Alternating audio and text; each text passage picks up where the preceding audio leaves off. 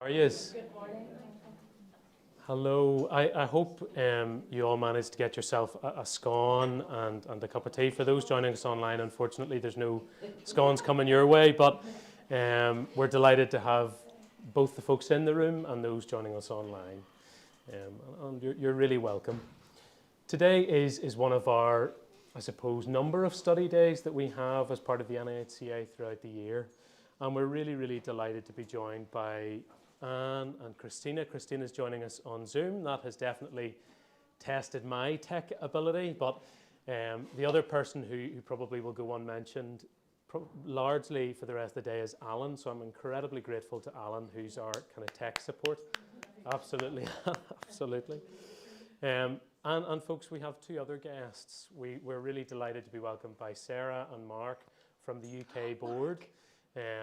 UK board only for another day, only for a few more hours until it becomes the CPC, and we look forward to their presentation.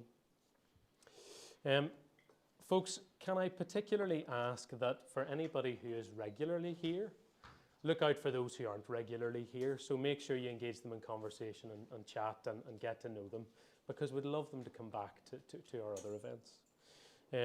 Folks, a few housekeeping rules. In the event of a fire, in the event of a test, though there's not one planned, please make your way through to the front reception and the front car park. Jackie, Karina, the people who know the building will take their lead, all right? Just don't panic. And that's not a very Christian attitude, Jackie. Toilets. Ladies, you're just in where we were having our tea and coffee in this little room. It's just here. And then gents, we go through the double doors at the bottom of the corridor. Our program today has changed somewhat from the original that I sent you, but it's basically the same. There are a few wee changes in terms and things like that. But the running order will remain largely the same. And you'll see that we've factored in lots of wee times for tea and coffee and rests, and the lunch is a definite solid. It's really, really good. And we finish our day with a Q&A, and we'll just see how that works, okay? Because we'll have Christina joining us online, and we have Anne in the room, which is great. Folks, I said to Anne at the beginning, I don't really do big introductions for our speakers, but in the email that I sent you the other day, I described both Anne and Christina as titans of the spiritual care world, okay? What I mean by that, these are two people who are well known, internationally recognized in what they do, both bringing practical experience and an academic rigor to what they do, and we are so delighted to have them. We're delighted to have them because of who they are, but also in light of some personal circumstances that have affected both their lives in recent times. And we're just delighted to have them. I know Anne is going to expand on her bio and getting to know her a bit, and Christina will likely do the same. So folks, I think that is, oh yes, one final thing just before we start, and this will be particularly for those online. When it comes to asking questions, okay, I will need to give you a mic, all right? And that's just so that we can involve those online as much as possible. For those joining us online, please do use the chat function when you're prompted to for questions. You can store up your questions to the last session, but in my experience, people tend to start dozing off by the final session. So Anne certainly has given us permission. I know it's not off, but that's after a big lunch, after a scone and a cup of tea and tray bakes. But be particularly mindful of that. Feel free to ask questions throughout, certainly in Anne's presentation. It will be slightly more challenging when Christina comes to do hers, but we will make it work. Anyway, folks, you're very, very welcome. Thank you for joining us today. For those who are not members of the NIHCA, if you would like to become one, you can speak to myself or Carolyn or Sona, and we'll take it from there. Anyhow, Christina or Anne, over to you. Yes, Christina will come. Soon, hopefully. Yes. All right, where's the clicker? Yeah, thank you. So good morning, everyone. Good morning. Good morning also to the people listening and watching online. I am indeed Anne van den Hoek, and I have worked in several places. Most of all in the university hospitals in Leuven, Belgium, where I was born. I was a chaplain there for more than 10 years. I was also a student chaplain for students in nursing, in the nursing school connected to the university hospitals. I worked in Barnes Jewish Hospital, which is in St. Louis in the US, a short time in UCSF Medical Center in San Francisco, both as chaplains, in a hospital near the seaside in Belgium for 2 years, and now I work at the KU Leuven, which is the university in Leuven in Belgium. I'm very fortunate to work there because I can teach not only students in theology and students becoming chaplains, but I also teach at the medical faculty, students who are to become a doctor, and I teach them about spiritual care in their internship year. I do the same thing for students in physiotherapy, students in speech therapy, and psychology students. So I have a lot of students that I teach, and unfortunately also a lot of exams to take. Just to say that I'm not just an academic, I also have experience in chaplaincy and in working with other medical professions. That's that. So when we were both invited, Christina Puchalski and I met Christina during a snowstorm just after Easter in Poland, and we were both locked in the same hotel. And since then, we work together and we have a friendship. She is a professor in palliative care at George Washington University, and she founded an institute, the Institute for Spirituality and Health. And I'm just saying this as a background for when she comes up, then you know already where she's speaking from. I will speak mainly from a European perspective. She will speak mostly from a USA perspective.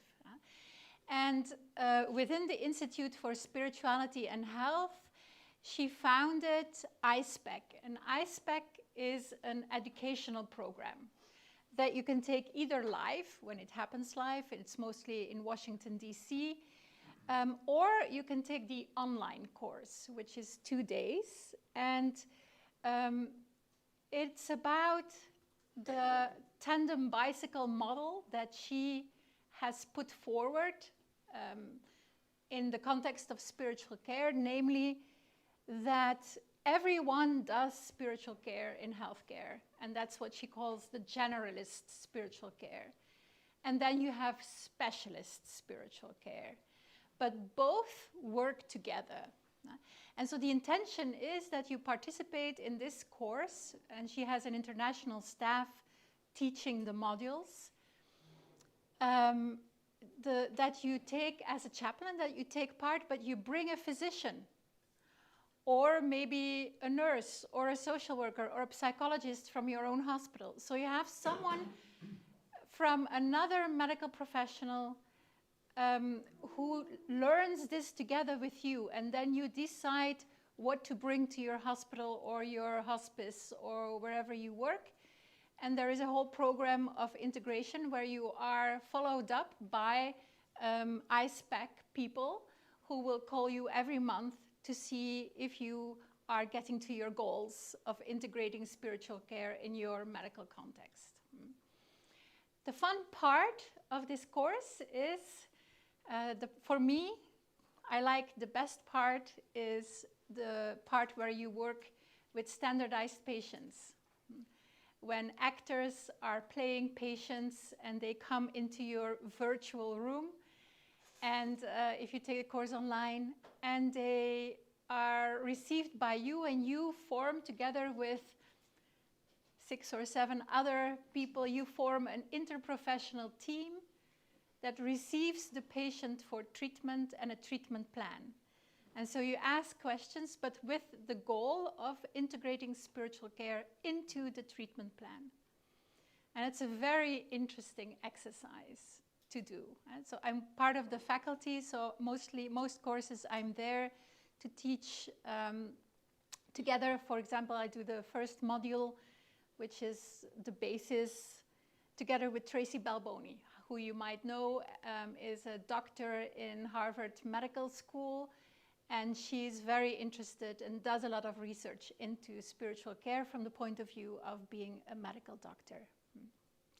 She has written a very important article, which I won't mention later, but I might do it now.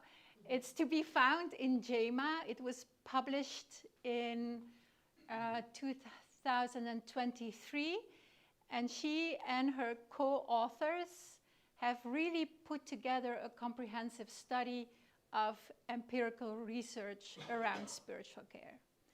So what they did is, through all kinds of search engines, they gathered more than 8,000 empirical studies on the impact of spiritual care in healthcare. And then they, applied the Cochrane criteria of making sure that the studies they kept had the lowest bias possible. And from those studies, they put together Delphi panels of experts to deduct conclusions about the importance of spiritual care in healthcare. And so at the end, there are 3 conclusions. 1, spiritual care plays a pivotal, fundamental role in the treatment of people who are severely ill. 2, everybody should be trained to give spiritual care. And 3, spiritual care specialists should be hired and present. And this is on the base of evidence. So you cannot, after this study, you cannot deny anymore that spiritual care from a generalist and a specialist perspective is necessary and fundamental in the treatment of people with a serious illness. So if you want evidence, there you go. You can read the article, it's easily to be found, and it has in attachment all the studies they refer to.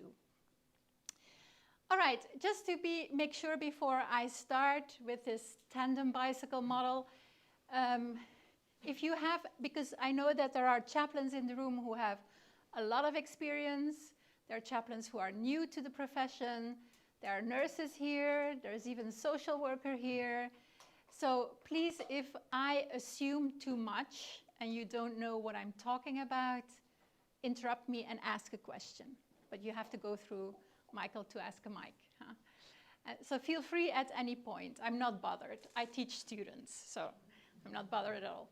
So this is the model that Christina will start with if she explains the concept of ISPEC on spiritual care, which can be considered interprofessional, because generalist spiritual care is done by everyone, specialist spiritual care is done by chaplains.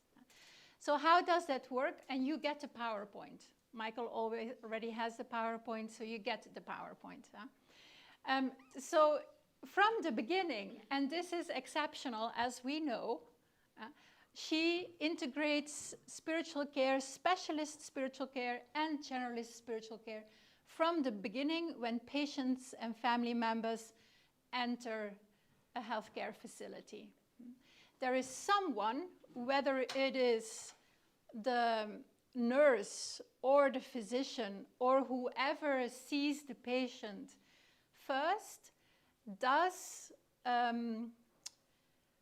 kind of assessment of spiritual distress. And from there on, the ball starts rolling. When the spiritual screening is done, then the physician, I think she stresses a lot the role of the physician in spiritual history taking. She has developed a tool for that, FICA. She will talk about that tool, no doubt. FIGA is meant for physicians to do spiritual history taking. It's not a checklist, it's an inspiration of questions regarding faith, meaning, importance of that, how to address that in care, that physicians can weave into other questions they are asking patients. But she says, it's a board-certified chaplain, and that's, of course, the American thing, where you have to be board-certified. But it's chaplains who do the spiritual assessment. They do the diagnosis because they go deeper. They have the knowledge, they have the competences to do an assessment. And they are part of the rounds as spiritual care experts. And they have to integrate what they assess and what they plan into the treatment plan. So they are also responsible for the outcomes. And Christina also includes other spiritual care experts that are at home and with whom staff or chaplains can communicate about the follow-up on spiritual care. So this is the background, a little bit of what she's talking about. And this other slide gives you more insight into the generalist specialist model.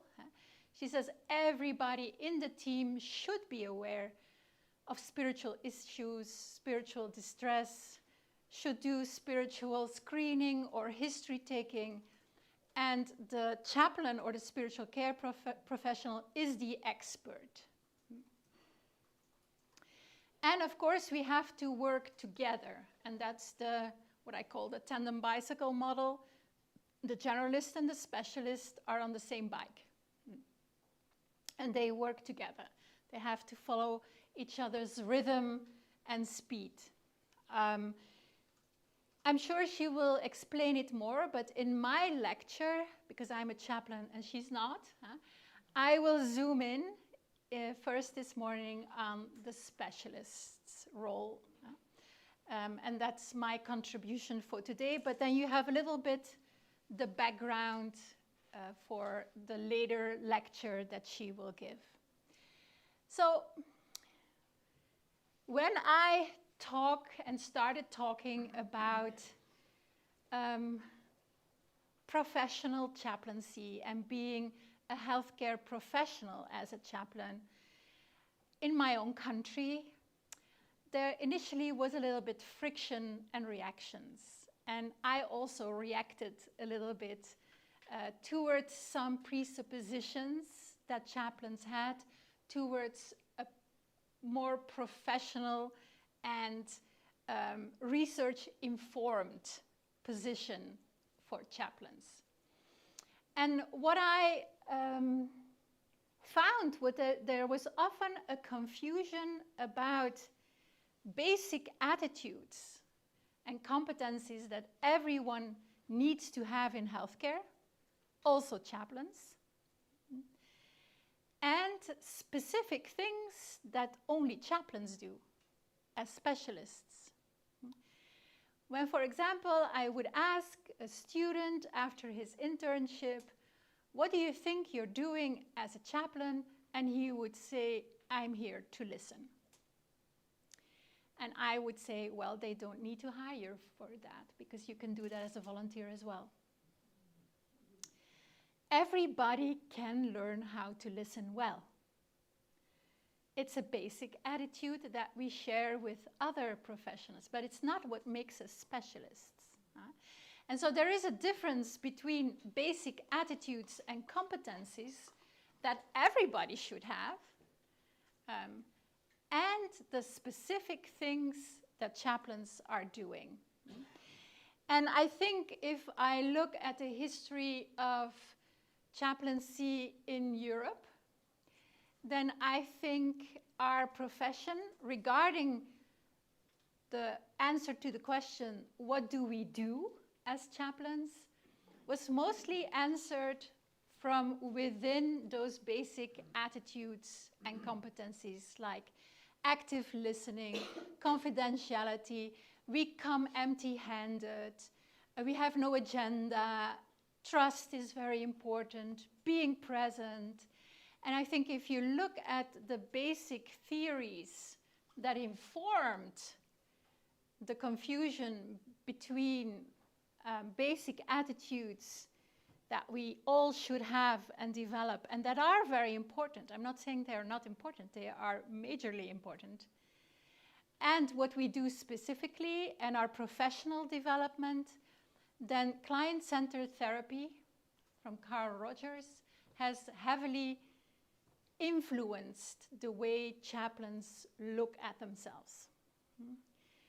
We sit by patients, we give them all the acceptance that we have, we accept the patients as they are, and through this acceptance, trust grows, and people can tell their stories, and we help them or we support them to find what is already within themselves, and that requires active listening. And that has heavily, heavily influenced the way we see ourselves as chaplains. I know when I was trained as a chaplain in the 80s, halfway the 80s, we had an optional class on Carl Rogers. There was an elective, the theory of client-centered therapy into pastoral care. It was really a thing, and it has influenced us very strong. The other thing that has influenced parts of Europe very strongly is the theory of presence by a Dutch theology professor, Andries Baert. And it's about immersing yourself in the reality of the person in front of you so you can truly be present. And he developed this theory as a reaction towards the interventionist actions of other professions where people who were vulnerable were treated, and they had to go all through the same process of intervention A, B, C, D, E, without those doing the interventions having any connection with the reality of the person in front of them. So as a reaction, he developed this theory of presence, of really being there in the reality of the patient or the homeless, or it's applicable to different situations, but it has a very big influence. But what you saw is that also nurses began to integrate the theory of presence, and social workers began to integrate the theory of presence. And so it is shared, and it is basic, and it is important. But it's not typical for what a specialist spiritual caregiver does. Yes, a specialist spiritual caregiver is working within a context of confidentiality. Yes, they have to be present, truly present with patients and family members. Yes, they have to do active listening, but they share that with other healthcare professionals as well. So the question is then, if you only use the basic attitudes to define yourself and your position in the context of a healthcare setting, it might have adverse effects. Because, you know, presence is not a job description. That's the first fact. Everyone can learn how to listen well. And when you say as a chaplain that I'm there to be there and not to do anything, you're entering into binary thinking that is not correct, because there is no sharp distinction between doing and being. Even when you're being, you're doing something. Namely, for example, active listening is an act, is doing something. And it's also false that we enter the room empty-handed or as blank pages. which I know chaplains like to say. That's false, because you have experience. You know which interventions work better than others. You match new information with your experience, and you act from the merger of those two components. So you're not a blank page, and you're not empty-handed. So it's a risk to live from those basic attitudes and project them as job descriptions. That's what I'm saying. I hope you know the European Network for Healthcare Chaplains. ENHCC was founded in Crete in 2000 and 2001. And it's a gathering of chaplains working, healthcare chaplains working all over Europe. We gather every 2 years. If you want to know more and you want to hear intriguing stories, talk to Rosie during lunch. She was present during many consultations and made friendships like I did for life. It's not only about meeting and sharing and experiencing that people from different countries are doing the same thing. It's also the place to be to hear about recent research. Because in 2014 in Salzburg, we had a consultation and we had two speakers, main speakers. One speaker was talking about the spiritual foundation of our profession, and the other one was speaking about the importance of outcome-oriented research. And we thought both were important, so we tried to keep both. We tried to keep our spirituality as our motivation and a big part of who we are and what we do, but also we want to become a research-informed profession. What does that mean? Well, I don't know if you know Austin Snowden. Austin has been a researcher. He's just retired. He lives in Scotland. He has been a researcher for many years in mental health, but with a huge interest in spirituality. And he developed, on the request of Ewan Kelly, the Promise for Spiritual Care, which is a patient-reported outcome measure for spiritual care. Well, one of the 5 questions that patients need to answer after the visit of the chaplain, that's what the prompts are about, is, were you able to speak about what was on your mind? And the biggest result of all the empirical research with patients is that's the most important thing to patients, that they were able to speak about what was on their mind to the chaplain. And so Austin wrote an article with an intriguing title, chaplaincy should be not about how are you today, but what's on your mind today? Because that opens the door to what patients find is important, and that is becoming a research-informed profession. Taking from research what your connection and your work with patients will enhance and make better and more direct and more fruitful for both sides. So in 2016 then, we said, okay, if we want to become a research-informed profession, we should have a research institute within Europe that does nothing else but do research for chaplains and by chaplains. Because research on spiritual care is booming by nurses, by psychologists, by physicians, but where are chaplains? Where are chaplaincy studies? Because we have spiritual care studies, which is done by everyone else but chaplains often. And then we have chaplains doing research, chaplaincy studies. So Erich was founded in 2017 in Leuven to promote research on chaplaincy, to do research with chaplains and for chaplains, to train researchers and spread research results. And that's what I'm here to do today as well. What are examples of our research? Well, I think maybe most people will have read something about our research, which we initiated but was international, about how chaplains fared during the first wave of COVID. And that's because that was a special issue of the Journal of Pastoral Care and Counseling.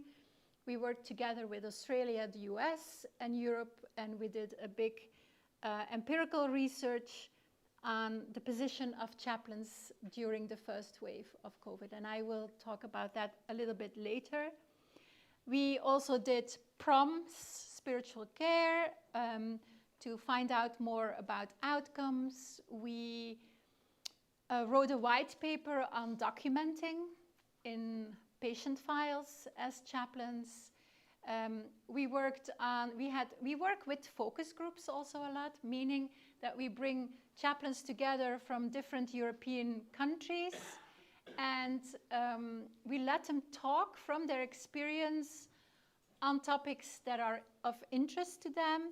We write an article about that, and then it becomes the foundation for further empirical research. That's the way we are working right now.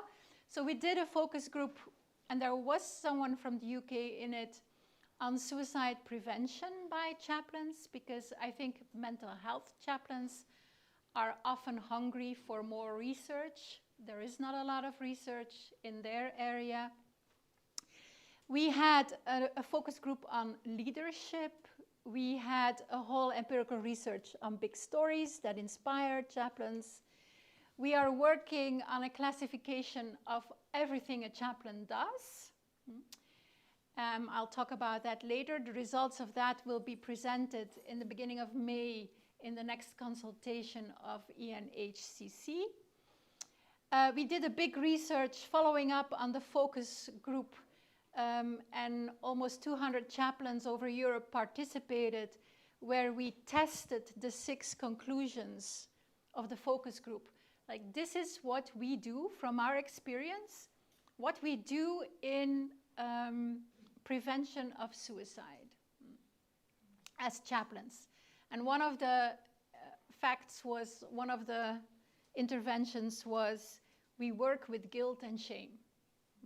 This is what we think is typical for us chaplains. Well, what the conclusions of the focus group then were integrated into a bigger quantitative and qualitative research.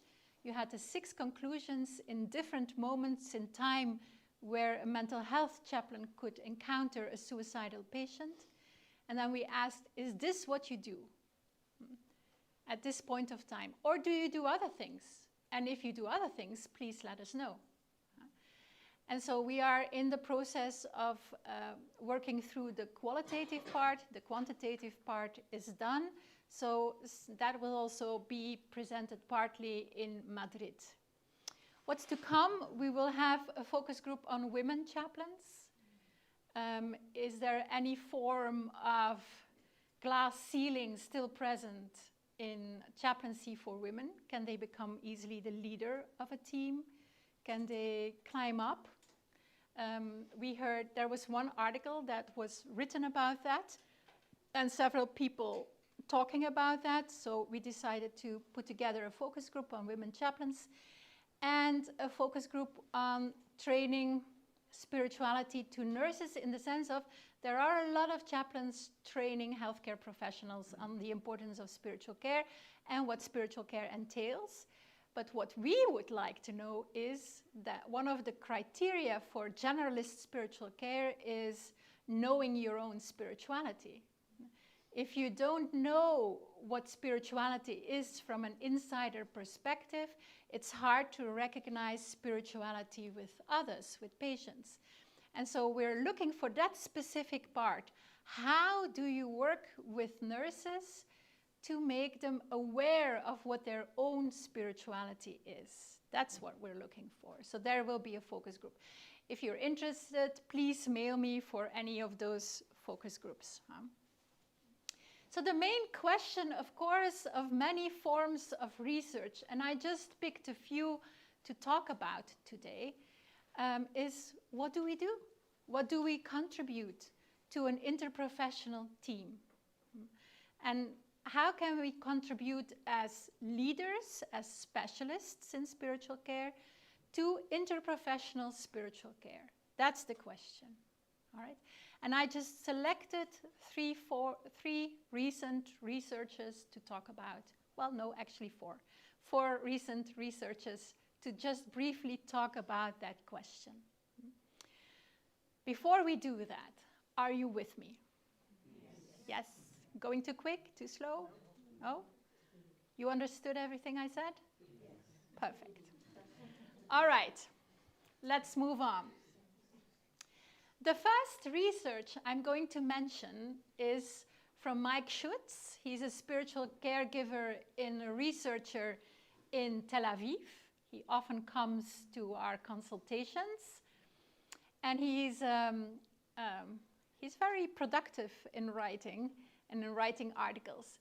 The reason why I chose this research, because I think it's very interesting and I want to repeat it at some point in another cultural context and see if the results are the same. I teach this research as part of my course material to doctors, because doctors often have to decide where to send the patient to a social worker, a chaplain, or a psychologist. And the difference is often not that clear to them. And so Mike's research, and I apologize for the coming slide because his graphic is so small and I couldn't enlarge it without losing its sharpness. So if you get a PowerPoint, use a magnifier and you will be able to read the results. So what was the research all about? Well, the research was, he asked psychologists, social workers, and chaplains in his own cultural context to register the themes in the conversations with end-of-life patients as part of the end-of-life care that chaplains, psychologists, and social workers do. So they share the same context, they share the same patients, and each of them jotted down the themes that came up in the conversations with palliative care patients. And so his aim was to see if there is a difference between chaplains, psychologists, and social workers, because there are those that say, oh, we all do the same. And there are all those that say, no, we don't do the same, there are differences. Well, the research is the first research that is focused on that topic, and it needs some more development, but it's a good start. So there were 6 major themes talking about the end of life, talking about the resources of the patient, that the patient has in end of life, talking about meaningful relationships, talking about medical coping, talking about the life changes that are happening, and talking about the past. Now, red are the psychologists, blue are the social workers, and we are in between. Orange are the chaplains. And the first thing you notice is that psychologists are never on the top. They never talk more about a topic than the 2 other professions. That's an interesting giving. Could mean, just guessing, could mean that they are more diverse in their take of conversations. Could be. We see also that the difference between social workers and chaplains, see here, see here, see here, is greater than the difference between chaplains and psychologists and the topics they talk about. So, interestingly, chaplains talk more than social workers about the end of life, and slightly more than psychologists. Chaplains talk more about inner resources than social workers, much more, and slightly more than psychologists. Chaplains talk more than the other professions about meaningful interpersonal relationships. Chaplains talk much less about medical coping. Social workers talk the most about life changes. And chaplains slightly more than psychologists. And then over the past, chaplains talk more about the past of patients than social workers and than psychologists. So there are differences between the three groups, but there are also commonalities. It would be interesting now to look at what are they talking about in the end of life, because that could confirm differences or bring differences much more to the forefront than just talking about themes. This is a startup research in the topic. And, you know, differences are not only determined by your professional profile, but also by patients. Patients have perceptions about who is a psychologist, who is a chaplain, who is a social worker, and they also select themselves the themes that they want to talk about with whom. So that is not integrated into the research. So you see, the research needs to develop more, but it's a very promising start on seeing what chaplains do regarding to psychologists and social workers. Is that clear to you? It was about 180 patients, so that's not nothing at the end of life. Any questions regarding this topic or this research? So you could think, oh, that's nice to know, but you need to actually do something with that, because research in chaplaincy is done for the sole reason of enhancing chaplaincy. We know that we have to fight because our positions are not evident. And the research we do is to support those positions, because we know that every chaplain does a tremendous amount of good for patients.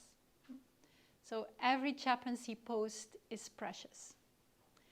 So if you know that, you know, you're the one talking about the end of life more than other professions, that you talk more about inner resources than other professions, play it out. This is how you need to introduce yourself on oncology units or palliative care units. And use what you have in research. And therefore, it's also important to have people in professional associations, like you both, who know research and who follow up on research, because someone needs to translate it to the others and needs to bring it to the others. Sorry, can I ask a question? Yeah. Sorry, Mike. So, in what you just said there, obviously to big up the areas in which the graphs clearly show that we do talk more about, but in the areas that we don't, in medical coping and life changes, the life changes one for me is the one that surprises me. The medical coping Not so much. doesn't surprise me. Yeah. Are there some things, therefore, if we big things up, Yeah. are there other things we need to do better at, and are there other things that we actually probably need to just accept, for example, medical coping? That it's just not our thing. Yeah. Yeah, exactly. That's also the aspect that I'm least worried about. Like, okay, you know. they have plenty of other people in the team to talk about medical coping. But life changes, yes. But there is another slide coming in another research, the following research, where life changes are also talking about life changes are integrated into the list of interventions. And let's talk about it then, because then we have another side. But I'm sure, you know, that's why I want to know which topics within these themes are brought to the forefront by chaplains, because that could make a huge difference of how to orient what we need to change and what do we need to keep. Yeah. Sorry, there's a question online. Yeah. And I think I know the answer to it, but I'll let you answer it. Is there any research in relation to mental health and spirituality? I ask as both are similar in that illnesses are not necessarily physical, both mental and spiritual health are not physical. Yep.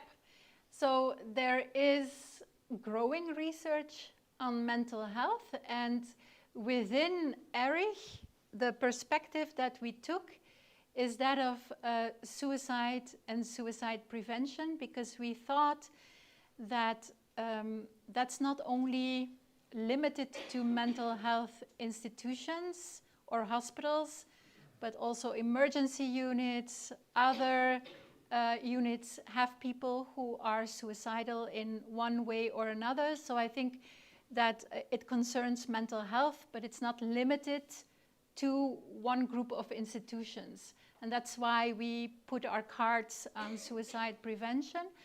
So it's, but there is now research starting into psychosis and spirituality, because that's a more, we recently had a conference about it, because it's very intriguing to, for chaplains, that when a patient is psychotic, religious language and spiritual language is often used. And we wanted to find out why is that, and how do we as chaplains interact with the religious language and the religious questions used in a psychosis, because do we increase the psychotic period if we work with that, or are we helpful? So we had a panel of 2 psychiatrists and 2 chaplains who are familiar with spiritual care, and it was very interesting. We're going to write something about it, so you will have that to expect as well. So there is a growing body, and I'm very happy, because for a long time mental health was a bit on the side burner. And the reason why is obvious, because in the end of life, spiritual needs and spiritual distress is more prominent, more clear, and thus more grateful to do research. And we need to expand that to other areas as well. So thank you for that question. Yes? Yeah, just looking at the research of the 180 patients, was that done in one particular country? Was it across Europe? No, or it was done in Israel. It was Israel, because Yes. the guy Yeah, wondered about that, so it's Israeli? Okay. Yeah, and that's why I would like to repeat it, more detailed, and in another cultural context, to see if we have the same results. Because if you know, we have the opportunity a lot to read American done research, and with most of the research, I'm like, okay, but can we translate that to our own culture, because it's so different also. So cultural contexts play a role, and unfortunately, but if we have several cultural contexts, then we can for sure say that it's you know, a fact. Just like the spiritual needs questionnaire of Arnd Bussing. He's a German physician and professor in palliative care. He's very focused on spiritual care. Well, he did his spiritual care questionnaire in 47 different countries and languages. And of course, then you can say, this is general. This is, we can accept this as something that is true for every culture, because the impact of culture has been tested enough. Yeah. Thank you. Yeah, Rosie? Yeah, Anne, I'm just intrigued as to whether this could be a future ERIC study, that if you took that tool and amended it and it could be across several parts of Europe. But my other so that's one thing, is that a future Yes, project for ERIC? I would say yes, because I would love to, yes. And then expanding it beyond. I mean, part of my thing about end of life is that's a well-worn path where other professionals recognise. But what about, there are areas where, say, patients who are in hospital a very long time with conditions like Crohn's? Yeah. Or it's just, would be good to expand it to other areas. Yeah, kidney patients, COPD patients, you know, the patients that come regularly to the hospital for consultations, they would be easy to follow up. Easy to have these 3 people involved in the follow-up, and then yes, that would be great. Yeah, thank you for that. Okay, because I'm not in charge of the time, Michael is, I have no idea where I am, but I'll continue. I'm also running an hour ahead of you, so I have no time awareness. Okay, so Lindsay has presented her research on geriatric patients and spiritual care in general and university hospitals. And I'm taking just one part of her research that she hasn't presented in Prague last time for the NIHCA. Why am I presenting this research? This research was multi-layered. She had a quantitative part of the research with especially focused on outcomes of chaplaincy visits with geriatric patients. And she had a qualitative part. And it's about the qualitative part that I want to talk a little bit, because she did as a researcher, and they had a lot of patients involved. And I think the interviews were done with 103 geriatric patients. So they had a visit of the chaplain the day before, she came in the day after, and she talked about that visit with the geriatric patient, and she asked them 2 questions. What did the encounter with the chaplain mean to you? And what feeling do you have now about the encounter with the chaplain? So both ratio and feelings had a place in the conversation. And then at the same time, the chaplains filled in a questionnaire, and the chaplains who did the visits to the patients, they filled in a questionnaire about the interventions they did within the visit of the patient. And they could a minimum of 3 and a maximum of 5 interventions that they could cross on a list of interventions. In short, the research is much more complicated. But that's, in short, what has happened. And so I just want to first say that about the first part of her research, where she used the PROM, spiritual care, but she used also other items as possible outcomes for visits of chaplains with geriatric patients.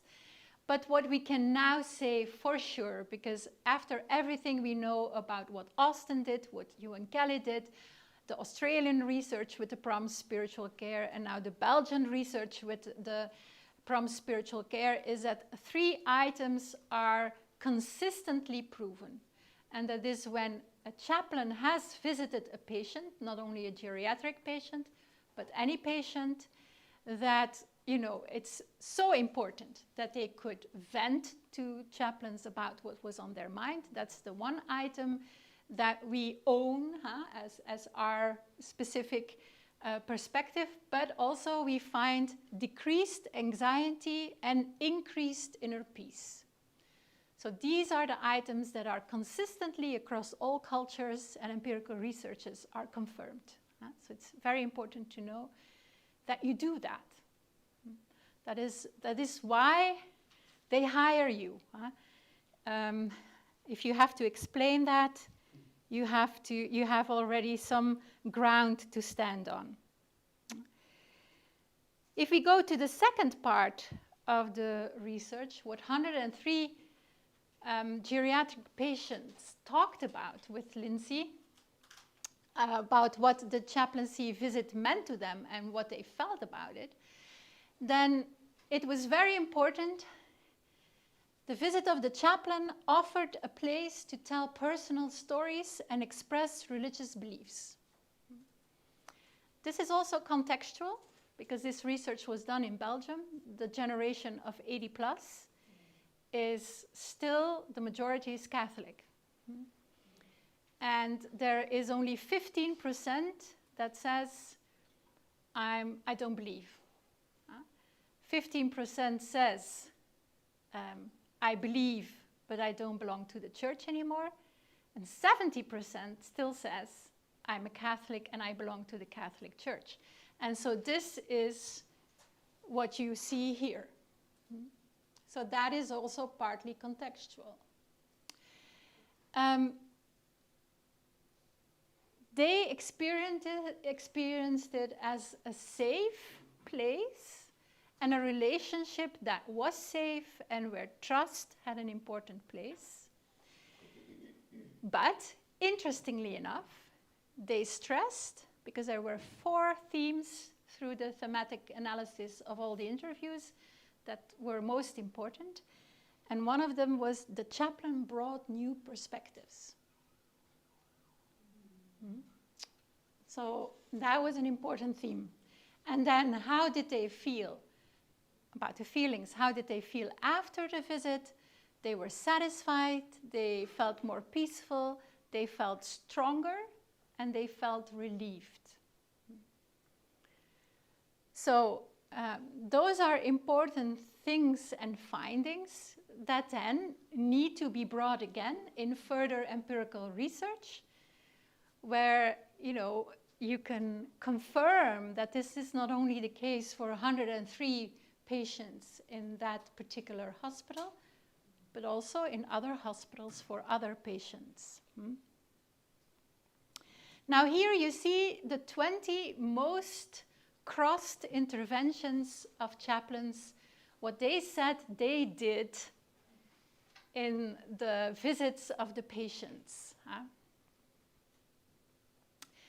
And inviting or supporting the patient to share their life story, we are working with geriatric patients, is the main thing. Another part of her research was discovering the spiritual needs of geriatric patients.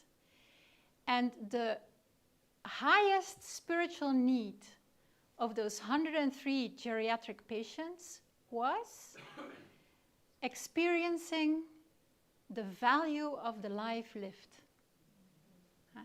And that is why they are sharing their life story. They want to experience the meaningfulness of their life through telling their story.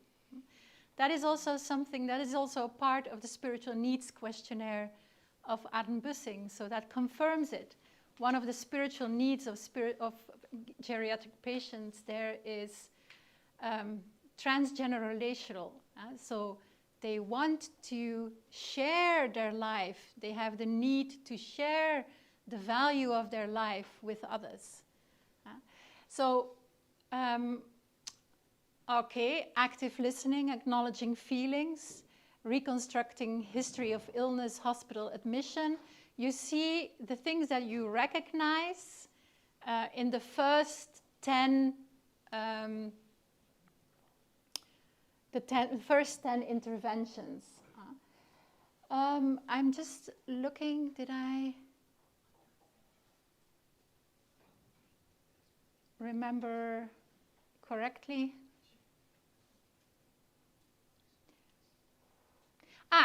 Yes, now I know again. So the 4th theme, new perspectives, that was important for patients. Look at where that is in alternative coping mechanism, number 14.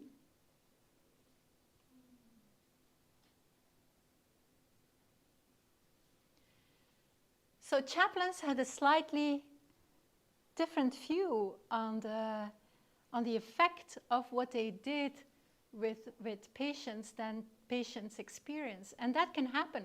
And that's interesting for us.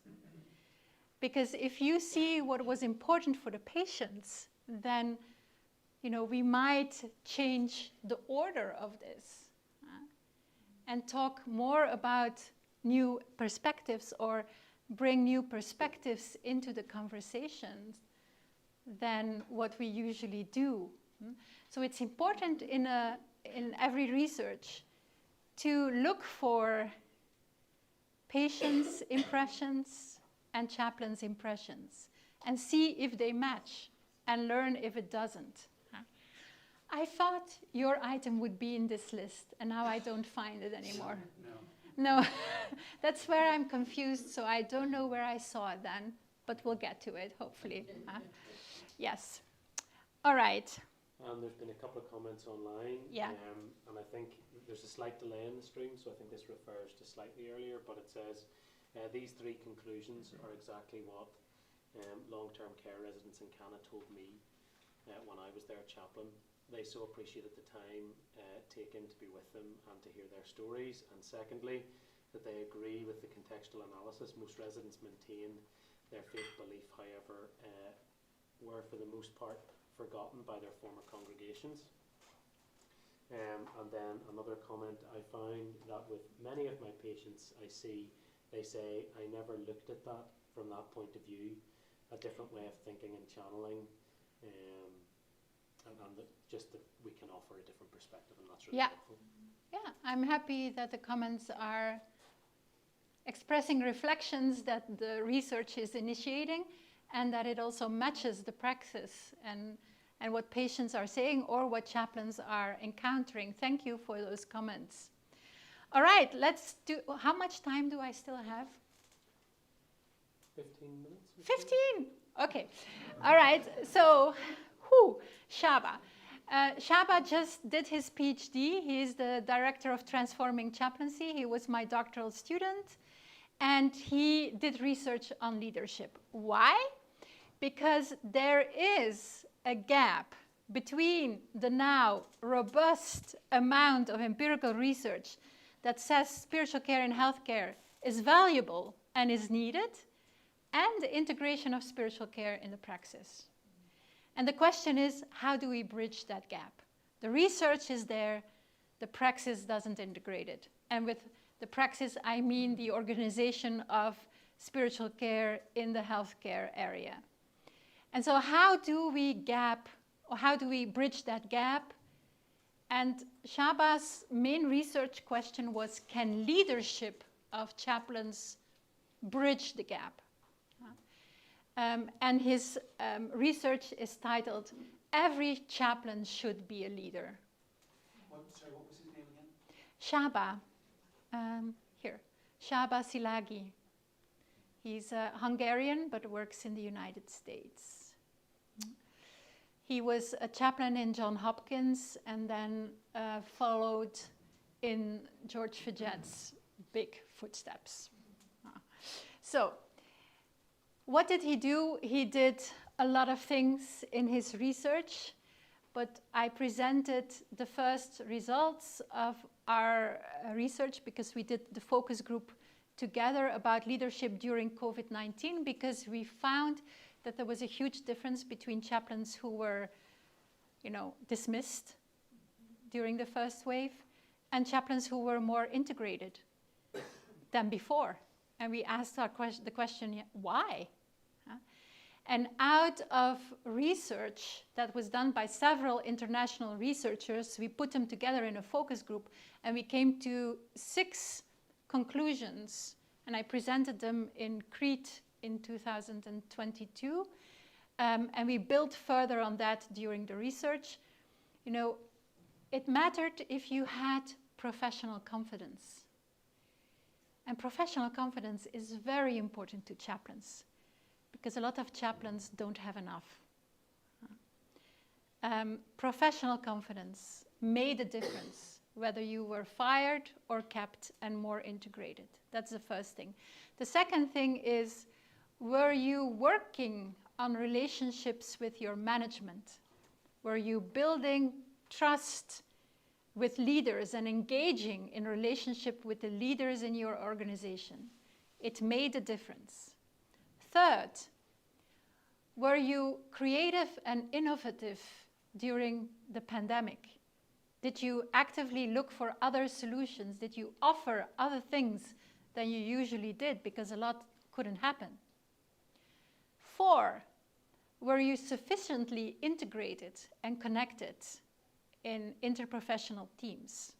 It made a difference. 5, did you advocate for spiritual care and did you participate? Were you at the table where decisions were made? It made a difference. And 6, were you able to show cultural competences? Advising others how to deal with different cultures during a pandemic. Those were the 6 items that always returned. And so that's one thing about his research. But then he did a major scoping literature review. And so we put a lot of searching machines at work. We had more than 3,000 articles. And then we had to go through all the abstracts, select, and then read the remaining articles. And then we only did empirical research on leadership roles of chaplains. What does that entail? How can a chaplain be a leader in an interprofessional context? And we have 6 roles where the chaplain works with others and shows leadership or can show leadership. And that's in facilitating communication and relationships. So the chaplain, there's a small research, but a nice research from 2012, where physicians have researched in a pediatric intensive care what the meaning is of having a chaplain on board. And they compared those cases that didn't have a chaplain and those cases that involved a chaplain. And they say, when we have a chaplain, bridges are made. It's easier to communicate with family. We have better contact with family. Everything is without, mistakes in communication and so on. So it shows that we can be leaders in relationship matters and in communication. We facilitate it. It's where we can lead in interprofessional collaboration. We also are persons that are sometimes take the leadership in whole person care, that are consultants for whole person care. Why? Because we see clearly that the physical, the social, and the emotional needs to be involved, but we're the specialists in the spiritual. And often that spiritual is left out, and we don't have whole person care. Collaborative leadership, the working together with others, we are often leaders in that. We often go to others to involve them in our patient care or to offer information or to say, hey, listen. But that comes in the next slide a little bit further. We can offer input into research that is happening from the point of view of spirituality and can be leaders in that aspect in research collaboration. We do a lot of staff care, and all the empirical results of the pandemic have shown that we do a lot of staff care from the point of view of spiritual care as well. And we educate others in spiritual care. So that's our leadership role can express itself through these windows where we can really take upon ourselves the leadership role in spiritual care. And then he explored a little bit further what that collaborative leadership means. And he distinguished 5 different roles or things that we do when we are collaborating with others and take upon a leadership role. He says often we are fostering those interdisciplinary collaborations. Often we are the one bringing people together. Often we are the one advocating for spiritual care and changing leadership of others by bringing spiritual care into the picture. if we bring spiritual care into the picture, we improve decision making because we insert often values that are important.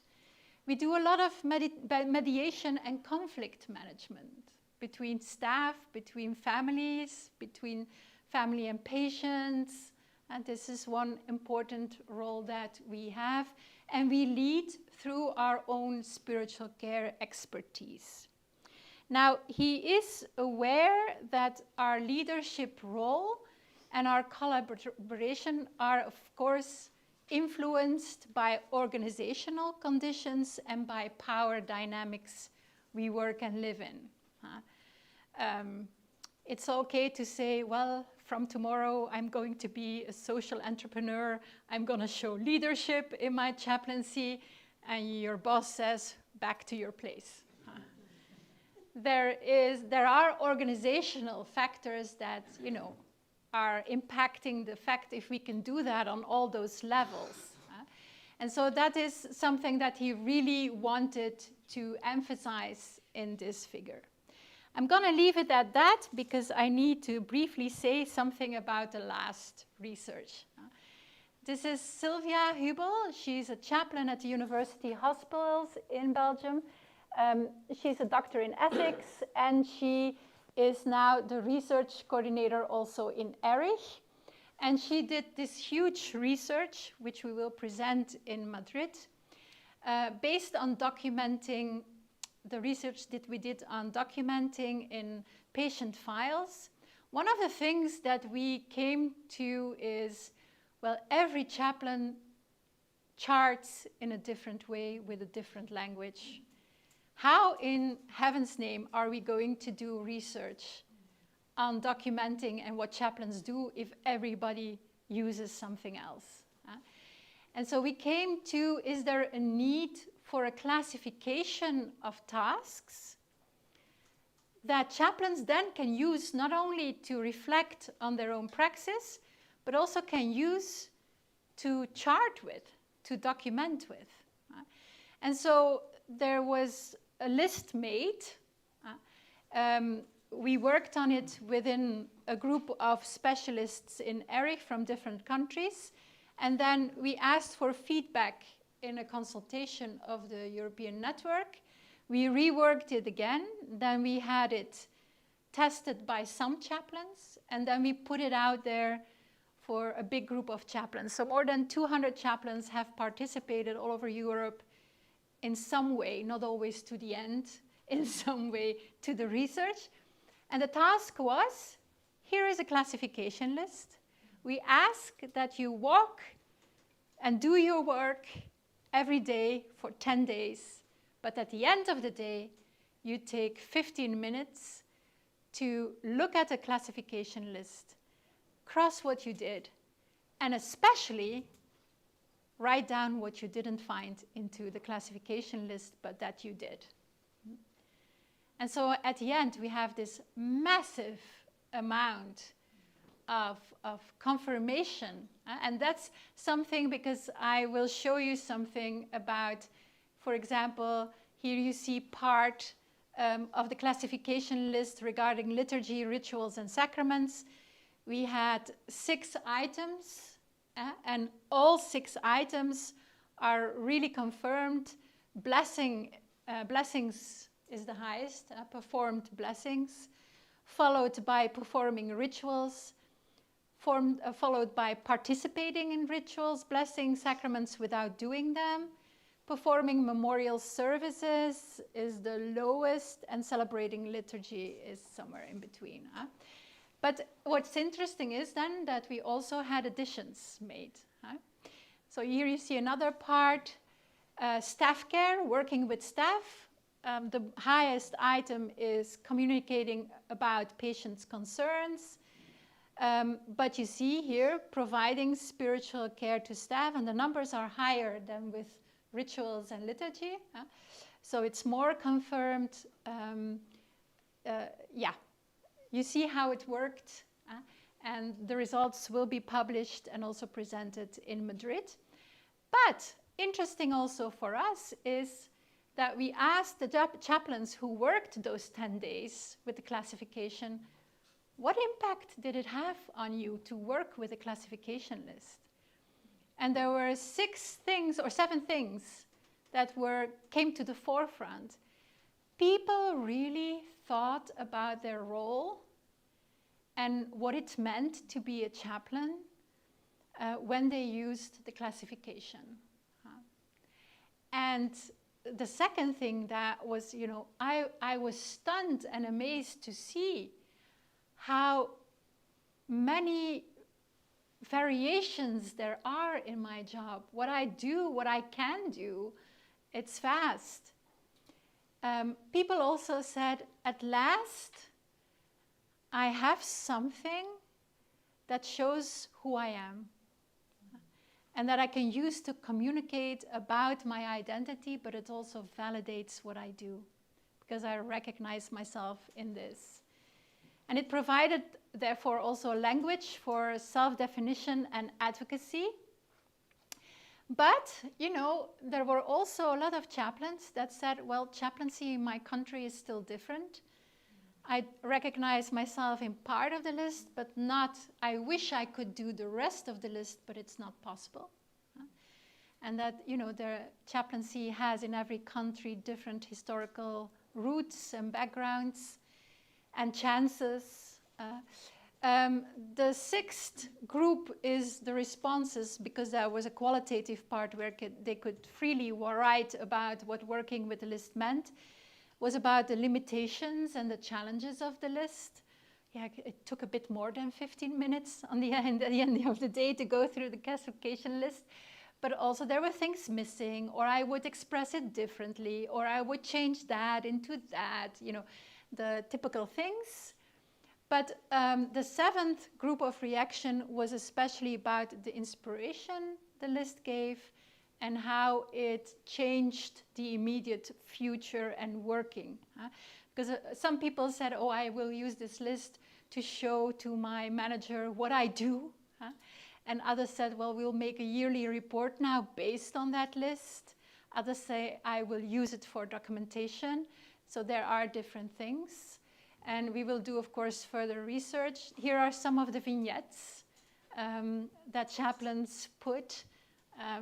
It helped me better understand and identify my position within the hospital. I'm glad to contribute to clarifying the wide-ranging aspects of the chaplain's role.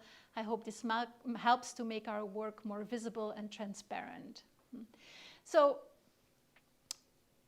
I hope, because I will close, I hope that this random selection of recent research helps you understand how chaplaincy can become research-informed or is becoming research-informed, and how important it is that people do research, know about research, read research, or hear about research. So take away from today's presentation what you think will be beneficial for your chaplaincy, but do something with it. If only you reflect on it. And then I made this travel not for nothing. So thank you for your attention.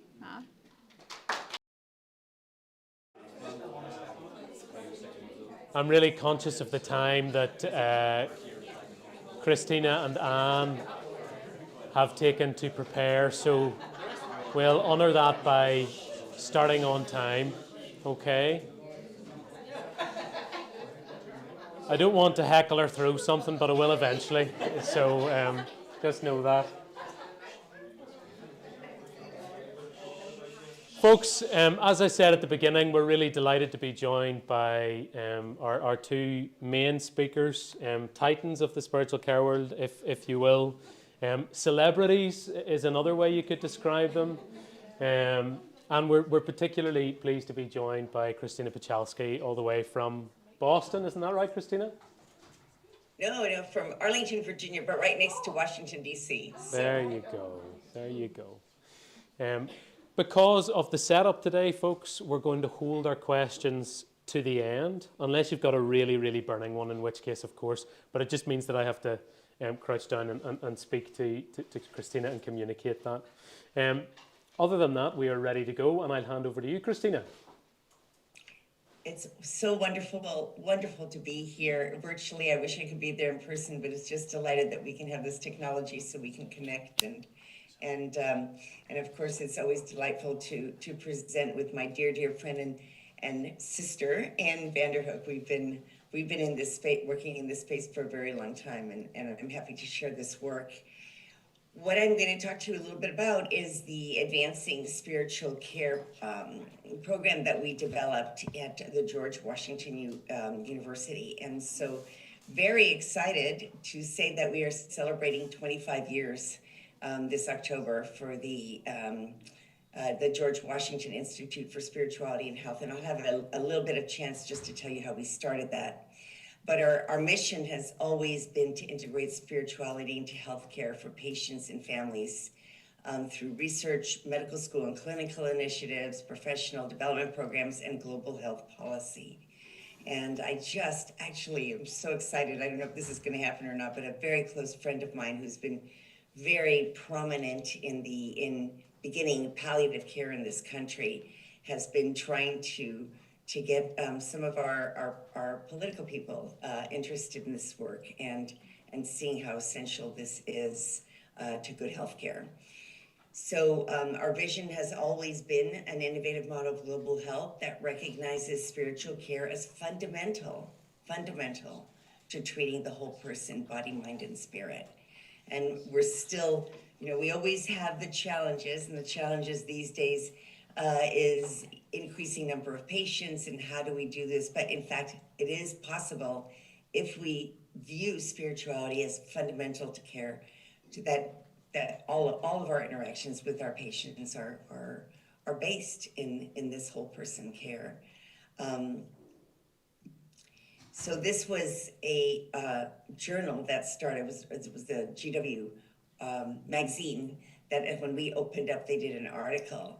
And I saved this. I really loved this icon that one of our colleagues in development developed, which is how do we put back that heart into medicine?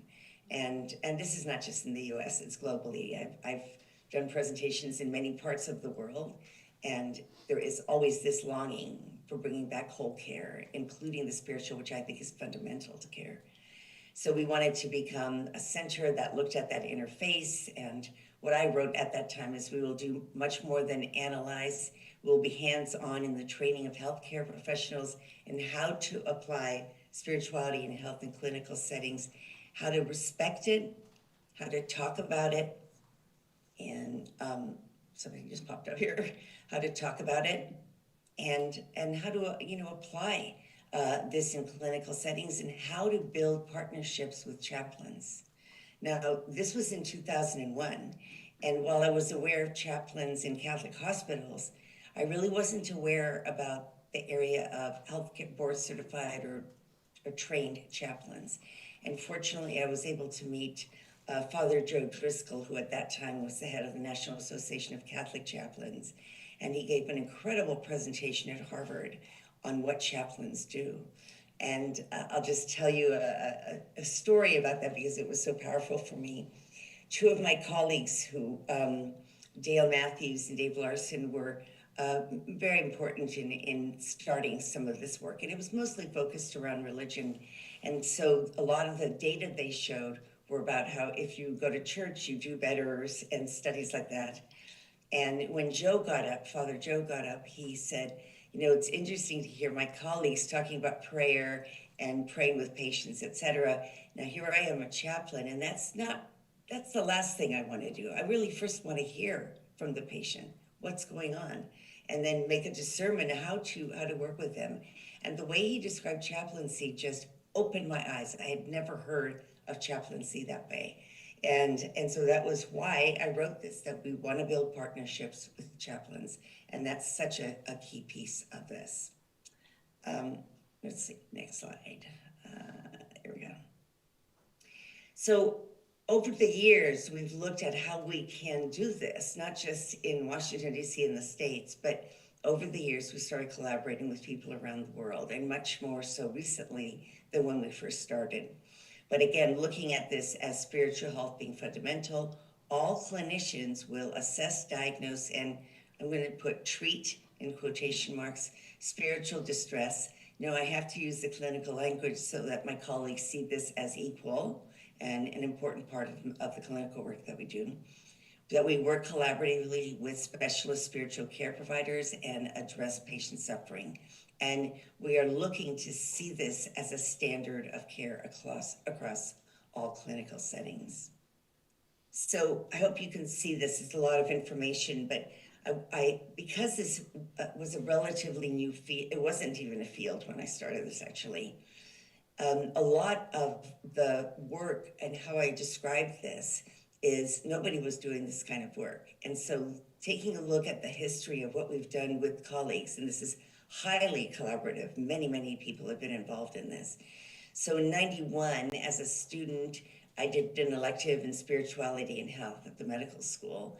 In 1998, I worked with, some of you may know these people, some not, but Joanne Lynn and Joan Chino in our country were we call them now the grandmothers of geriatrics and palliative care and hospice. They were phenomenal in their research and in advocacy for this area. And I was privileged to have been assigned to them because they didn't know where else to put me as someone who was doing work in spirituality and health when I was finishing my training and my fellowship. So they helped me develop the FICA Spiritual History Tool. We did in 1999, the Association of American Medical Colleges heard about my work, and the story behind that is that I had a patient who worked there. It was the first patient, and I asked him about his spiritual history, and he said, "That's a great question.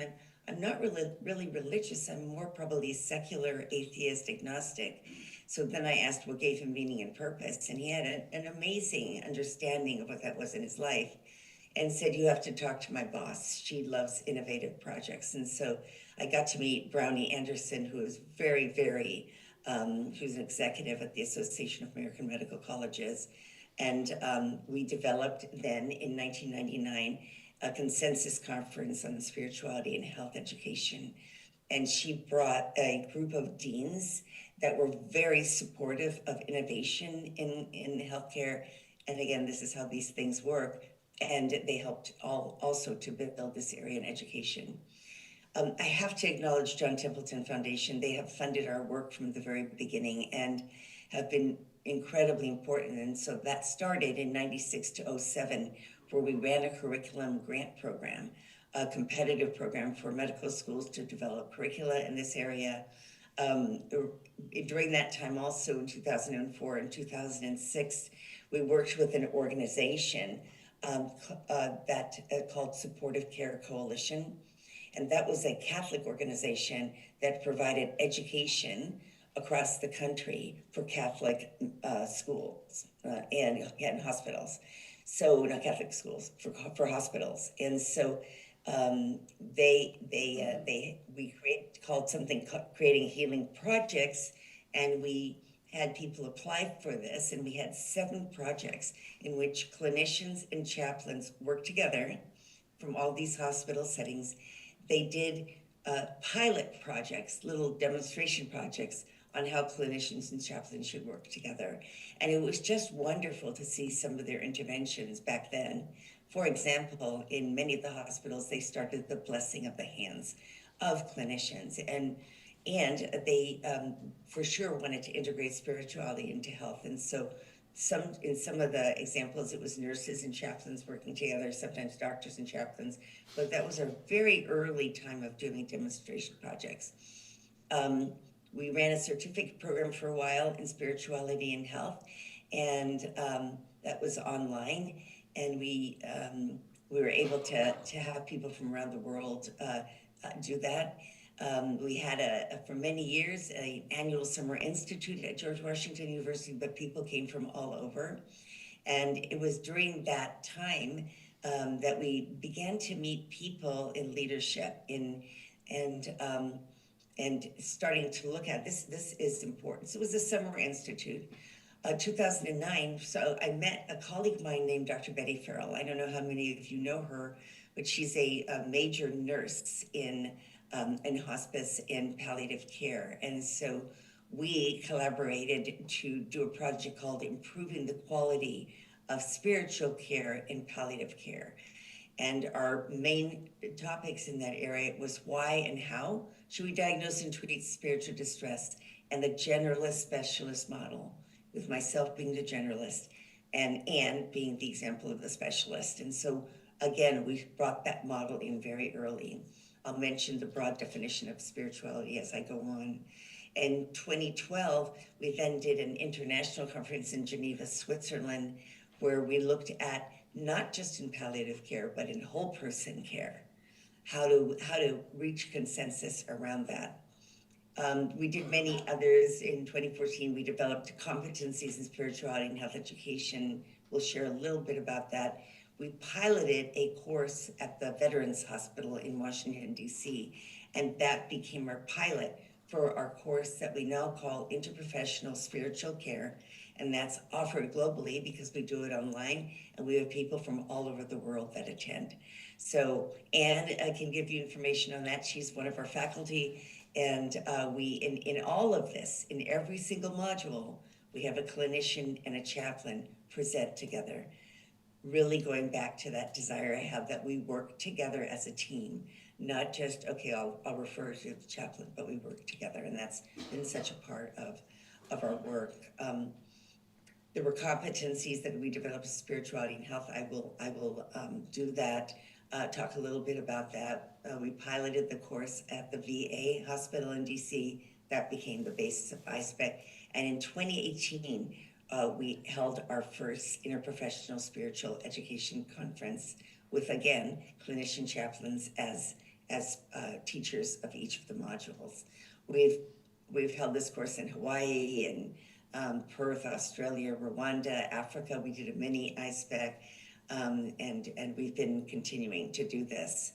A couple of important achievements of late are the beginning of this initiative. So we were funded by the Templeton Foundation for a 9-year but celebratory 10-year project in which we are piloting and developing education courses, but also doing demonstration projects, and we'll mention that a little bit as well. And very happy that in 2024, we were able to get the American Medical Association to pass a resolution in spirituality and health education that I was working on that for almost 20 years, but it finally happened, which is a major deal. I put this picture up because many of us at this time were working on different areas in spirituality and health, but really to be able to do this together is so key. And that's why, Anne is so special in this program, because working with others, with chaplains, with people from around the world is crucial, and otherwise a movement can't continue in this area. But what I recognized early on from my work and just from hearing from patients is that patients' families suffer, and we often suffer alone. Clinicians feel detached from their call to serve, and this is an ongoing, in fact, worse issue right now. Suffering is hard to witness and then often gets ignored by the clinician. If it's not brought up by the clinician, that person will continue to suffer. So working on how do we create models so that doesn't happen. Partnerships are crucial in this area. I mentioned the Association of American Medical Colleges. AAHPM has been a huge partner in this area, now is actually on our grant as well. So we're doing amazing work. But the Academy of Hospice and Palliative Medicine recognizes the importance of spiritual care.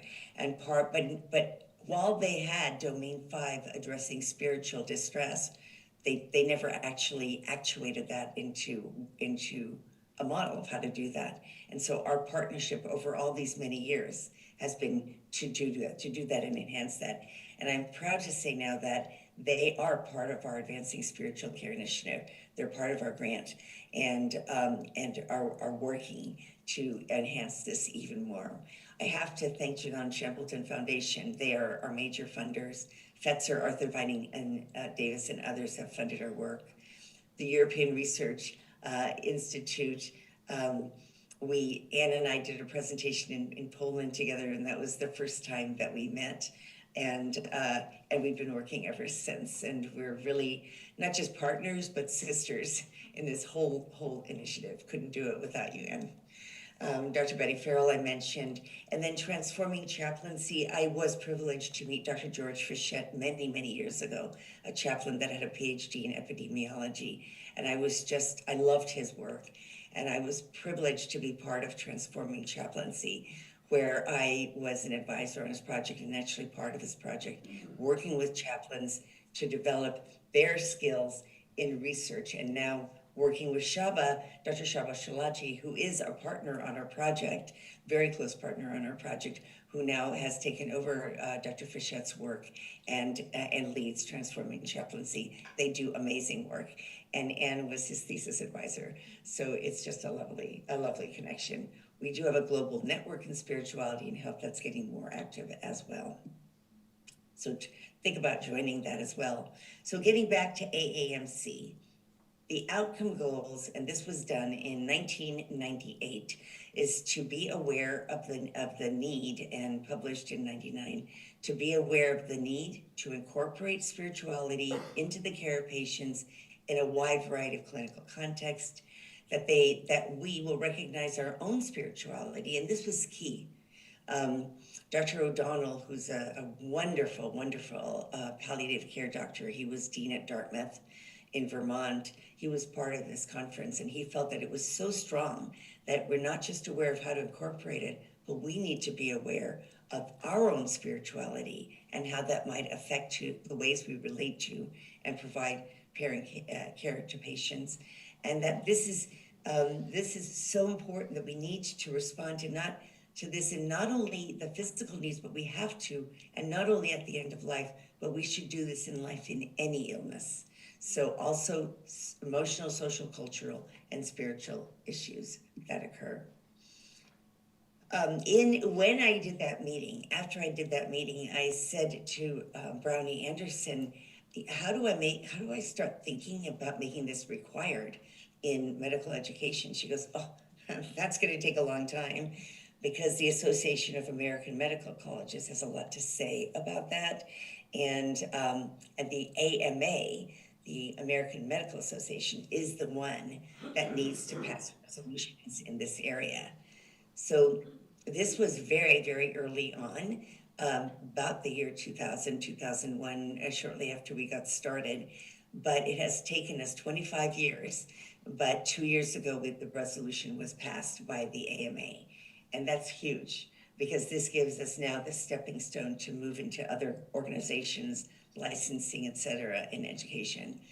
And also my colleague, Shane Sinclair, is trying to do something similar in his country, and in Australia and also New Zealand.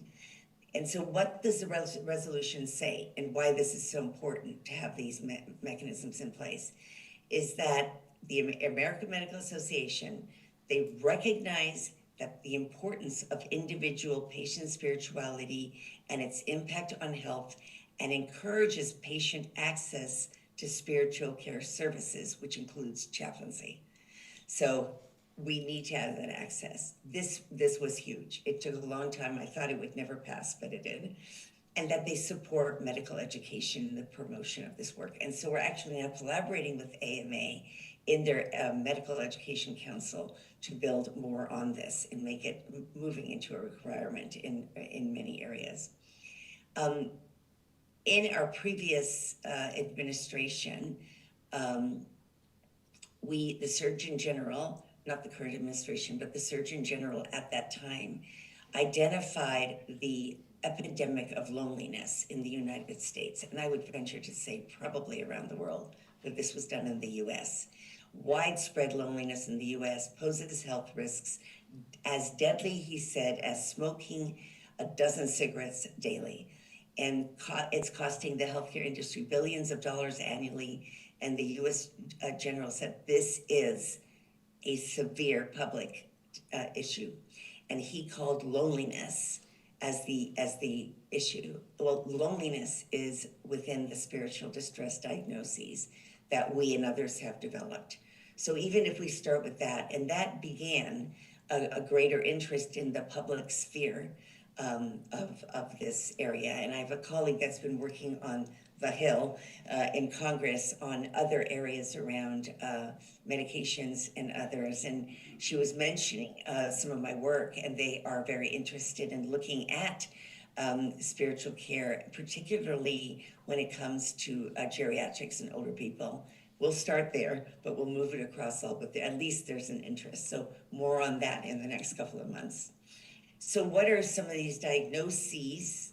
And I know chaplains bristle at that word, but we, again, in making this an equal part of care, it's important that we speak in those terms on the clinician side. We need to recognize that. And that's what why we're calling it diagnoses.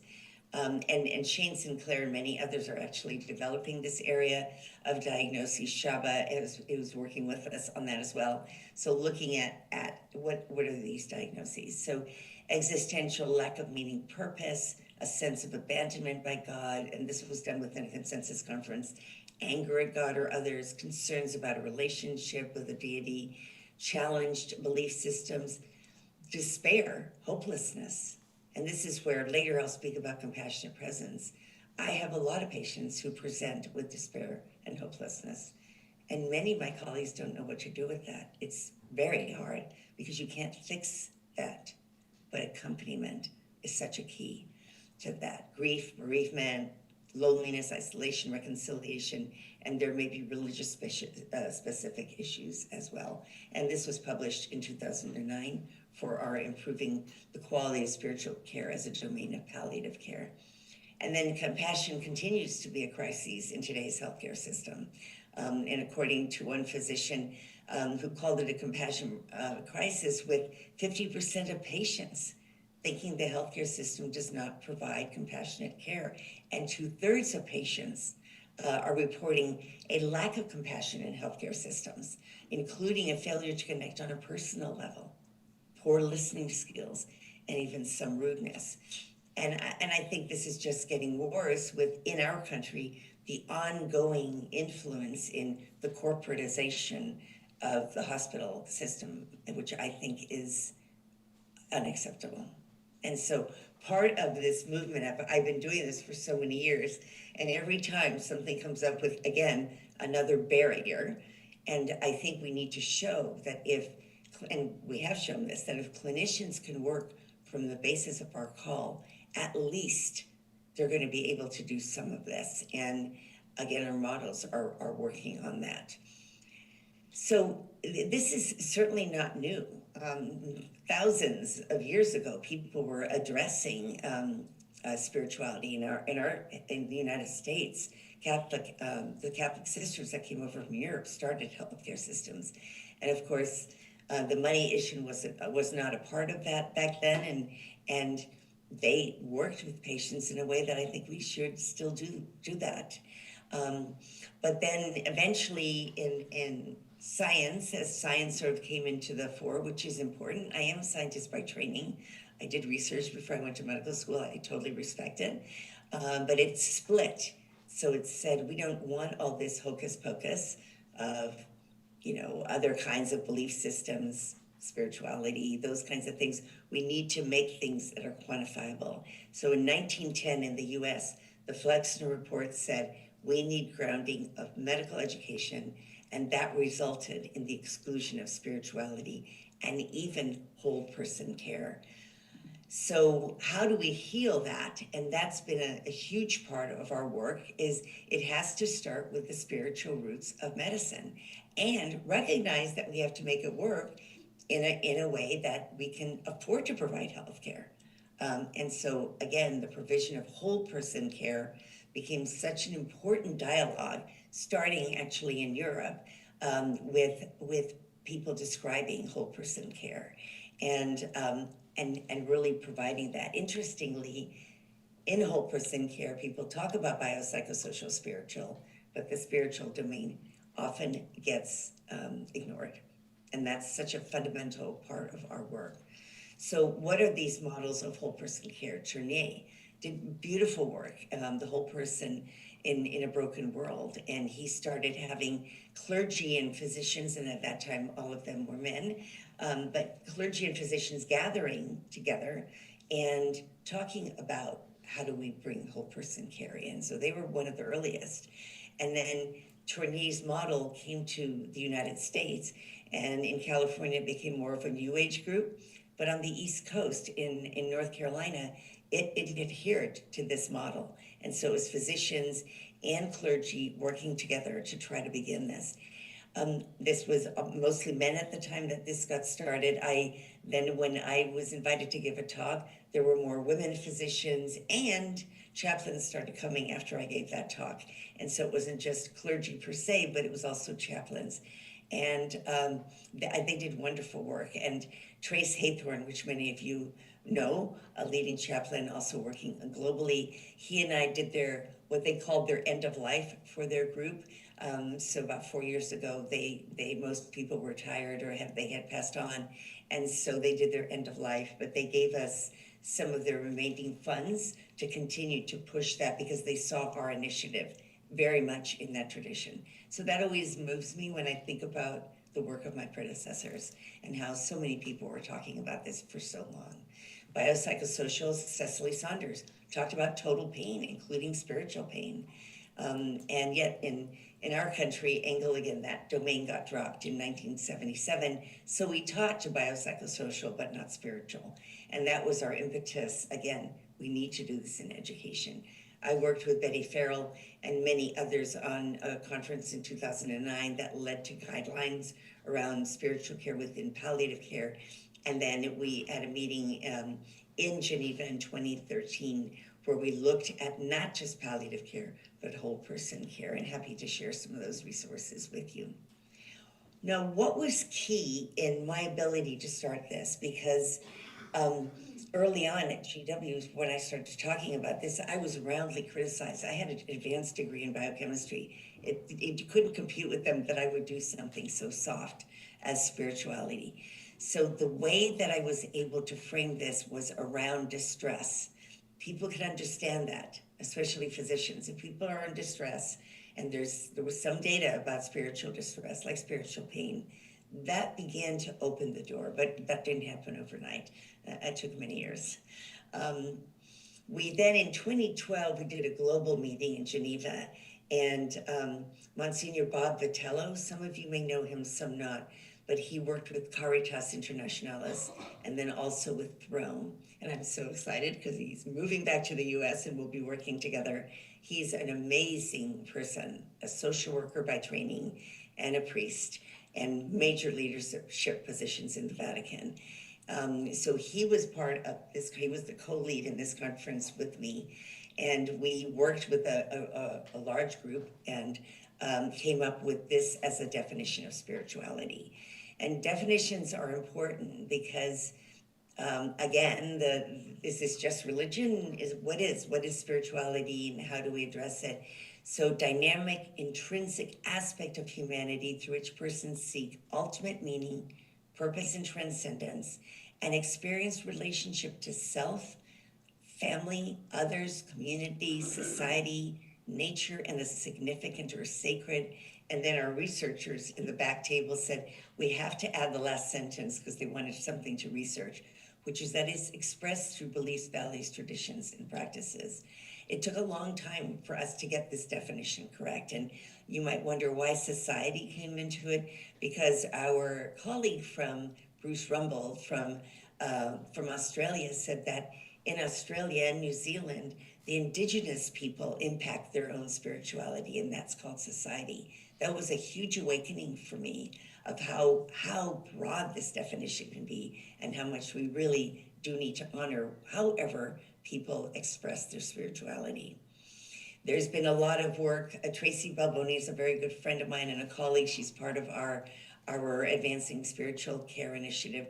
And this is just a very brief slide, but there's much better research than this. But improving quality of life and wellness, decreased depression, anxiety associated with people who consider them spiritual and or faith in religion, better physical well-being, improved coping, increased adherence to treatment, and improved social functioning. I'm not going to give you all the research, we'd be here all day, but there's increasingly more important research and good research in this area. So with Tracy, and this was published in JAMA, she did and I was part of this, she did a systematic review of the literature from 2000 to January 2000 to April 2022. And she applied the Cochrane criteria. So only the best studies, not just association studies, were included in this. And then she had the panel, the multidisciplinary panel, to assess that and say, are any of these studies enough to warrant education, for example, in this area? And at the same time, her colleague at Harvard did this in public health. So this is a summary of those two meetings. The medical one was published in JAMA, and then the one from Health Affairs was around policy. So there was enough evidence to say that we can incorporate spiritual care, education, and care for patients with serious illness, that we should incorporate that into interdisciplinary teams. And while they didn't use the word chaplain, they used the word specialty practitioners, but including specialty practitioners and that is chaplains in spiritual care with patients in serious illness. And then in public health, their data showed that spirituality should be recognized as a social factor or determinant of health in research community assessment and program implications. And that was based on a lot of their work around faith-based communities, and I always asking them to broaden that beyond faith-based, but it is very solid research that people who attend faith-based organizations do have better healthcare outcomes. And again, that paper was published in 2024, and I was privileged also to be a part of that.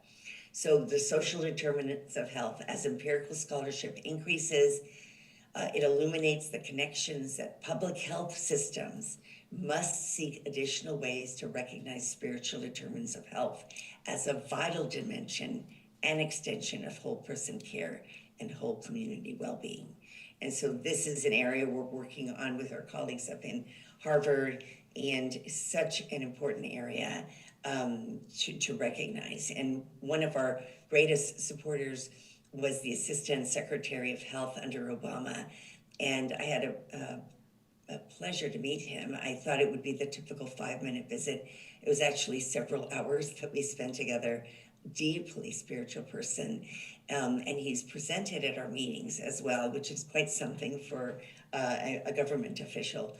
But he really has a deep connection to this, and has been at one of our Vatican meetings that we did with the Pontifical Academy of Life. So what is this interprofessional spiritual model? The work that I did with Betty Farrell and many other colleagues, we published in a book called Making Healthcare Whole, and it's clinical guidelines of how clinicians and chaplains can work together in partnership.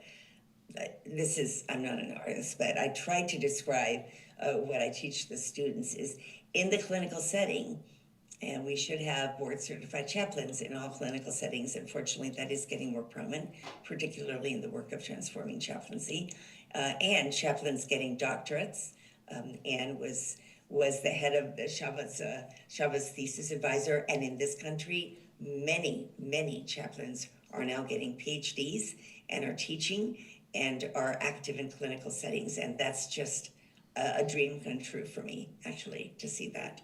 So what happens in the inpatient setting?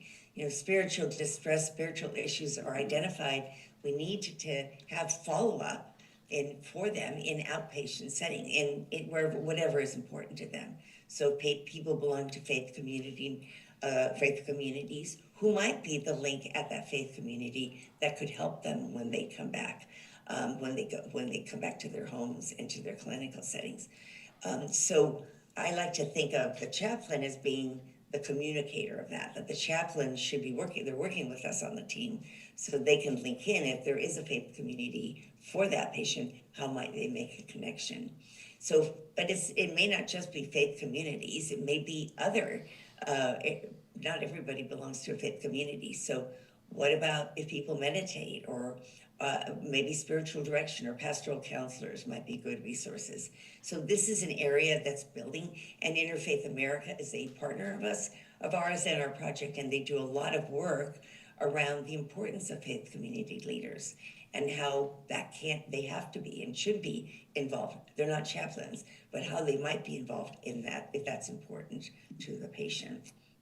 So the clinical spiritual care piece is really a generalist specialist model. What I do as a generalist and what Anne does as a specialist. So we should assess and diagnose and treat spiritual distress. But when we identify spiritual distress, we're not chaplains. So that's where we work so closely with spiritual care professionals. We should also identify resources of strength. That generalist specialist model is key and is the fundamental part of a lot of our work accompanying. I'll talk a little bit later about compassionate care and training commensurate to the scope of practice of healthcare workers. And again, so critical that chaplains are a huge part of this. So this is an earlier slide that we had of what chaplains do. They might confirm our diagnosis of spiritual distress or change it or give us information how we can work as clinicians with our patients. They have spiritual interventions and they write up assessments as well in charts, and they're charting in our note. But what I want to highlight with this was an amazing booklet that came out. Shaba was involved in this, the impact of spiritual care, and all of our organizations, ACPE, the Association of Professional Chaplains, Canadian Association of Spiritual Care, and the National Association of Catholic Chaplains, and NIHCA, the Association of Jewish Chaplains, were involved in this. And this report I use frequently because it does give really an understanding of the breadth and the scope of what chaplains do. And this is just a little summary of that.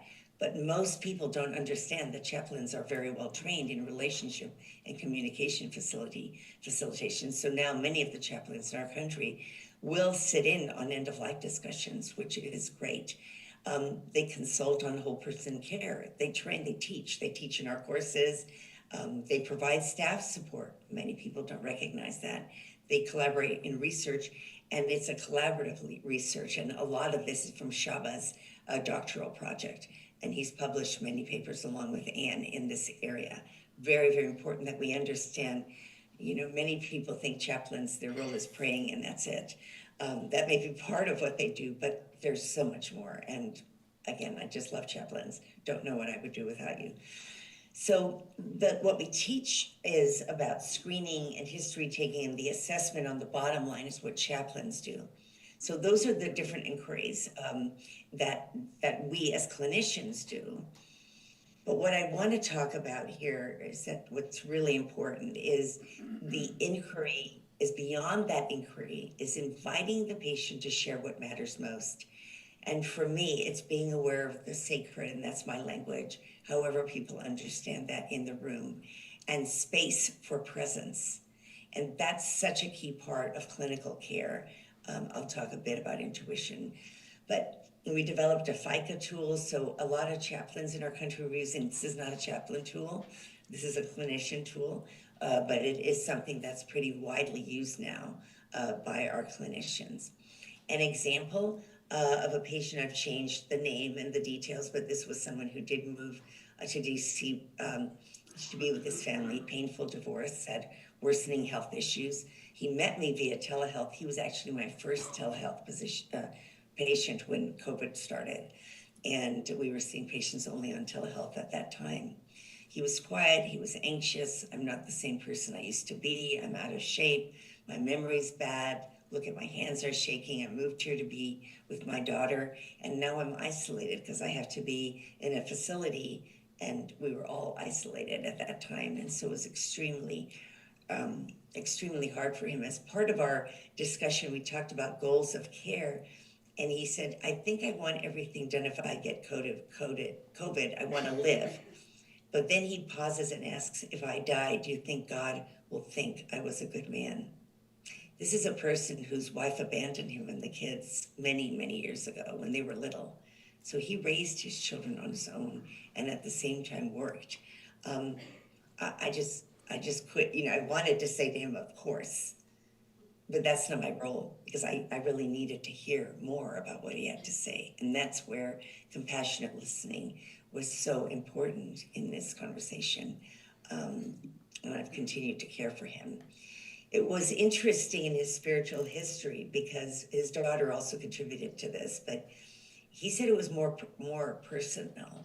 And he described it as a moral compass, which later helped me understand why he was so black and white about what's right and what's wrong. And very, very important, not just around spirituality, but in the way I cared for him.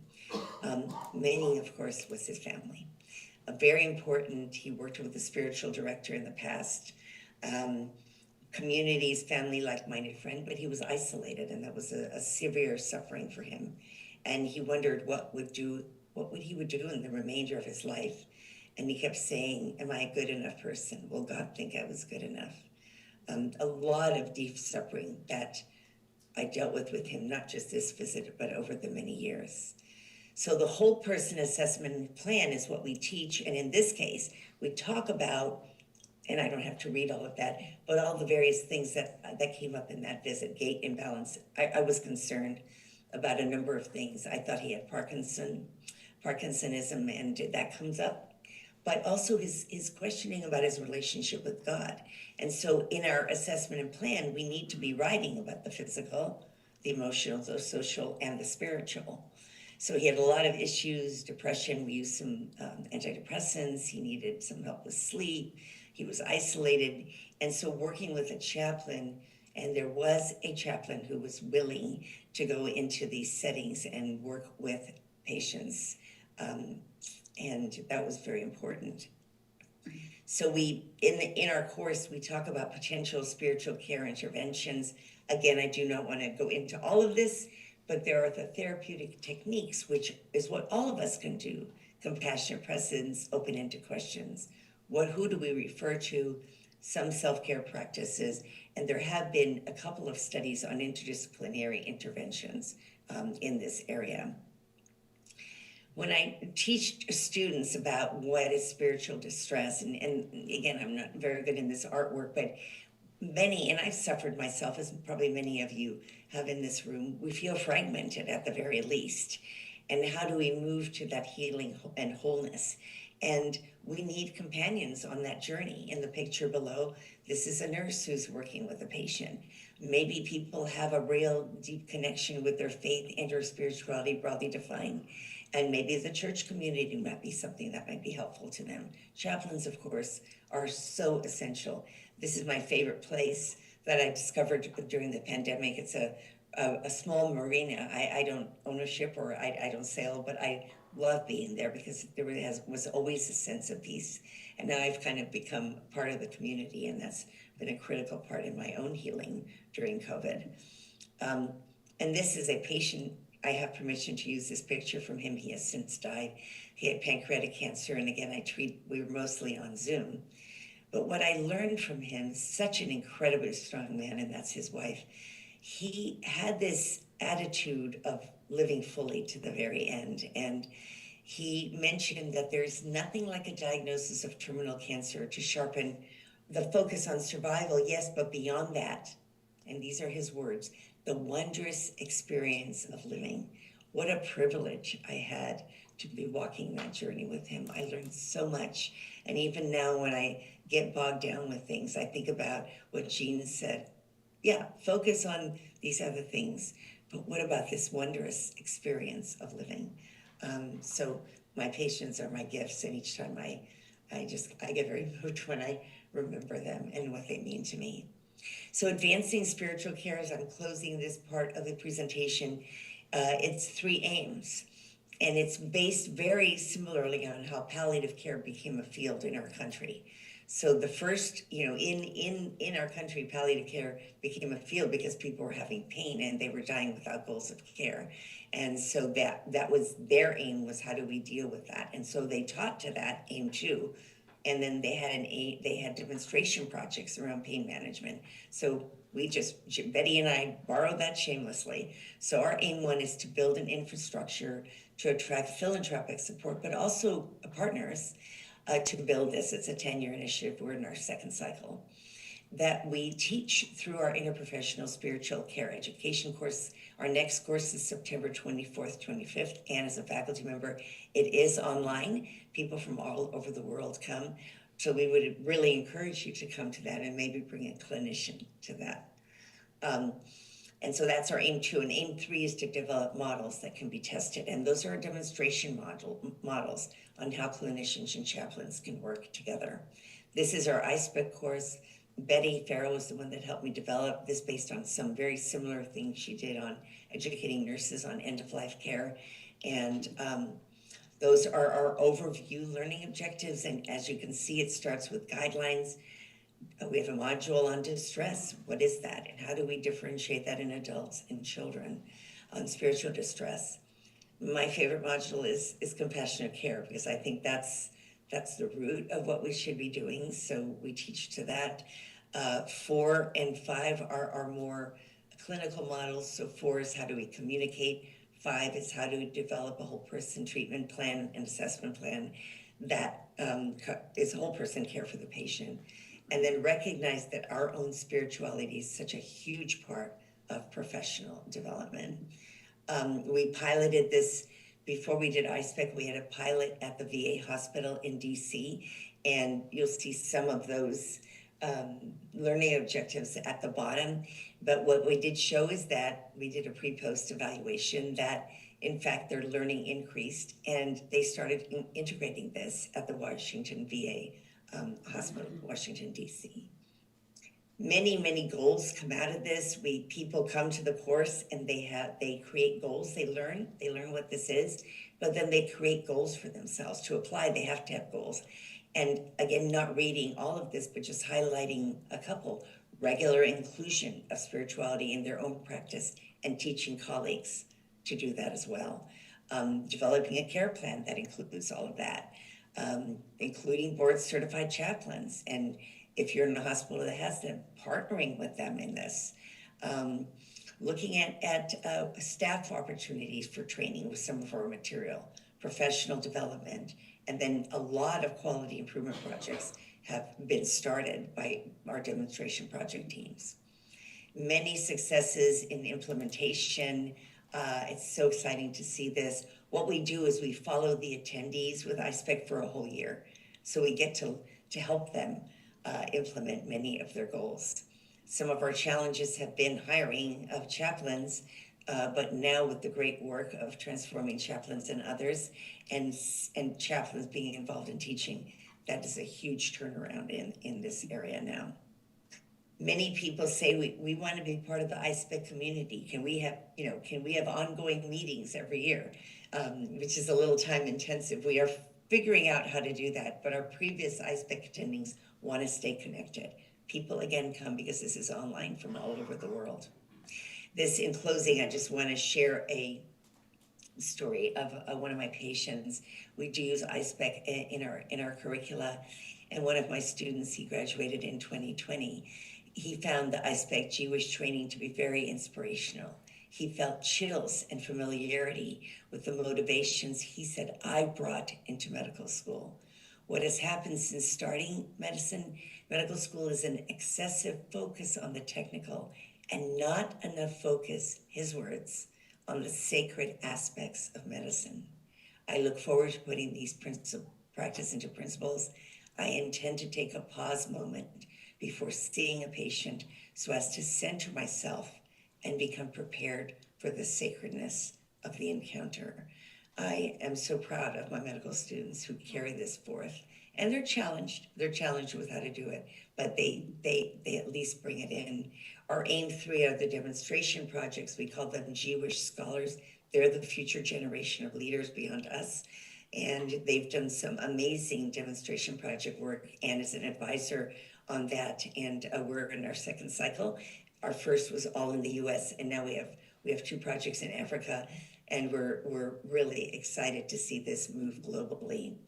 Those were the sites that we had for our projects, and I won't go through all of this, but what struck me is all of the sites measured spiritual distress, and distress is over 55% in almost all the sites.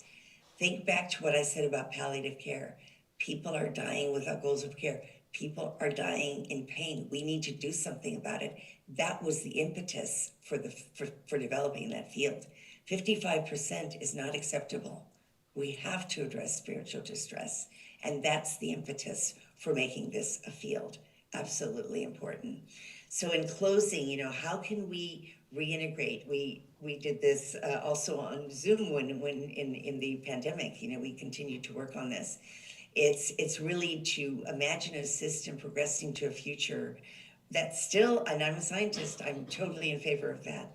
Science and technology is important, but that retains the foundation of compassion and love, giving space for science and informed intuition, which I will talk about in another talk, to coexist. So we have science, but we use our intuition as well with our patients, and inviting patients to share what matters most. And that is what the Jewish Project Advancing Spiritual Care is all about.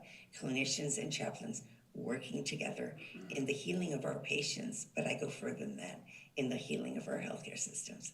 Thank you so much for your attention.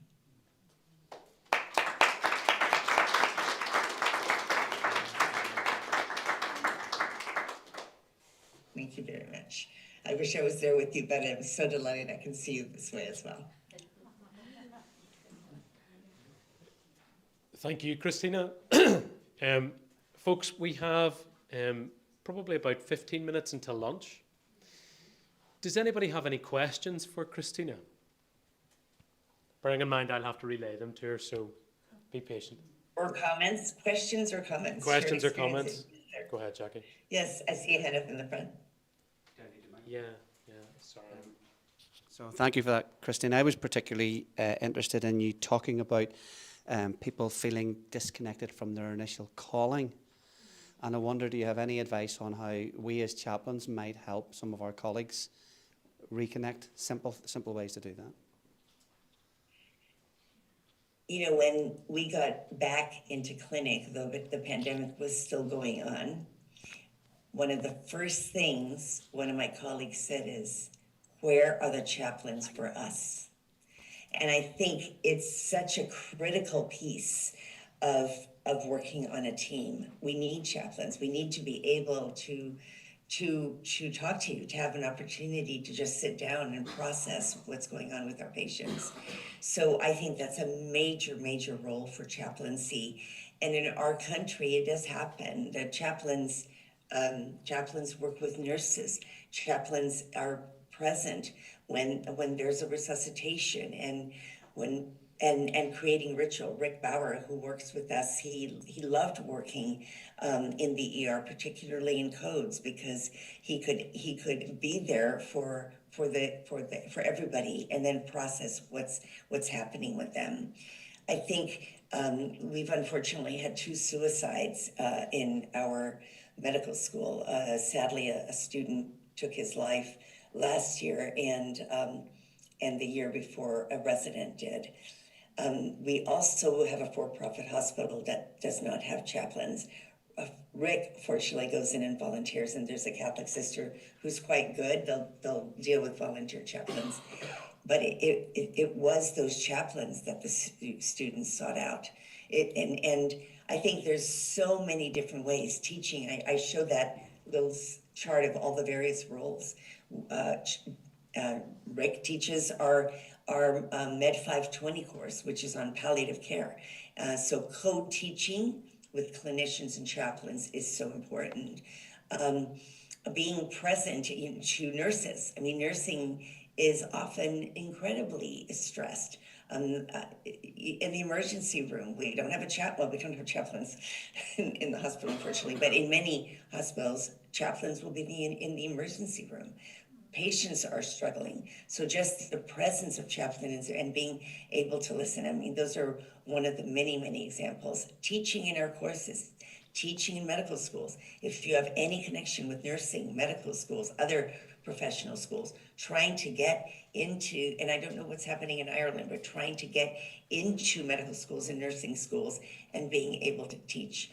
I think that's critical. I could go on, but I think your presence, it's more than your presence, it's trained presence. You're able to be able to listen and to help us feel safe in sharing what's going on with us and with our patients. Yeah.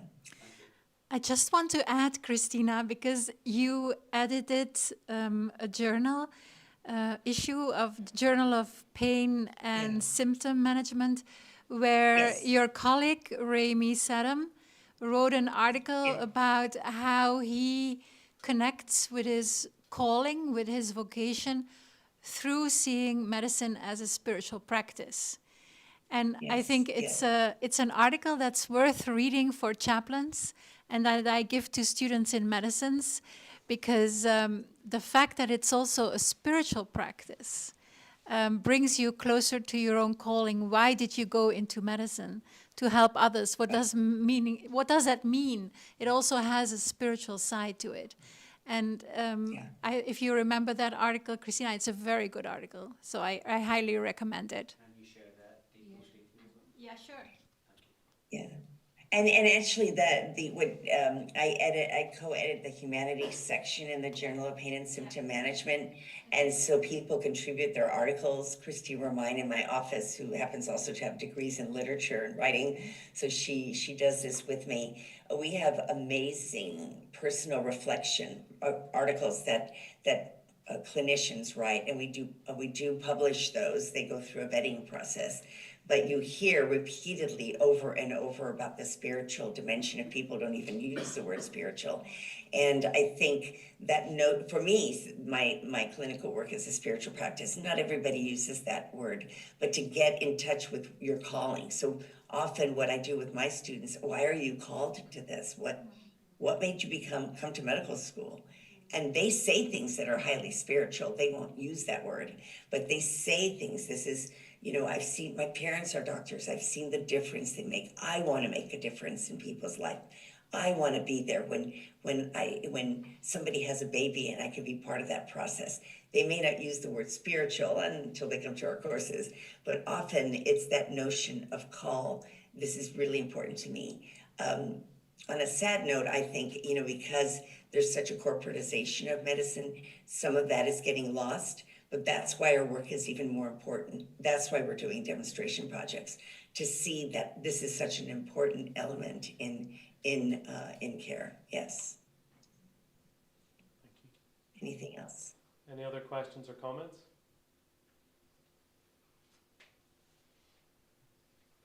And I know we'll have time at the end today for Anne and I will be able to answer some questions. So if questions come up for you as this goes on, please write them down and we'll be able to share them later.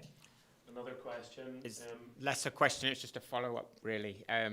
So in Scotland, their values-based reflective practice was largely developed to support staff in thinking about their motivations, the values that they're bringing into work, and helping connect to that. So there's the training that can be done through that. Linda Dunbar offers things, and I think there is resources on the Scottish Government website where you can access online training for that. The team that I work with in Sheffield, one of our chaplains is a deep talk practitioner, which is built on sort of godly play story, and she's used that a lot to work with staff about their motivations and to explore things. I know she does training for that as well. So just a couple of practical things. But as Christina was saying, I think we underestimate what we bring as ourselves. I was talking to earlier just about a research project in a hospice where one of the nurses had spoken to the researcher, saying about how it's only sometimes afterwards you realise that the chaplain has done an intervention with you. So that they come up and talk, and then you realise, oh, actually they were talking to me. So don't underestimate what we have by our presence. Exactly. And I don't know, again, what you do in different places, but, we often have, for palliative care in particular, there are regular team meetings. And so chaplains used to not attend that. And it's only in the last maybe 4 or 5 years that they started to. And I think it's so important, again, that all those, all the interdisciplinary team is there, and that the chaplains can provide such an important perspective on what the patient is going through, but also listen to how the clinicians, bring that in of how the clinicians are coping with caring for serious illness, patients with serious illness. So yeah, there's many roles of chaplains, and that booklet that I showed you, I think, is such a critical piece. And Anne, I don't know if you've seen it, but if that's something that you can share, I know it's big in the U.S., but if it's something that you can share, it's really important when you see the vast scope of your work. And it is with patients, but it's also with clinicians and others, and really helping. If I diagnose spiritual distress and I go to a chaplain and they say, well, it's not exactly that, it's this, then okay, tell me how to work. And that's that generalist specialist. The chaplain continues, but the chaplain can inform me on how I can continue to work with the patient's suffering or with the patient's issue. So very collaborative model, yeah. You might need to shout. Christina, as I've been listening to you, but also Anne this morning, what's rattling through my head is a controversial question. Does spiritual care need to be mandatory training for everybody in healthcare? I've worked in healthcare many years, and I suppose some of my disappointment is that it is how the impact of staff who do have their own beliefs will be more on board than those who don't. That's disappointing because we're not here for ourselves. We're here for patients. But that dynamic does enter quite a lot. And so I'm intrigued by Anne wanting to look at getting in tune with your own spirituality, because that's about resources when things are tough. So part of me thinks, does this need to be mandatory? Does it need to be mandatory? Is that what you were saying? Yeah. For all healthcare staff. Okay, for chaplains. So so are you talking about training for? No, what part? I'm talking about, does spiritual care need to be mandatory for everyone in healthcare to be in tune with what spiritual is for them? Because you're resourcing, that's resourcing somebody with their inner strength. Absolutely. This is what we're trying to say. The biopsychosocial spiritual model is foundational, and all of that should be addressed. So we are working, and that was the point behind the AMA resolution, that every patient should have access to spiritual care, but that also clinicians should be educated in this. And the education should include, and our ISPEC includes our own spirituality, reflection on our own spirituality and what that means. We have very diverse people throughout the United States. They may not always use the word spiritual, but that said broad definition of spirituality as that search for meaning and purpose and transcendence, that is such a key piece. And if we are not grounded in a spiritual practice, it will be very difficult for us to be fully present to patients. And I deal with I have patients with extremely deep distress or life situations. And sometimes it's hard for me to hear, but that training, and I think you're hinting also at boundaries, how do I be fully present but not take on the person's suffering? And that's what a lot of my colleagues say, this is too much for me, I can't handle that kind of suffering. So we do need training, obviously, in how to be fully present, not to take it on ourselves. But I think it's foundational to healthcare. It's absolutely foundational. The Flexner report, 100 or some years ago, took that out. It's actually the basis of healthcare. It's love and compassion and being of service, and then to the best of our ability in training. So my training is a generalist generalist in spirituality, but my specialties are around others. So how do I blend all of that? But the foundation is really spiritual. And so that has many ramifications on taking care of ourselves, reconnecting. I will tell you, and this is the problem in healthcare now in the US, because of all of the pressures, and unfortunately our hospital, as I mentioned, is for-profit, a lot of people are leaving, and sadly, concierge medicine is on the rise, where people are going to go into their own practice, but that means that they can't. I won't do that because most of my patients actually in Washington, D.C. are very poor. I'm not going to abandon that population, but a lot of people are, because they can provide medicine better that way and include all of that. There's such a corporatization of that. So I think, our models have to include that this is time effective, that you don't have to be, as I'm talking for clinicians, we don't have to be chaplains. We're not chaplains. But how do you even open to that? And I'll talk a little bit more about that in the compassion presentation. But people are burning out because they're not being able to connect to this. They don't want to just come in and write notes in a computer, have AI edit it and walk out. All those people are good people, but they're burning out. And so the way that they manage it is by just doing what's the essential. And this is where this field is so important, of bringing us back to what's really important in caring for patients and ourselves.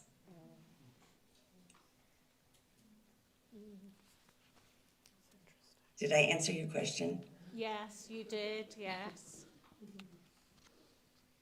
I hadn't made the connection, actually. That is true, that connection between self-care and spiritual care, because there's a fine line in it.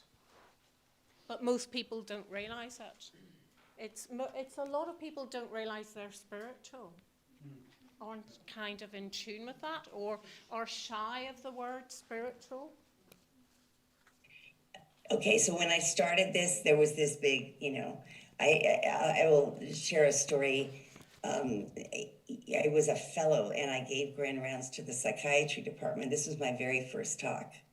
I was a little nervous, but I started and I got into it. And then all of a sudden I hear, this is total bullshit. Sorry for swearing, but this was from one of the doctors. But I kept on going. I don't know how that happened. But I said, no, it's really not. Let me share the next couple of slides. You'll see why this is important. Fortunately, we've moved from that to people at least understanding that this domain can be important. And there's much more interest in this now, and whole person care is being taught in many places. And thanks to people like Shaba and Ann and others, where chaplains are teaching in nursing and medical schools, this is where people can understand at least your role. But the definition that I shared we did that intentionally broad. Everybody is a spiritual being. Everybody, we all are. We all have whole. I mean, if you talk about whole person care, we have physical, emotional, social, and spiritual. It's the how people understand spiritual. So, with what's going on in our country, that Catholics are excluded. I won't even get into it. But, there is this political aspect around religion and spirituality. I think in our country, at least, that's what's a little bit of a hesitance. But thinking about it in healthcare broadly, we can ignore that. I just ignore all that. We are whole people, and that includes the spiritual domain. And there's a lot written about that. It's not the way that it used to be, from Cecily Saunders talking about spiritual pain and the whole person care.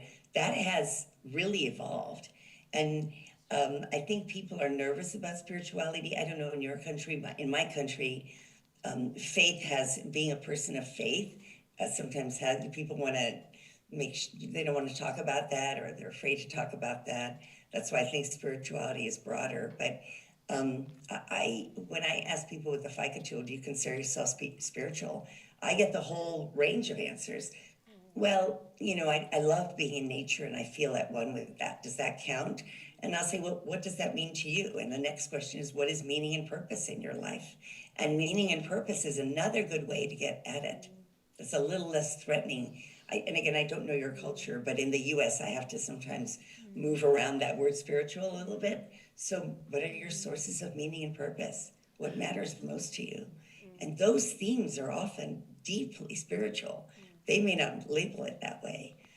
So language is important, and that's why that definition took a while to develop, and to assure people that this is not about proselytizing, this is not about converting people, this is really about that inner life with us and what grounds us and what keeps us going.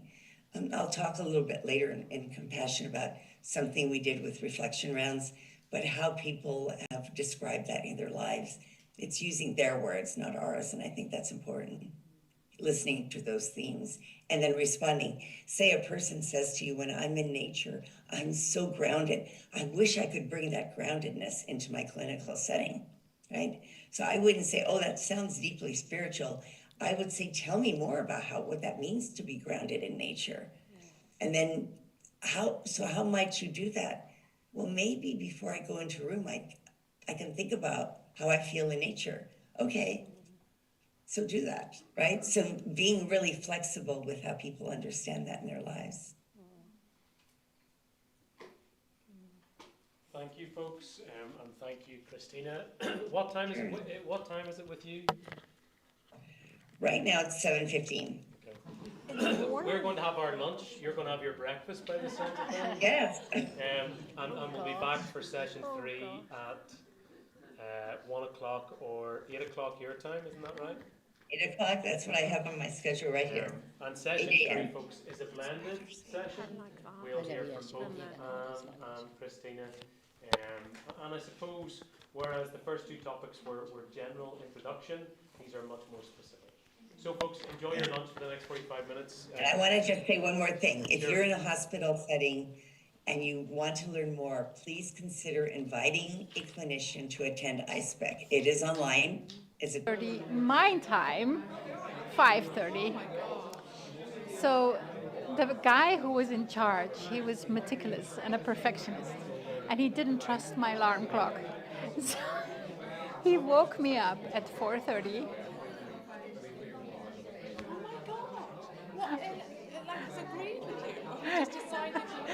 No. He said, I will call you to make sure you're awake. So at 4:30. 4:30. An hour to get ready to give a presentation. Online. I could hold my PJs on. It's like brush your hair. Yeah. Get ready. Okay. Exactly. Yes. And then it was a presentation from 5:30 till 6:15. I went straight back to bed. I'm like, no. Yeah. I was like, if only I was there live, it would have been better. And also Singapore. I wanted to go to Singapore. Yeah, it's supposed to be really nice because it's just Yeah. But it's humid all the time. One of our faculty members of ISPEC is from Singapore, Noreen, and she's a physician. She says it's humid all the time. And that's something I couldn't. No, me neither. And certainly not with humidity. Heat plus humidity, deadly. makes your hair. Oh, your skin, your hair, everything swelling up. Don't I was know. saying this morning it was a bit cold, and I sent him up, but then I always just worry about sweating. Yeah, exactly. So how long is it on the night boat? About 8 hours. Gosh, horrible. That is so horrible. I did think this morning it should be good. I'm sure you did. That is horrible. I know, by this time it was just better than actual time. Oh, typical. What time was it? Typical. Oh wait, do you agree with me that's delicious? I don't know what it is. It's delicious. It's caramel, shortbread, nuts, and oats. That's a Carmelita. Carmelita. So shortbread is caramel and thick chocolate, and then like a crumble top. You Irish, you know, you're big on sweet. I was doing an event Yeah, a couple nights ago, yeah. and I had to see the tributes. They were amazing, all homemade, fantastic. How come it's not here? Folks, good afternoon. Are we not worth it? Never asked that question. Yep. Always turns out that. We're going to make a start, so we are, folks. Alrighty. You know, the absolute truth. I have more success with my own children getting them to be quiet than you lot. That's the absolute truth.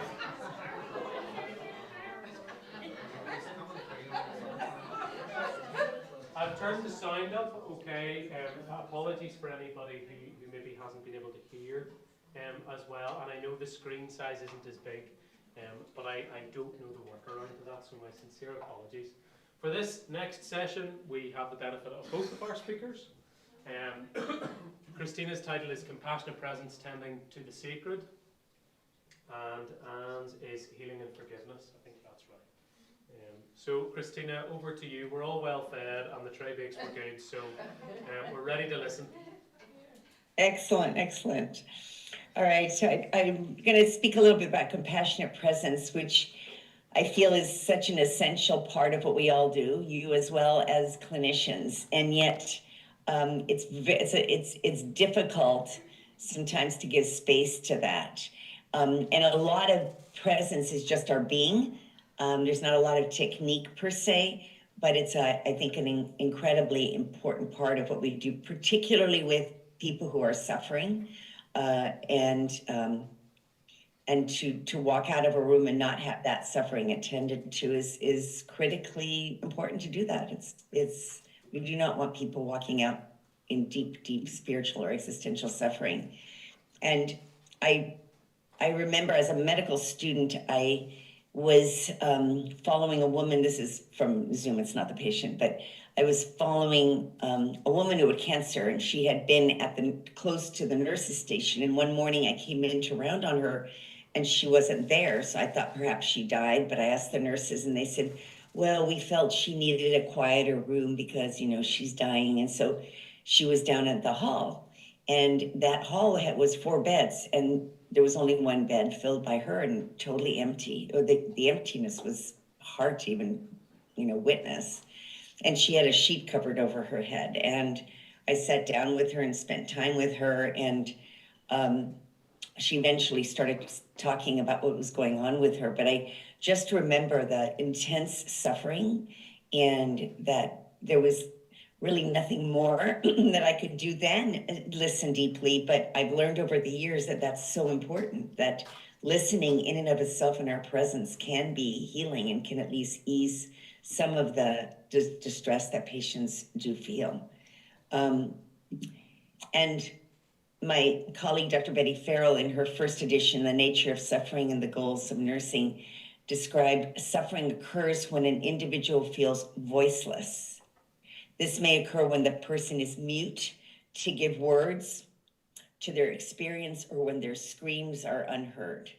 And I know I've had intense suffering in my life. Many of you probably have, and we've all witnessed suffering of another person and or family sometimes. And it's difficult, and I can't imagine sending someone outside of the room without addressing this and providing the appropriate resources. And here is again another area of so critical for chaplains and clinicians to partner, because I think the listening is incredibly important. Doctors like to fix, so I teach some of this, their immediate response might be to do something. The patient that I think I'm not sure I mentioned the first time, but she went to her gynecologist and said that, the gynecologist said, well, how are you doing? She goes, well, it's hard. My husband just died. She goes, oh, I'm happy to prescribe an antidepressant. But that's not where this person was. Not a fix right away. So doctors are fixers. Nurses can be too. So, but it's hard to witness suffering. It's easier to say, I'm going to give you a prescription for an antidepressant. So it's challenging. It's not easy, and it does require training. I have some chaplain colleagues in the US who feel there's not enough of that training in CPE programs. I don't know if that's true or not, but compassionate presence it's a skill. It's also a deeply spiritual practice. And I think something that we all can benefit from ongoing training in this area. Henry Nouwen is one of my favorite authors, and I loved how he said, listening is much more than allowing another to talk while waiting for a chance to respond. That is our training. people are speaking, we're listening to it, but we're immediately thinking, how am I going to respond to that? Which may be appropriate when you're asking about pain or symptoms or blood pressure, but not in this situation. It cuts people off. So paying attention to their full selves, welcoming them into our very beings. This is deeply, deeply spiritual. That's why I think medicine, nursing, social work, chaplaincy, these are deeply spiritual professions. And the beauty of listening is that people who are listened to start to feel accepted.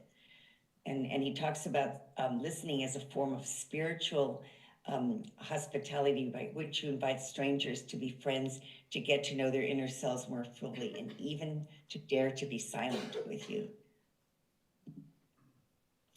So is transformation possible in the midst of severe crises, suffering? Not in a second. We can't fix it like we might physical pain. But there is a possibility, especially with accompaniment and appropriate people that may be able to help, such as chaplains or ourselves in the clinical setting. It's possible to find that meaning and even experience hope and healing in the midst of suffering. The pandemic was an example, but serious illness, stress, loss of a loved one, etc. It is possible. It just doesn't happen overnight. No quick fixes. So accompanying by caregivers is such an important piece of this, and it's not again something that can be done quickly. And again, the noun quote of listening is much more than allowing another to talk while waiting to respond. And that is such a part of that first bullet is how we're trained. We listen. Oh, I hear that you're saying that you're having a headache. Hey, tell me more about the headache. Totally appropriate for that sort of thing, but not for this. And that spiritual hospitality piece is huge. So spiritual distress is high, and it varies in studies around the world. But in a systematic review that was done in 2018, the prevalence of spiritual distress was between 63 to 96% of patients who had experienced spiritual pain, and that's the word they used in the article, at some point in their life. I mentioned that in our scholars, it was over 55%. And caregivers also have spiritual pain. I do mostly geriatrics, although I have younger patients also. And so caregivers are there, usually family caregivers, and I see it. I am treating the whole family because I can see as the patient is sitting next to me here, and the daughter or the son, it's usually a daughter, next to that person, I can see, or spouse, I can see that they're dealing with a lot of suffering as well. And they are very often neglected. One of my favorite presidents was President Carter, and his wife was amazing. And I was privileged in the early part of the century to present at his wife's meeting on caregivers. Rosalind Carter was really an advocate for more resources for family caregivers. And it was a really, really listening to the stories of how important this is and how little resources there are. That has increased, but not by much. And we tend to not think about the caregivers. And I teach that if there's a family caregiver there, that they are also kind of our patient because they're involved in the patient that we're treating. So caregivers, again, often neglected. And I don't actually know of intentional or how it even works if chaplains are able to work with caregivers. I think yes, in a hospital setting, but I'm not sure in outpatient, or even if some chaplains do work in offices and can be involved in this. But I do refer to Rick, both family and patients, if they agree. So I think it's an important area for spiritual care that, at least in our country, may be neglected. I spoke a little bit about the diagnoses of spiritual distress earlier, but as you can see, it's a wide range of distress, and this is growing again as Shane Sinclair and many others are doing work in this area. But the lack of meaning and purpose, that sense of abandonment, I can't tell you how many times I've heard from people, why me? Am I getting punished by God? I hear less of that now, but that when I first started this work, there was a lot of that. You know, if God loved me, he wouldn't put me through this. Those kinds of questions, definitely. But the despair and the hopelessness is often very intense, and it's hard. People don't say I'm hopeless. You know, you sense that, you sense something is there, and then listen to the story, and then it's often that you hear a sense of complete hopelessness or despair, and that's also something that I can feel in the room. So, very important part of compassionate care. Sister Dr. Bridget Corrigan is I think she's still, I don't know if she's not alive anymore, but she's a Maryknoll sister. And if you know anything about that order, they work outside of the country that they were trained in. So she was working in Africa. And my friend, Rick Bauer, who was also Maryknoll, was kind of her student at that time. And what she said is our role is to stand in the face of massive suffering and not run away. So I have plenty of chaplain colleagues who are trained to do this, and even with their training, it's very hard sometimes to witness extreme suffering. And especially with our desire, and this is where the boundaries come in. You know, if I'm starting to be afraid or that suffering is affecting me, then I'm not present to my patient. So training in this is critical. How do we, in that moment, put our full attention on our patient or the loved one, whoever's in the room, and be fully present? And that's something that we have to teach. And it is, I think this is the root of spirituality and health. It's right here. It's how can we be fully present to our patients, partner with them, not abandon them, because if you open this up, we do need to continue to be present. And I think that's essential and key.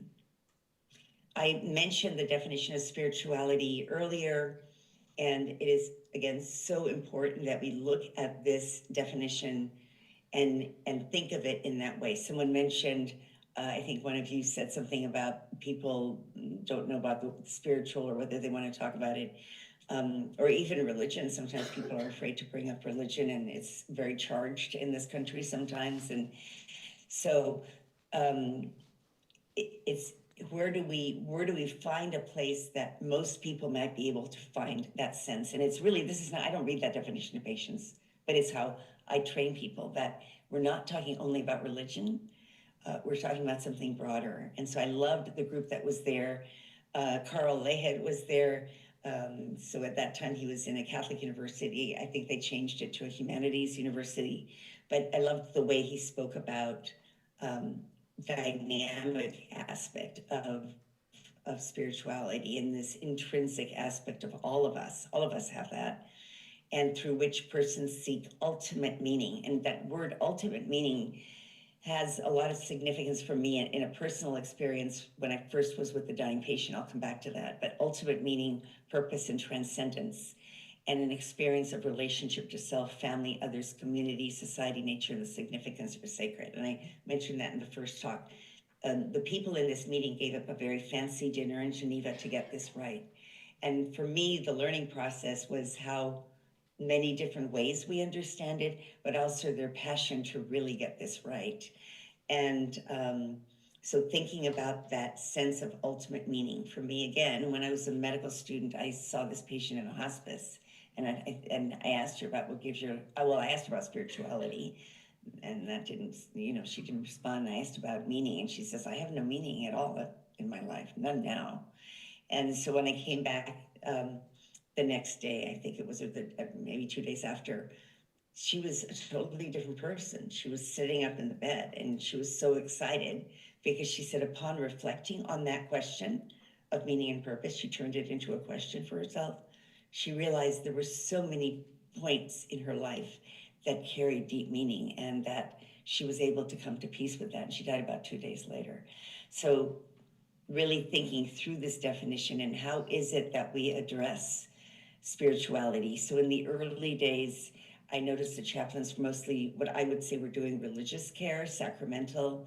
Actually, in our hospital at that time, it was the Catholic priest from within the radius. That's the church provides a priest chaplain. He wasn't trained as a healthcare chaplain, but he was amazing. And in my opinion, I kept calling him chaplain. And it was interesting because from the pulpit, his homilies were very conservative. I almost walked out many times, but I didn't. But in the hospital, unbelievable. He used humor. He was Irish. He used humor. He wore these red socks, and people would the nurses would say, Father Val is here. And just his ability to connect to people and to be where they are. That's one of the reasons I just fell in love with chaplaincy, because I saw the power, the impact that he made on people. I brought this slide up before, so I want to again speak about that notion of awareness of the sacred and what that means in terms of our ability to be compassionate. So I just want to go back a little. I just want to make sure I'm in the right. Yeah, this is good. Okay. And so really looking at that role of being present and not running away is key. So here is what I added in here is very important, and that was not part of this paper. So I was part of a group, Tracy Balboni, Karen Steinhauser pulled together a group of us, a small group of us, to come up with what are types of clinical inquiry in spirituality. So screening was brief on admission. Often a nurse in our settings might do that as part of screening questions. Marvin Delgado has a screening question called, do you have any pain? Spiritual pain, that's pain deep in your soul. So a one question usually item. The history is what the FICA tool is, which I'll mention later. And then the assessment is what chaplains do. But what I've added to this is, it stopped here after that first bullet, but I added that beyond inquiry's presence, inviting the patient to share what matters most, and then being aware of the sacred in the room. Now, you can use other words than sacred. This is really my word. But it's when I enter into that room, I think of it as holy ground.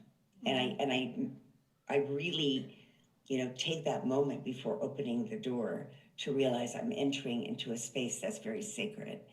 And for me, that helps because I recognize that listening is the first thing I need to do, and then understand what else is going on with the patient. So I want to share a story. I believe she still is the chaplain for Congress. Margaret Gibbon is her name. She was an admiral, very high ranking, and is a chaplain. And when I first met her, it was on Zoom, and because that was during the pandemic, and the room was huge, and she had her Navy flag because she was an admiral, and all of these flags, and I was totally intimidated. And she was very serious and, perfect posture. I was very intimidated, but we got to talking. And then Trace had said, but she was speaking at our event, he goes, be sure you clear your questions with her because she won't answer them if you don't. So I followed protocol. Is there anything you'd like to share? What kind of question would you like me to ask? And she goes, well, I really would like to share about a patient I took care of. So imagine that she was hardly smiled, very formal. And I'm telling you this because of what happened. So she's telling me the story of how this young man who was being fixed up to go back to war, that in and of itself is hard for me to understand, but that's what was happening. And he would not talk to her. And she tried all her chaplain skills. She's board certified. All her chaplain skills didn't work. And she said, Christina, I don't know why, but I reached into my pocket and I had a little Bible. And I opened the page and I read a psalm. I read to her about the story, it's so powerful.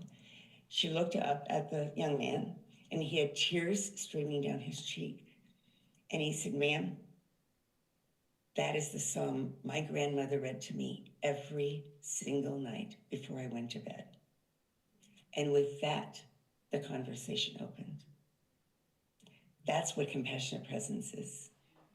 It's first being aware of the sacred and being open. And I think I use the word intuition, and I think we should be aware and use our intuition. For me, personally, my intuition is tied to the Holy Spirit, to God, but that's where I think that space is. and I follow that intuition and I check it out. Sometimes I'm wrong. In her case, she wasn't. And I think that is the sacredness. That is what we need to do, besides just asking those questions about what's the reason for the visit, what's going on with them, what is the clinician asking me to do if you're a chaplain. This is presence, and that's what she did. And that room melted away. I ignored all those admiral flags and all the rest of it because it was this profound story that chaplain even shared as a chaplain. So I think intuition, and she used that word as well, intuition is powerful. So in attending to our patients' suffering, there's the accompaniment piece. And what I also teach students is, if you're going to open the door to this, which I think we all should, be prepared for accompaniment. You can't just drop it, right? So sometimes my patients will share something and they come to some closure, but it's not complete closure. But I know that I need to check on them that night. And I know that I can't abandon them. So I bring them back sooner for visits, especially what is ever brought up. So, part of our role in attending to suffering, we accompany patients. We don't just treat them, we accompany them. We're asked about spiritual issues, being present, not fixing, reflective listening. We don't want to put a voice on them. We want them to tell us what their suffering is. And then this is huge, commitment to stay on the journey. If you can't, then you risk abandoning the patient, and that's hard. So we need to figure out how we can stay committed on the journey. And how do I stay committed? Because, my first and most important call is to be a physician and to care for patients. And I won't abandon them. And if the nurses now don't do this, but they used to knock on the door when my time was coming, I said, don't do that. Don't do that. This is what I do. Don't knock on the door. I'll make time up another way, But it's really being committed to be with them. And that might mean seeing them again, staying in touch with them. And that's really, again, part of our vocation. All of us in this room, you have a vocation. You have a vocation and a call to be a chaplain. And calls are not easy all the time. And we need to continue to stay with that. So this contemplative approach, giving voice, I'm not giving voice to the person. I'm creating space where they can say their voice. And that does require skills, and it does require some training, and it involves some reflective work in doing this. But this is the heart of what I think we do. And this is the heart of the spirituality and health movement also, I think. So, there's this Cartesian model, which is on the left, pain equals tissue damage, and we're going to take care of that. So I certainly practice that. I'm a physician, and I will take care of that. But and then the biopsychosocial model, they didn't put in spiritual in that, is a little bit broader than just this strict Cartesian model. So I think for many physicians, when push comes to shove and they have 10 minutes in a visit, they come back to that kind of model. And so when we're teaching clinicians, it's to say, you don't have to get into a 40-minute conversation. You can raise the issue, but then you need to be creative about it, which is why I think in our setting, and it's a for-profit hospital, they won't do this, but I think in every clinical setting and outpatient settings, we need chaplains.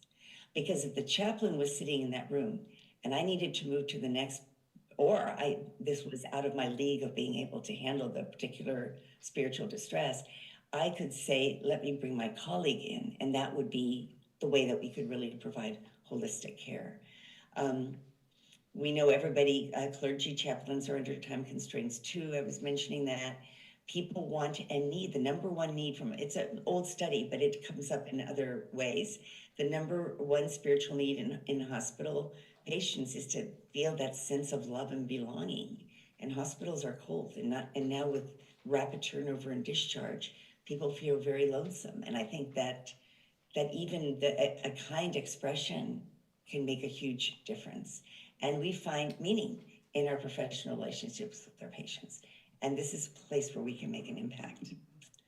So when we teach to communication, I talk about, the medical part is the diagnosis of spiritual distress, identifying resources of strength within spiritual care, and then enabling I don't make a connection for patient, enabling them to make some connection with their spirituality and their health and well-being. So a patient of mine, a young woman, was really suffering from anxiety. And I had asked her about meaning and purpose. I have none. She came back, that's what she said. She came back to the next visit and a medical student was there. And she said, Dr. Polsky, can you do that? What was that FICA or that spiritual thing you were doing? So I said, okay. So I asked her the FICA questions. And she was able to say, well, last time when you asked me, I said I had no meaning. But, you know, I came back and I realized there's lots of meaning that I'm beginning to tap on. And I think the fact that I said I had no meaning, maybe I wasn't aware of it, but I think that's connected to my anxiety. So, you know, that's the sort of in the clinical setting. But also in the clinical setting, but a slightly different approach is not the asking of questions. That's where the presence comes in. And the talking, that space should be occupied by the patient and what's going on with them. And we hold still and listen to that and witness that. And that's what spiritual care is about. And both of those sides for us. It's invitational. It's, as I said, I think it's the essence of what spirituality is in practice. And intuition may guide us. I use my intuition. Sometimes patients will say things, but I just sense that there's something else. And in that silence and being very intentional to be present and looking at that patient, I might say something. It seems like there is something else. Is there something else you want to talk about? Or, you know, I use in the moment words. I don't have a script. And people might then start sharing something. Well, one incident was a man who I had seen for the first time, and his wife was with him, and she was sitting behind him, and she thought he was depressed, and he was losing weight anyway, so I prescribed mirtazapine, which is used for depression, but it's an appetite stimulant. And so she was saying, and this is for the appetite, right? And she's like behind his head because he didn't want to take an antidepressant. So, you know, we kind of worked through that. It did help him. But then about 3 months later, his wife tried to commit suicide and was in a hospital. So I invited him to the office and fit him in, and he was suffering deeply. And the office visit, I moved my chair closer to him. Most of it was his crying and his talking. And at the end of that, he was able to say, you know, okay, I can move on. I'm going to go visit her at the hospital. That was the majority of the visit. So my intuition was that there's something else going on, and I'm not going to be asking how the antidepressant works. And it was that need to create that space. So again, all of this is connected to our call. And I do believe intuition is a huge piece of what we do.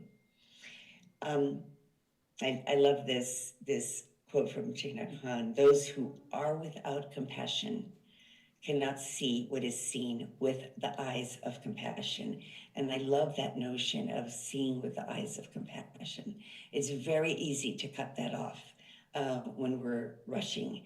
And I think actually, as I've said before, if we're able to get to the root of the issue, I think it's actually better care.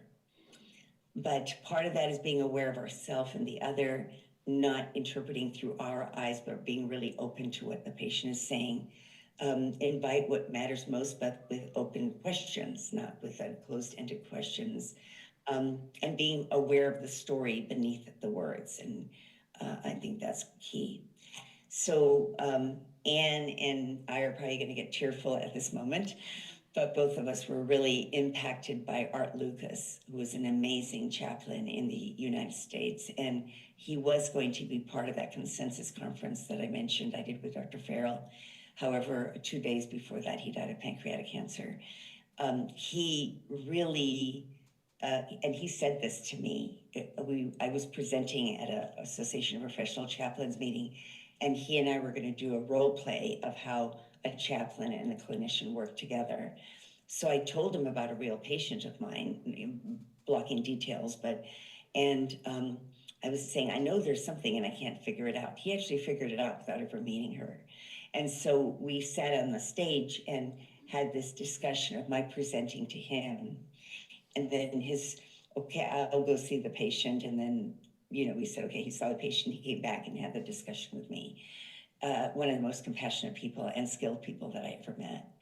So, sitting down in the center with another as one caregiver and patient meet, as one hunkers down, is fully present with the other. And I learned that from art. And that sense of two paths coming together as one. And that in those deeply spiritual moments, we are sort of one with the patient. We're not losing our identity, but we're very, very clearly in partnership with. So we teach this, and we did develop competencies. Dr. Jim Blatt, who works with us, and if you come to our ISPA course, you'll see him.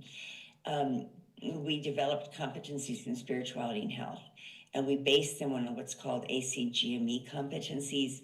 Compassion was nowhere in there. So the group said, how are we going to fit it into one of these 6 categories? What they ended up saying is we can't. We got to create its own category.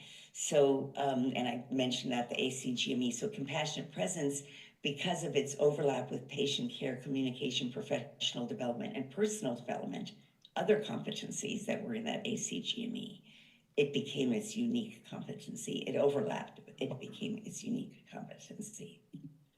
So the behaviors for compassionate presence were discuss why it's a privilege to serve the patient, and that gets around call. And when students talk about that, their eyes light up, and that's what I think is so bringing us back to that call. And in education, there's not a repetitive, let's remember our call or anything like that, but bringing us back to that.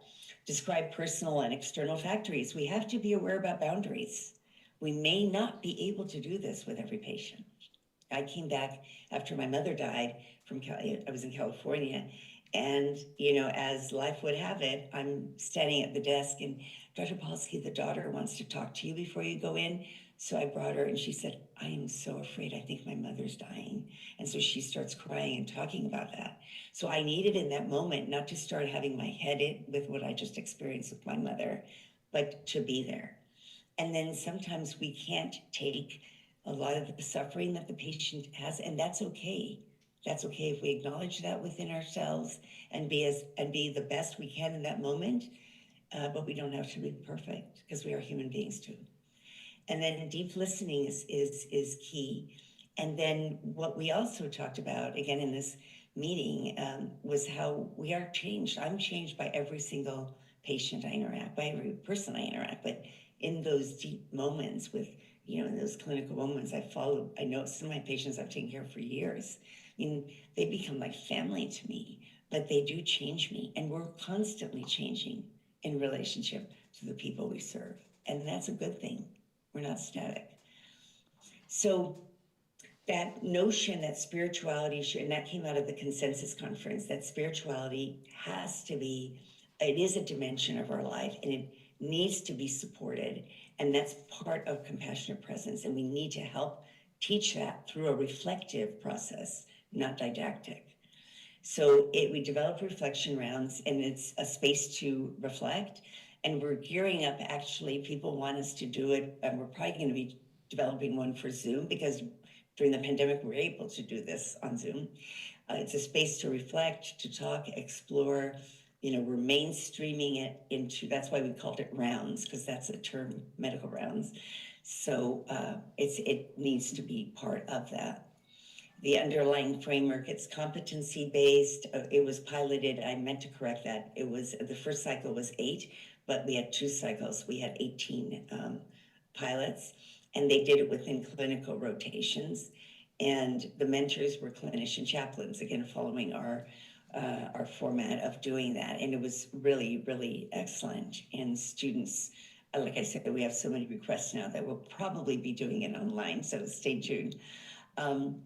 We also found that it was really a culture change, and many of what the students talked about was how it changed the way they experience patient care. And it also is part of formation, because it's who are we as authentic people in the context of our relationship, and how are we practicing our vocation to serve. And we're now doing it in the surgery clerkship, but I want it expanded beyond that. The limitation that we have is that we absolutely, I insist on a chaplain clinician pair. So we're in the process of finding faculty that want to do this and getting enough chaplains to partner. It can't be done only by physicians. We need that chaplain partnership. So just as in closing, I want to talk about some models. I love Joan Halifax's work. I'm actually trying to develop one using a Lectio Divina model, but it's a little bit similar. And she talks about how we first gather our attention before we go in. We recall what our intention is. Our intention is to be here with my patient, right? And this, I put an asterisk. She does not talk about intuition, or although I've talked with her about it, but there is an intuitive process, and that's involved in all of this, in this moving through, and this is meant to be effective in a clinical setting, not a big, long 1-hour visit. So we attune to where our patient is, and then I move into silence as the person shares, and then I start, we start moving out of that, considering what would serve that person in that visit, engaging, and then ending that part of the interaction and moving back into the clinical setting. So it's a good model, and she does quite a bit of training. She does, out of a Buddhist tradition, she has a sort of a CPE program, but out of the Buddhist tradition, and they do get certified through that for those that are Buddhist. So the recommendations are really being aware of our own spirituality, being open to the experience of the transcendent or sacred. Intuition may guide us in that process. I mentioned Chaplain Gibbons' experience. Being present, experiencing the transcendent in our relationship. And that is something personally that I experience. And it's just, when I share that with students, and we use transcendent or sacred or special, or however students understand that, but you are more than writing notes in a computer. You are more than asking those questions. Although you have to ask all the questions, don't take me wrong, you have to do the right thing, but recognize when there may be a need for a pause in which you listen deeply to the patient. Practice boundaries, I talked about that a little bit. If we are not open and not able to attend to suffering, we could harm. So we need to be really aware of where we are that day. Commit to being present. Practice accompaniment, that I'll be here with you for that, or I'm going to refer you to a colleague who's good. But I think the notion that I at least need to accompany people in that suffering, and if that means checking in on them or doing an earlier visit, that's what I do. And then being aware of our own emotional and spiritual issues, because we, again, don't want to blend and start confusing what is our patient's, then it becomes ours, or vice versa. So there is some training in this. So this was my dad, and he was about to have surgery. So I mentioned that my parents are from Poland. He was in the underground army. So he was responsible for getting Jewish people out of Poland. I actually, as a little girl, I was born in California where they immigrated. I met a jeweler, and he said, "Your dad saved my life." He put a collar around my neck. They often were given like identities as priests, and he got him out. And that's the kind of work my dad did. He was an amazing man, very strong, and an opera singer, which is why his mouth is open. Anyway, at one point in the pre-op area, he didn't like all of the ruckus and all the high energy, and he turned to me and said, "Chrissy, take me home." And I knew he would die, and a painful death. He had a hernia that was incarcerated. It was wrapped up. And so I just didn't know what to do. And I looked at Juliet. She came over, and I didn't know what to do. So she did this. This was a picture, and she doesn't mind my sharing this. She just sat down and, "Mr. Pahalski, what's going on?" And she listened. I don't know for how long, but I promise you, I thought we were in total silence, and yet it was a pre-op area. It was an amazing experience of being in this triad. And then at some point, she said, "Well, Mr. Pahalski, will you sing?" And so he sang. And then he turned to me, he goes, "I'm okay now." Well, the next day in the ICU, opera singers don't benefit from that machine to expand the lungs because his lungs are really big anyway. So she asked him to sing. And then he was like cranky, he didn't want to. She goes, "Okay, I'll sing." Well, it turns out she's a trained soprano. So every day people would stand out in the hallway to hear the two of them sing in the ICU. It was phenomenal. That's how clinical situations, that's how these dry clinical hospitals can be transformed. Maybe not through true opera singers singing, but just there can be joy, actually. And that's such a key piece. So, and I just want to close with, this was his aide that when I moved him from California to the East Coast, and SAR said, at the end of my day, he blesses me. There is nothing more holy. And I just want us to reflect on, do we recognize how we are blessed in our work? Especially when we're present with our patients. So thank you for your attention, and I appreciate being able to share this with you today. Thank you.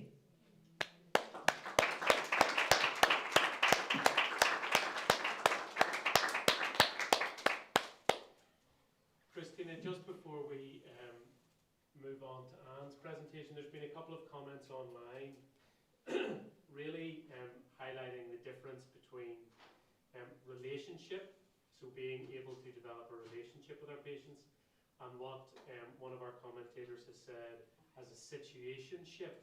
I hope you're hearing that right. So the difference between a relationship and a situationship. A situation. Situationship. Yeah. Situationship. What does that mean? Situation? I think he means that actually you develop something of a working relationship type thing in that setting, but actually moving to the next level isn't always possible. And they're just commenting that actually in different contexts, so say you're a chaplain in acute care where there's a lot of movement, your patients are maybe only there for a day and then they're away, you might not actually be able to, in that environment, develop that long-term, lovely relationship. Whereas, say, in acute, in mental health, or even in palliative care, you have your patients longer and you're able to develop that relationship. So there's just a wee bit of a conversation going online about that. So I look at it very differently. I mean, I have a new person is there, a new patient is there, so there is a professional relationship there right up from the very beginning. And to me, it's a sacred relationship. And if it's just one visit, it's one visit, it's still that kind of a relationship. The relationship that I think the question is about, I have patients I've seen for a long time, so that's a different type of relationship because I've seen them for many years. And, you know, in some cases, I'm taking care of their parent or one of their kids. But so it's in terms of the relationship that I'm talking about with presence, that's a little bit different. You know, every person that you walk in, you're going to have a relationship with, even if it's only for that brief amount of time. It's not a personal or social relationship. It's within the context of clinical care, but there's a relationship there. There's a relationship of me as their physician and they are my patient. In those moments, we have a relationship in that clinical setting. So I'm guessing maybe the underlying question to that question is, can you be present with someone in the first visit, or does it, you know, is relationship dependent on that? And I think, yes, of course you can be present with someone and you don't need a long-term relationship with someone in order to do that in the clinical setting. I don't know if I'm answering their question, but compassionate presence is not dependent on relationship. You're right, the relationship is right there in the room for that moment. And being present to someone that I've taken care of since I have a patient that I've had since I was a resident. You know, I certainly know them really well. I've done house calls and all the rest of that. But the skill of being present and being attentive and listening is really no different. It's not dependent on the length of time that I've known someone. Maybe the underlying question is if it's a first-time patient, how do we build enough trust or an environment where the person can feel heard, even though they don't know you, it's a first-time visit, or you don't have a longer-term relationship with them? That's the point of what I was just teaching, that we use those skills of compassionate presence to hold a space for the person to share should they want to. Does that, I mean, does that help to answer? I think it does. I think I'm trying to interpret comments online, so apologies if I'm not doing it justice, but yes, no, that was really helpful, thank you.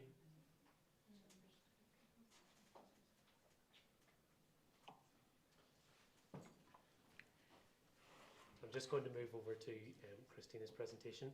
Christina, or Anne rather, would you mind muting, but I'll share the screen with you?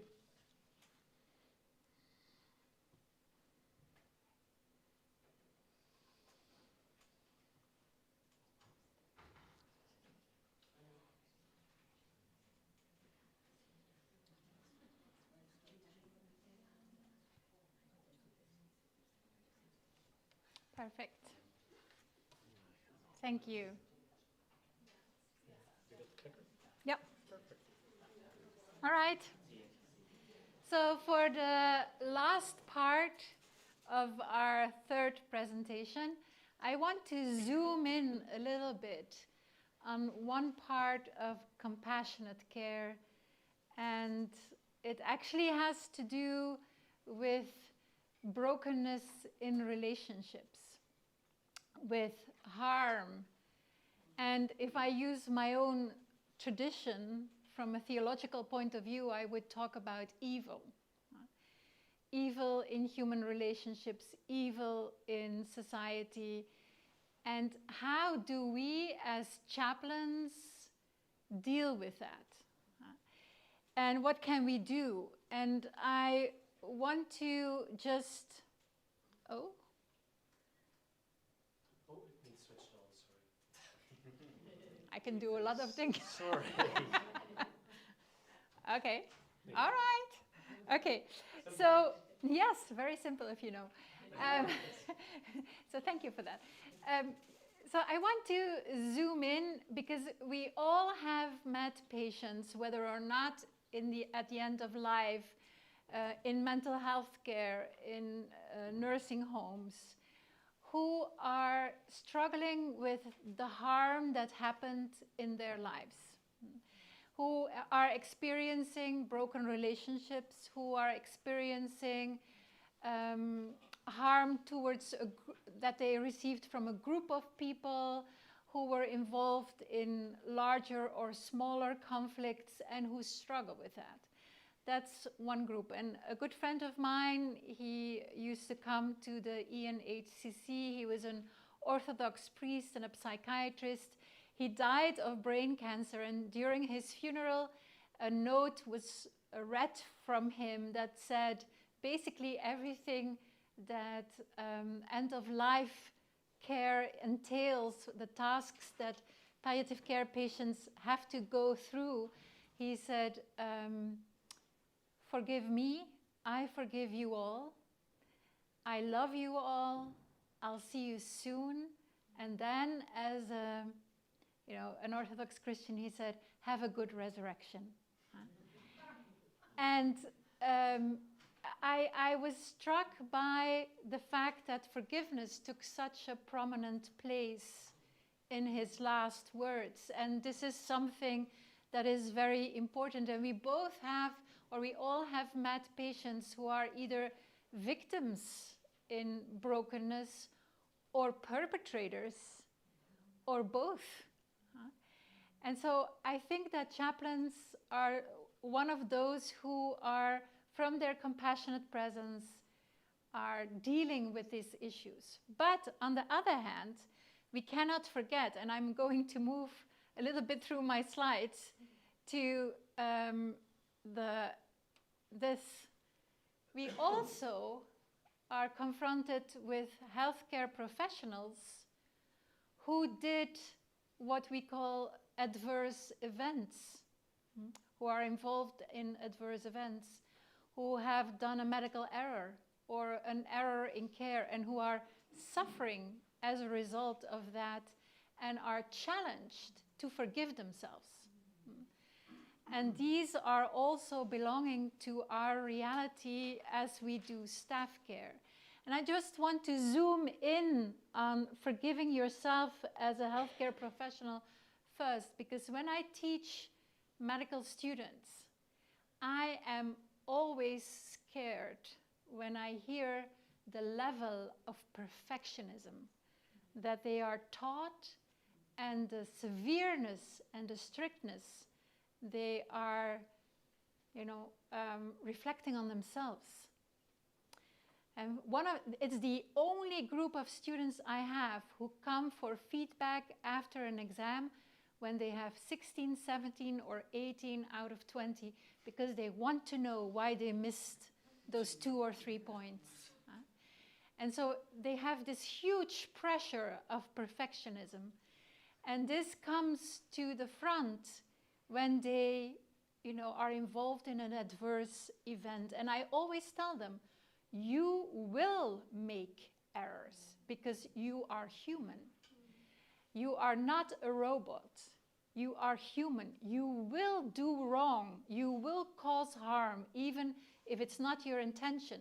So how are you deal with this? Are you going to deal with this? And I want to tell you quickly the story of the worst case I experienced of a medical error, and it was not even a physical error, it was a communication error. So I was called in a waiting room to sit with the wife of a patient who had a routine intervention regarding his heart. But something went wrong during that procedure, and they were, there was a code, and they were trying to revive him. So they asked me to wait with his wife. He was a young man, early 40s, children. She was already scared. I was with her. We prayed together. And in comes a doctor, and I see on his face that it's not good news, right? And so he tells her that during the procedure, her husband died. So he did it in the right way with a lot of compassion. And so he leaves us. Of course, she was desperate. I called her family for her. Her family arrived with the young children. And after a while, she asked, can we see him? I said, sure, let me go to the nurses, inform where he is, and I'll take you. So as I go through the ICU to the surgery theaters, I hear 2 nurses talking about the same man, saying, shall he make it? And I'm like, what? And she says, sure, he's in a surgery theater and they're busy with him. So I'm confused at this point. I go to the main doctor of the ICU and I explain him briefly. He turns a little bit white. He says, let's go to the surgery rooms. We went to the surgery rooms. He said, wait here. He went into every one of the rooms to check if this patient was indeed being treated or if this patient was dead. He comes back and he says, they're performing surgery on him. But it's, he's in a critical state. He might die. And so he said, you and we're going back to this family, and I will call the doctor who communicated the wrong news. And what happened was that indeed a patient died. He just called the reception of the surgery area and talked with someone, and he asked about this patient, but that receptionist mistook that patient for the patient who died. He didn't check it, and he went with the news to the family. So we come there with this doctor who brought the wrong news, the head physician, and I, to bring the news that no, the patient hadn't died, but yes, he was in life danger and could die. So imagine the family. They lost all trust. And they asked if they didn't want to talk anymore with doctors. And so they asked me if I would be the in-between, which of course I did. And the whole night I stayed there together with them, and I was able to maintain the trust between them, myself as the bridging figure, and then staff who was taking care the whole night on ICU for him. Now he pulled through, and I always called him my resurrection patient. And when he went home after 3 weeks, I got an invitation for a staying alive party that he threw. And he was such a good man. He didn't feel any anger towards what was done to his family. He was just so grateful to be alive. But internally, the physician who brought the news had a really hard time, not only because he got a lot of reprimanding from his head physician, but he had a hard time with himself because he saw the suffering that he caused. He was there after the news, and he was there the second time to see additional suffering. And so the question remains, how can they forgive themselves, and how can we support them in forgiving themselves?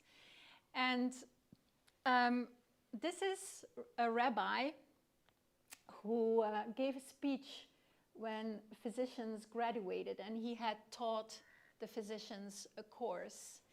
And he goes in against that, we have to be like God, decide everything, be responsible for everything, and have everything right, the God complex of physicians. And he says, now we are all created in the likeness of God, imago Dei, and if God describes himself in Exodus with words implying a process, I am who I will be, a continuing fulfillment of a promise now and tomorrow, so too are you becoming what you are becoming. I say all this because I want to take off some of the pressure. In 2 years, when you get your degree, it's not like you will be a finished product, a doctor, done. No, trust what I say. You are always becoming a doctor. And this is something that I try to shine a light on when I teach them, but also when I talk with them, is that from a spiritual tradition, I think 2 things can help physicians or others who have to forgive themselves and learn to forgive themselves. One is humility, and humility not in the negative sense of, oh, I'm so humble. No, in the sense of we are not perfect, we are human. And if we accept ourselves as we are, that is where we can find our deepest acceptance. That's where we can learn to integrate our mistakes. And this is something that I think chaplains can offer spirituality to physicians and to others in healthcare that can really help them and support them in forgiving themselves. Another thing that we can, from spiritual point of view, is mildness. If you can accept yourself, then you can develop a form of mildness, not only towards yourself, but also towards others in adverse events. Mildness also, humility and mildness make it possible what all big medical schools are saying in the case of adverse events. Ask for forgiveness. Ask for forgiveness from the patient, from the family. And this is eventually what happened with the doctor in that case. He couldn't move on before he talked again with the family, apologized, explained them how it happened, how the communication error happened, and then asked for their forgiveness. And that is something, and Brené Brown has a beautiful quotation. If you put, because there is a lot of guilt and shame involved. And she says, if you put shame in a Petri dish, it needs 3 things to grow exponentially: secrecy, silence, and judgment. So if you protect your medical errors, then, shame and guilt only grow. If you put the same amount of shame in a Petri dish and douse it with empathy and compassion, it can't survive. So I think in our staff care, this is one thing that we can do. Work with people towards self-forgiveness, self-acceptance, humility, and mildness. Now let's move back to patients, if that's okay with you.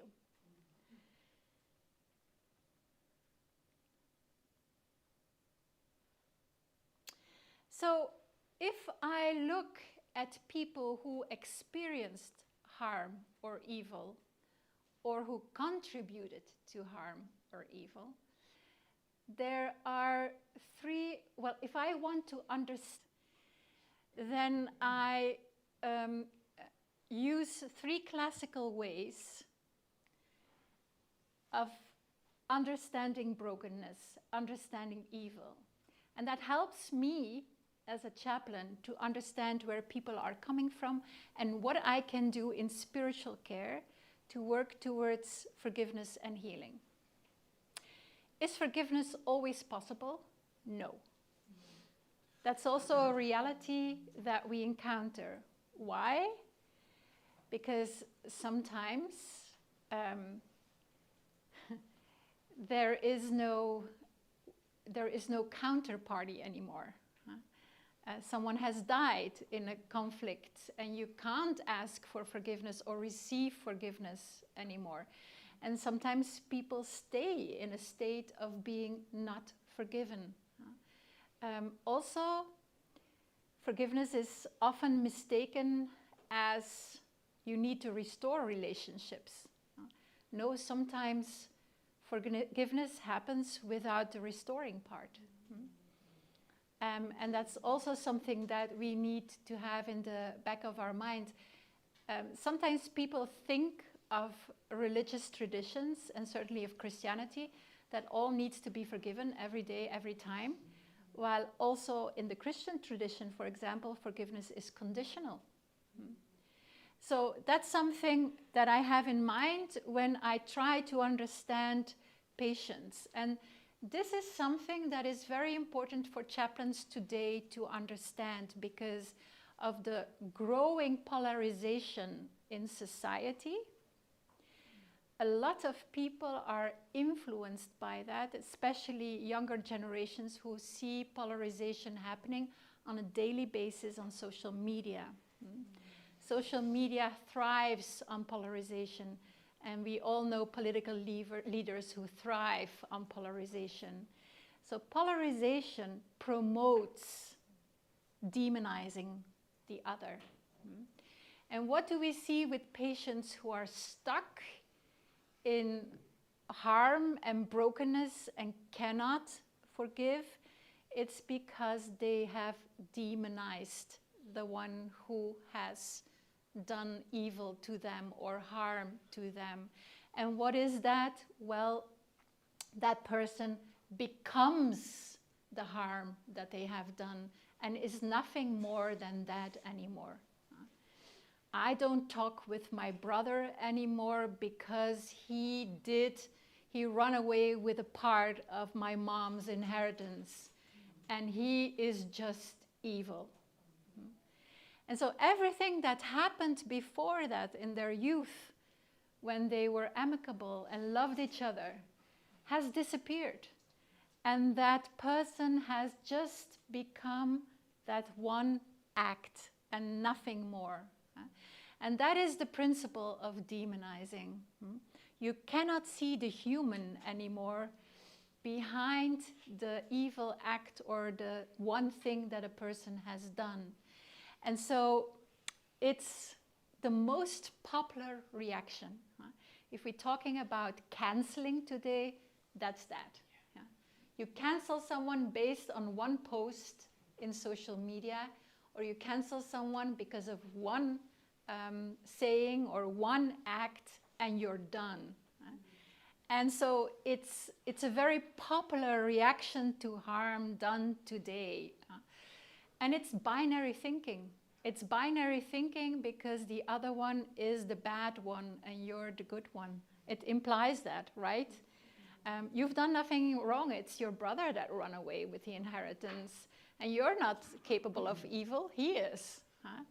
And it's also comforting because the other one is doing, you know, all the bad things.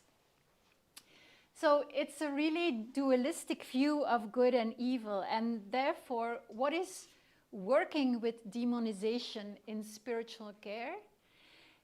It's trying to bring in another perspective, like we have talked about this morning.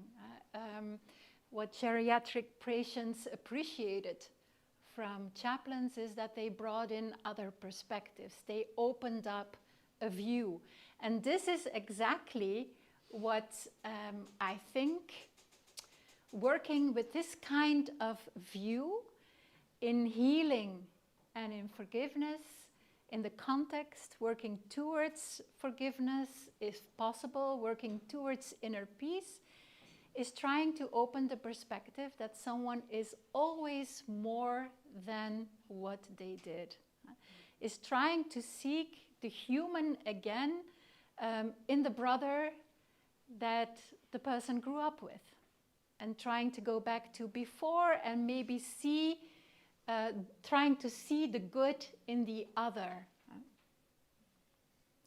I think that is a form of spiritual care that comes out of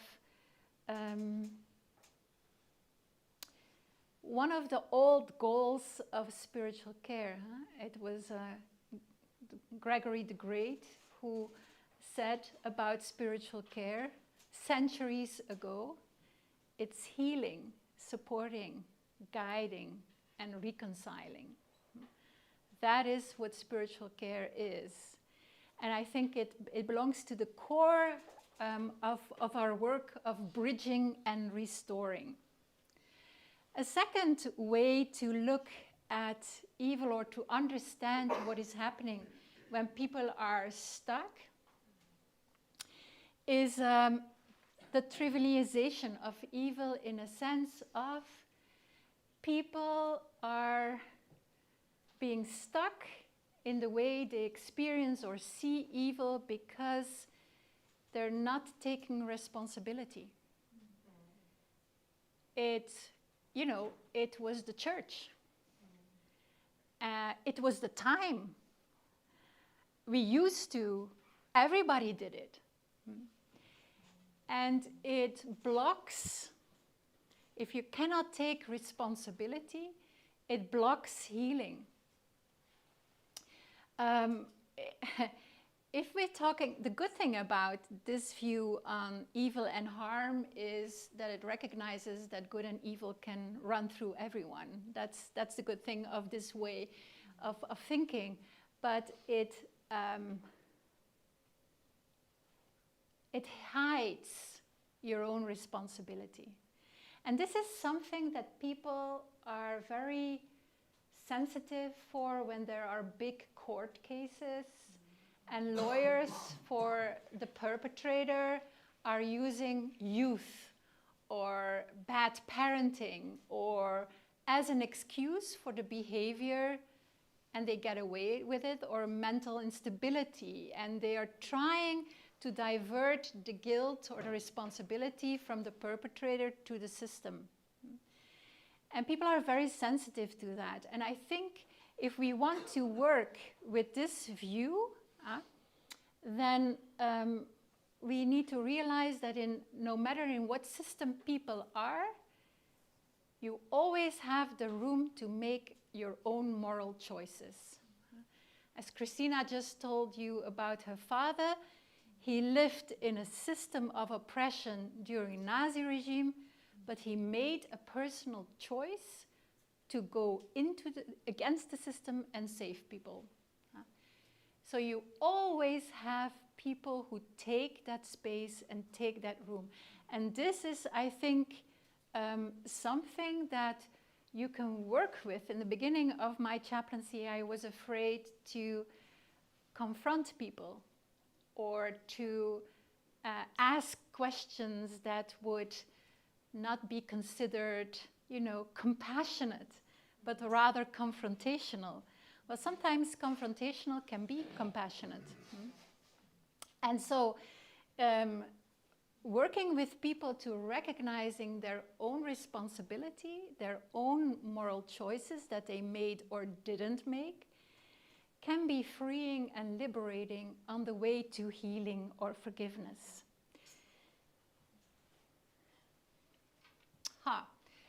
This is also a situation that is recognizable, and then I'll end because of the time. It's when people are trying to justify their own behavior with good reasons, but in fact those good reasons are hiding the harm they do to others. And it's not easy because they turn bad and good around to maintain a positive self-image. And they are afraid to break through that positive self-image, and they're afraid for confrontation with what they've done. So they are trying to maintain the self-deceivement that they are doing. And working with that is, again, in spiritual care, is trying to return to what really is good and what really is bad, bringing back ethics as they are supposed to be, recognizing good as good and evil as evil, and again, taking responsibility for the fact that you are deceiving yourself. Now, of course, this is not something that you come in and do. This is something you work on. This is something that sometimes takes a lot of visits and a lot of guidance and counseling. But I think one of the things that I want to end with is what do we mean with forgiveness is conditional? This is what we mean. From empirical research and from theological reflection, it involves the willingness to transform. It involves repentance, never let it happen again, restitution, restore. It involves the willingness to have punishment or to undergo punishment, and the willingness not to forget what one has done. So if you encounter patients who want to restore relationships before they die, it works two ways.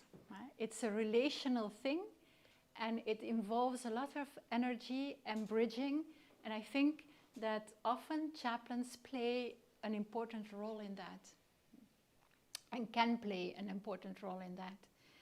And I never forget the farmer, he was in his late 40s, who was dying, and he called the chaplain. I was a chaplain on call, and he gathered his wife, his brothers, their wives, and all the children around his bed, and he said, I'm only going to ask one thing, and that is that you keep being good to each other and never fight without making up. And it was what he could do to keep his family together. And it was a powerful example of, what we sometimes witness and not what we have to restore. So it was a very brief, because I can, lecture on this for days, but it was a very brief overview of what we can do from the perspective of brokenness in relationships, from our compassionate presence, and from our, perspective of bridge makers. And this is something that I wanted to contribute as well today. Thank you.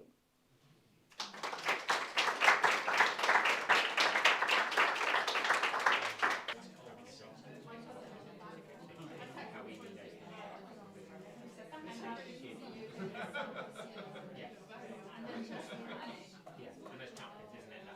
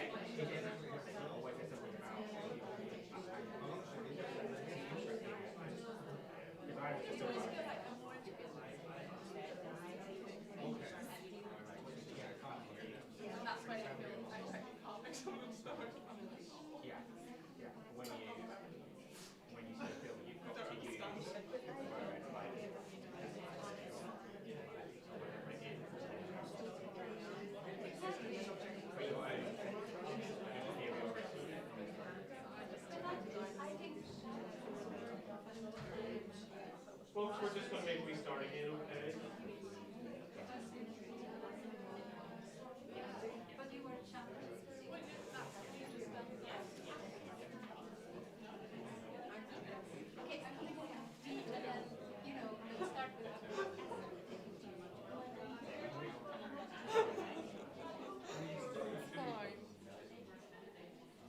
Michael, I moved that because I And it's good. yeah, because you couldn't see it.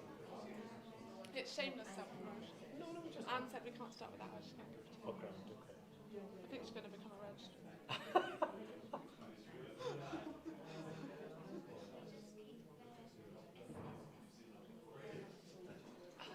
How was your trip with it? Oh no, was it horrendous, was it? Well, but Chris, it was fine. And he said he's like, wow, but my watch said I got an hour and 19 minutes sleep. Shocking. So looking Where forward did you go to breakfast? established coffee. Beautiful. I said to my cousin, where am I going to get it? Oh, the Scottish Cup. So he just told me. And then I said, where are we having dinner? And he told me. Fine. It's all about where you're going to eat, isn't it? But there wasn't much open. It was like, because we got in at like 7. Early. Yeah. That was my predicament. Yeah. It's got warm in here, hasn't it? Do you want beer? I don't know, because I was cold earlier, so I don't know.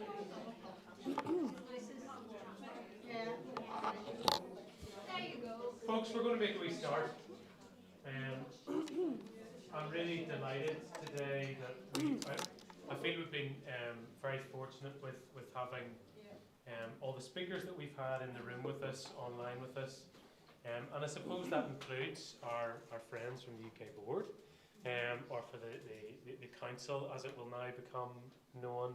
And I suppose I just wanted to introduce Sarah Crane to you. She's the chair of the UK board or the council, and Mark Newett, who's the communication lead. Mark, both of them you would know if you have any involvement nationally with chaplaincy. They're two big voices, so we're really delighted to have them with you today. Folks, what I would say is take the opportunity as it's given. If you're not a UK board registrant, if you're looking to become one, if you have questions, particularly given our Northern Irish context, now's the day to ask them when you have them in the room. Over to you. Thank you so much. It is an absolute delight to be here, and we're really, really grateful for the opportunity to be with you and to listen and learn amongst you. I mean, it's been so interesting so far today, and we've made lots of notes and learned a lot of stuff ourselves, which is good. As Michael said, my name's Sarah Crane. I'm the chair of what was the UK Board of Healthcare Chaplaincy, and formally from today is the Council of Professional Chaplains and Pastoral Carers. I'm a healthcare chaplain myself, so I work full-time in an acute trust that also serves a hospice and a mental health unit in Milton Keynes, which is about an hour north of London. So that keeps me occupied on a day-to-day basis alongside this role. And we have been on a bit of a journey over the past 18 months, 2 years. There's been a lot of things to think about, to reflect on, and Michael's been part of that as well because he's one of our directors. And one of the things we've been reflecting on is, why are we here? What do we exist for? How do we make sure people understand what's distinctive about us? And that's partly why we've gone for a new branding and a new name. So who are we? Well, we are the PSA accredited register. So the Professional Standards Authority registers that register healthcare professionals and adjacent professions in the NHS and the HSE Northern Ireland. So if you're a nurse, you would be on the NMC register, and they are a PSA accredited register just as we are. So they hold us to standards around education, around competencies, around our processes and our governance, and therefore we in turn hold our registrants to standards around the delivery of care. So that's true across the whole of the UK, so England, Northern Ireland, Scotland and Wales. And we're really excited that the HSE in Northern Ireland have said that they would like to have our code of conduct as the standard for all healthcare chaplains in the UK, whether they're registered or not. Our primary purpose, as it says there, is to protect the public. So if you're a member of a union, for example, some of you might be members of the College of Healthcare Chaplains. The College of Healthcare Chaplains is there to protect you in terms of employment rights and your employment. They're there to advise you and to protect professionals in that way. We're a bit different because we're about protecting the public, so we're about safe practice that makes sure that chaplains that are registered meet the right levels of standards so that we can assure our organisations, our hospitals, our community chaplaincy, our primary care work, that we are safe to work with the public, and therefore the governments are assured under that. As I said before, we're really excited because the Health Minister in Northern Ireland would like our Code of Conduct to apply to you and to your chaplaincy teams. And we will be sending a copy of it by PDF to Michael to send out after today. But there's 3 really important things that our Code of Conduct ensures. And that's that we are advocates of person-centred care, that we act safely and ethically, and that all that we do advances professionalism. This is a really exciting thing for us because it means that once this has happened, that Northern Ireland, England and Scotland, all healthcare chaplains in health and social care will be expected to be operating with the same behavioural standards. So it's a really good way to kind of have a benchmark around the behaviours and practices of healthcare chaplains, again, in order that we keep the public safe in our work and in our practice.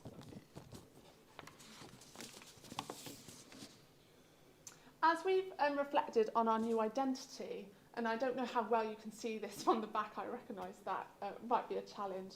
We've been trying to reflect very clearly on what our purpose is and how we explain our purpose to others, because again, we understand that there's a number of bodies within healthcare chaplaincy, and it can become quite muddled, I think, for all of us. I remember about 5 years ago, actually, Mark trying to explain to me what all the different healthcare chaplaincy bodies did, and furiously writing down these different domains that people were working on. Our goal then is, within the next few months, is to have a strategy for the next 5 years that looks at these different areas of work so that we can be very clear to not just our registrants and members, but also to all healthcare chaplains and the wider healthcare community, what our goals are and what we're working towards. So we have 3 kind of pillars of work that all sit under this public safety mandate. The first is education. So we work with education providers to accredit programmes which, when people undertake them, enable them to become registered chaplains. And what we have to do is working with them and then working with chaplains on the ground and working with government is to recognise what are the standards in education that we need people to meet. And at the same time, how do we make more equitable routes into chaplaincy for people from different backgrounds, different faith groups, non-religious worldviews? How do we make sure that we're not prioritising one group over another? The next is registration and conduct. So how do we make sure that we recognise the value of registration and our conduct for public safety? It's quite easy, it's interesting, and reflecting on what Anne's been talking about, to recognise the good that we do as individuals in our settings. And we do. We know that every healthcare chaplain's working across the UK is there because they want to do good and serve the public. We also know that we're fallible. We also know that it isn't always easy to know how we keep other people safe when we recognise that sometimes other people's practice, we might have a few questions about what people are doing, and we might feel like we can't hold people to account in the right way. What registration does is it gives people the ability to hold us to account and to hold our teams to account for the work that we do. And we do believe that that's really important for public safety, particularly in the context of a world that is becoming rightly more focused on safeguarding, more focused on professionalisation and professional standards, and making sure that everyone who is working in the public sector is accountable for the work that they do.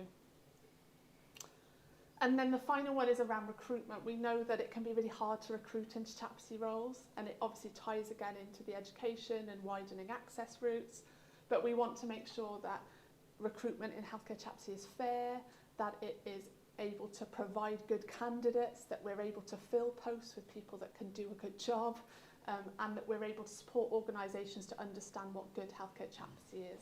Because we're an odd profession that quite often the people responsible for recruitment in an organisation don't actually do the job themselves. And it can get very complicated, can't it? Trying to give people advice and make sure that that work's done well. So we're really passionate about those things as being the key pillars of our work. And then we have these horizontal factors that run through everything. So we have our work with the Professional Standards Authority. We have to work with them to make sure we're meeting their standards and able to provide evidence of our own due diligence. We have, obviously, like anyone does, a lot of governance to do in our organisation. We have to make sure that we are fair, that we're well run, and that we have good processes in place. We have to make sure that we take into account, equality, diversity and inclusion, and be more proactive about those things and not just kind of accept the status quo, where we know sometimes the power imbalances in chaplaincy have not been reflective of society. And we need to engage with people, and that's partly why we're excited to be with you today and be here, is that we know we want to listen to people. We want to listen to those who are registered, and we really want to listen to those who are not registered, because we want to hear what the barriers are, because we can't remove barriers, we can't deal with those issues unless we understand them. So we know that listening is really important.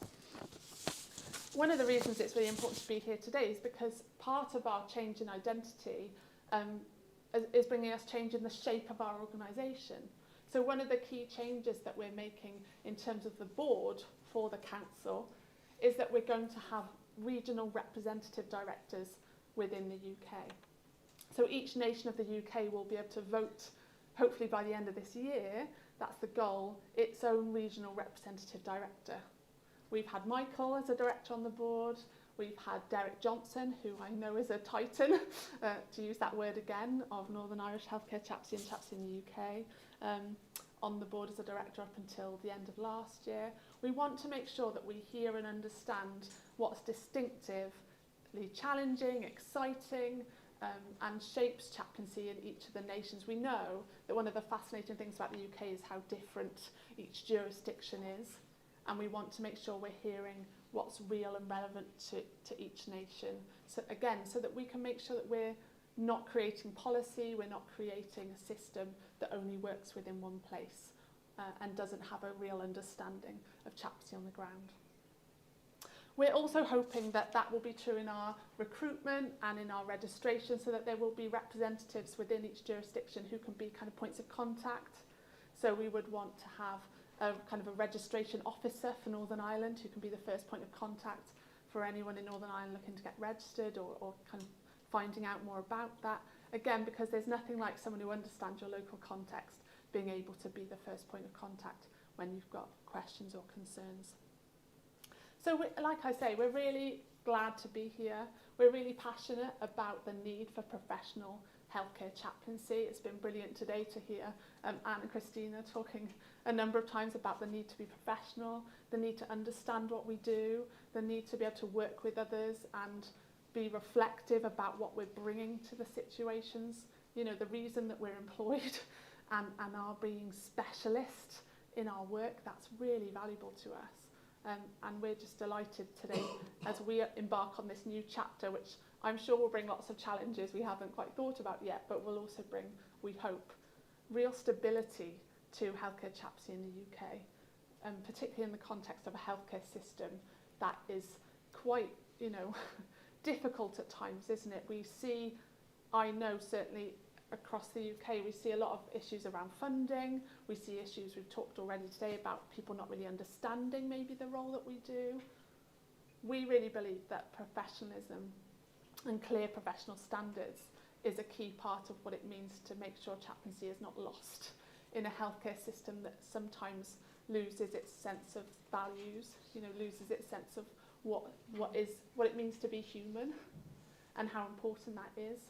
And we in healthcare chaplaincy know, I would say beyond all things, that the work we do can sometimes be the most important thing to the people we meet. Sometimes people miss the point, don't they, spectacularly. I was talking to somebody yesterday in a palliative care context who was feeling really hopeless because of their loss of independence and the uncertainty about the future. And afterwards, an MDT colleague said to me, well, we're hoping to get this person home this week, and we need to make sure their mobility's good. Do you think they're going to be able to demonstrate their mobility today? Because if they can't, it's an issue. And I said, well, I understand what you're saying. You can't move someone beyond hope, out of hopelessness, because you've got a need for them to do something else. I said, you might have to adjust your expectations. It's a longer conversation than that, but there's something that we offer, there's something that we bring in terms of perspective, in terms of seeing the priority of the person, that cannot be replicated by other people. And so it's been wonderful today to reflect on what are we adding as specialists, and how do we make sure that we embed this for the future? Because we're an ancient profession in some ways, but we're also a really new profession in others. And we've got to discover what it looks like to be healthcare chaplains in this modern era. Not to throw away all that's come before, but to be informed by something in the present and make sure that the way that we value our work is seen and understood by others for the long term, because we know that it's so important. And that's going to take, that takes a lot of work, it takes a lot of effort, but it takes, I think, professionalism and professional standards. That's, I think, enough of me talking, because if you get me on my hobby horses, I could talk for 100 years. But we're happy to, colloquialism, there we go, Anne. We're happy to answer any questions. Mark's going to come and answer questions as well. But we're very happy to hear from you and hear your reflections. I guess particularly from your context, it's important that we understand, we do understand what's going on for other people and what the challenges might be and how we work through those. Yeah. Do I need a mic now? Yes. Michael's having a rest. I was at 4:30 already. Thank you. And so the rebranding and the need to get the message out of what CPC does. We're going to be called the council. Right, if that it's going to be the helps. council. Because Okay. Mark might speak to this better than I can. So, but carry on. so this might be the bigger question that won't be fixed in this. Yeah. But is there any reason why, in light of some things even we've discussed this morning, that there isn't a greater push towards statutory registration by law? Yeah. Especially whenever we us. consider Yeah. that across the world, other places are. Yeah. No, I'm very passionate about that. And the council's position is that that is key, and that is what we're trying to drive towards. It is the current position in Scotland that you have to be a registered healthcare chaplain. I don't like to speak out of turn, but Wales are very keen to move in that direction. So they too are adopting the code of conduct, we hope, this year, and they too are exploring how do they make sure. So, sorry, you're going to repeat this? Oh, sorry. Is this a devolved matter then? Well, because health is devolved.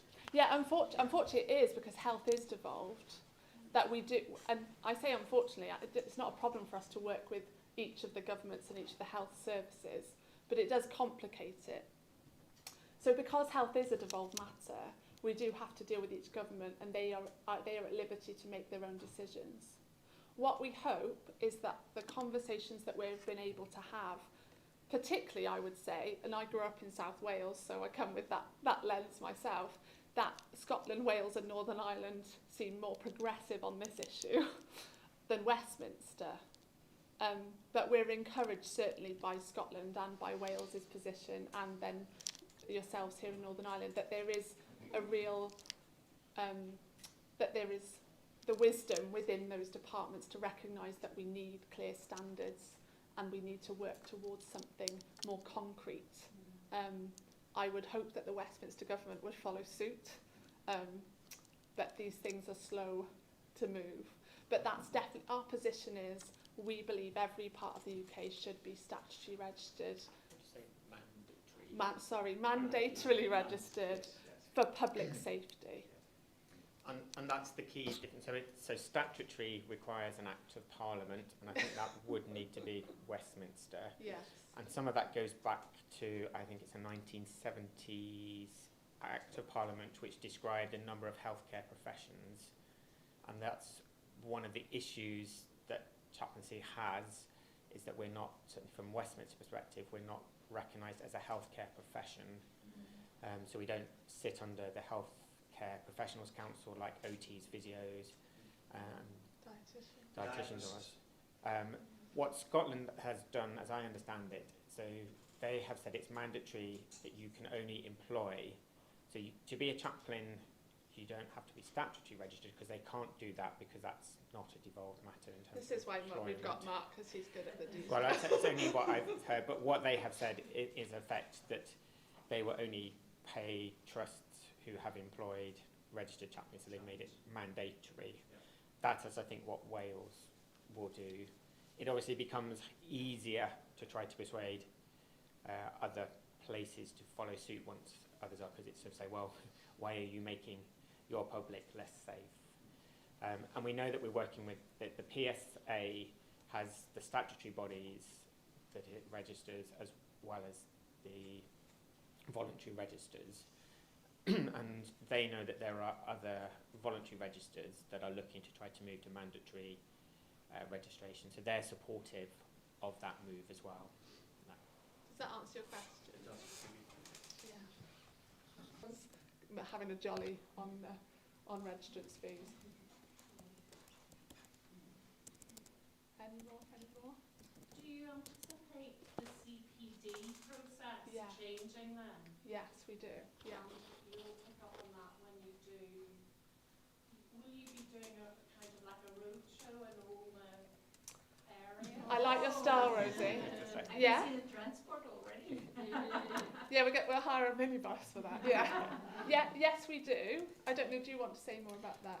Yeah, I mean, I think what we recognise is that there was a sort of bigger piece of work that all these things tie into each other. So there's questions about clinical pastoral education and how that fits in, and that's, without my council hat on, I'm passionate about trying to get CPE into England.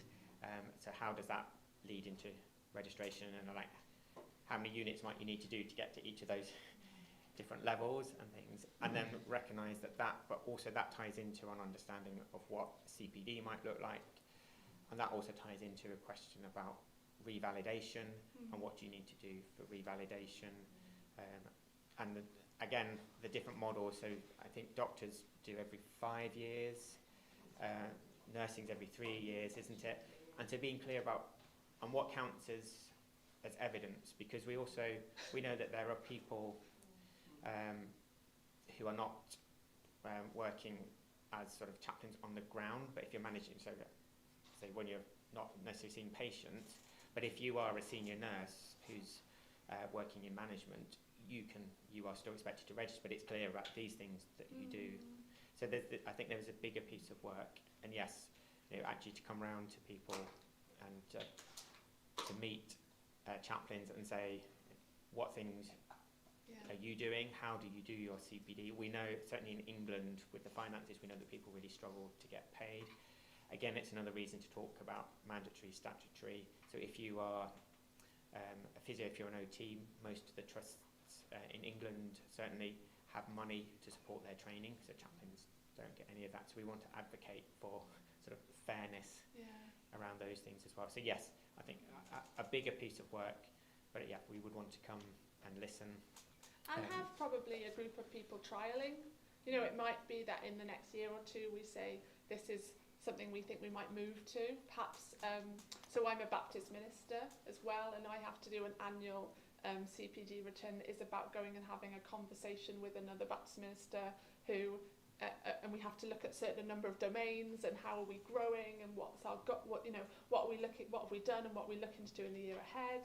It might be that we're looking for people from each nation and we say, right, we need 10 people and we want you to try this and tell us how it compares to filling out the form and tell us how easy it is in comparison, but also how it helps you to reflect differently.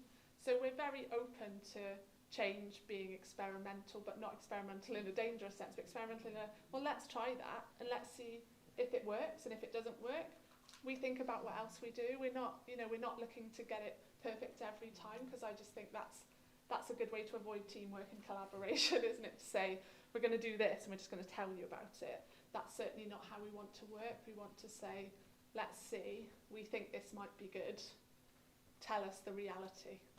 And I think the other thing around CPD, I think, is about trying to make that a sort of positive, proactive process. So I know it sort of feels to me slightly punitive almost, and that's probably because I'm not very good at writing it down through the year. So it gets to the end of the year and I'm like, oh, now I need to write things up.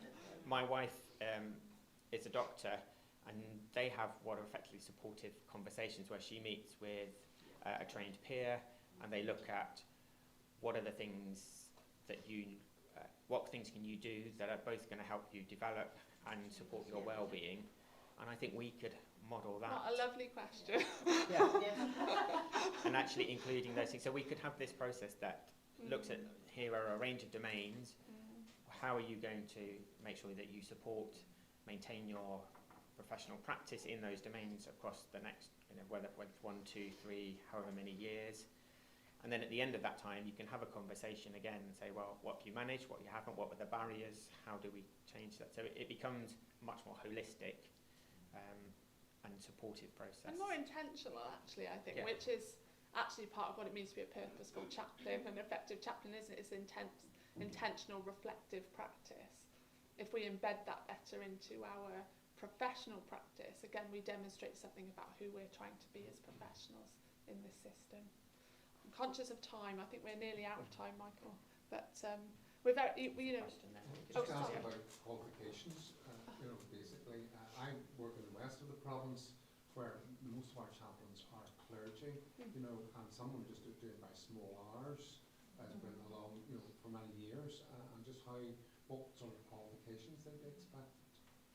I think that one of the things Linda wants to look at in terms of those levels, and that would be to have that engagement and to say what's appropriate for these different levels in terms of basic qualifications. So I wouldn't want to say at this point what they might be, but to look at what's needed, what would be helpful, and again to be clear in that it's a balance of how do we recognise the differences in the devolved nations. Particularly in a more rural setting, and we're probably facing a bigger challenge there compared to what people have been used to in the past. And even no thought about long-term professional development and all the rest of it. Some people are not involved in that at all. We certainly want to be pragmatic in our approach in all things, because otherwise it's just an idealism exercise, and there's no point in doing that, is there? This has got to be real and grounded in what's actually happening and the care that's actually being delivered. So that's our intention. Those that know me and Sarah will laugh at, like, I have a bingo card of things that I might say in meetings. One of them is I wouldn't start from here, and we know that if we created this perfect sort of registration environment, it wouldn't look like it does currently. But also what we don't want, as Sarah is saying, we don't want to just because that's an idealism exercise, we don't want to drop it in, and it means that we lose whole lots of people.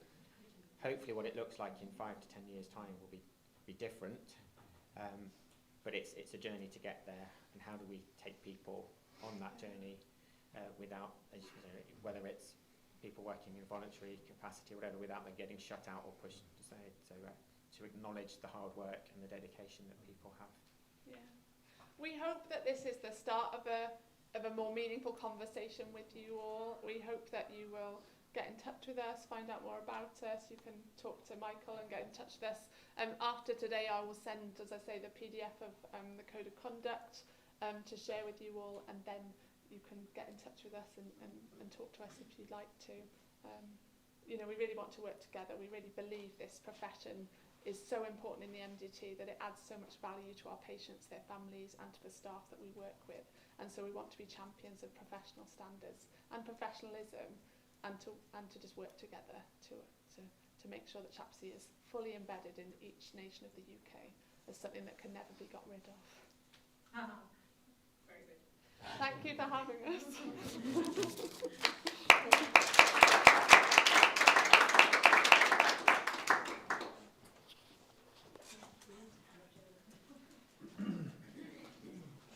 Folks, just at this stage, before we have our final Q&A, I'm going to take a wee bit of the lead here, and I hope Anna and Christina are okay on that. Can I encourage you to get into groups of 2 and 3 and just collectively reflect on the day, what reflections you might offer to the group, to the wider group, and what questions you might want answered, or just to put out there for everybody else to mull over, for Anne and for Christina. That'll also help me just figure out the tech a wee minute. So if you wouldn't mind doing that just for 5 minutes or so. Thank you.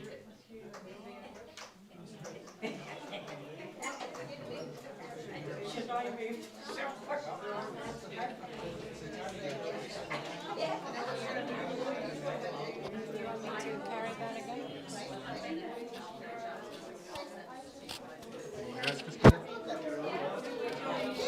Yes. Yes, I can. Perfect. So they're just having 5 minutes. I hope that was okay. Yes, that's perfect. Just to kind of reflect on the sessions and the day, and then we'll be back. I think the screen that you're projecting onto is overheating or something. Yeah. Because it keeps flicking on and off, but hopefully now that there's a bit more use of it, it'll stay on. Anyhow, so they've got 5 minutes just to reflect. You can It's here. chat to your mate.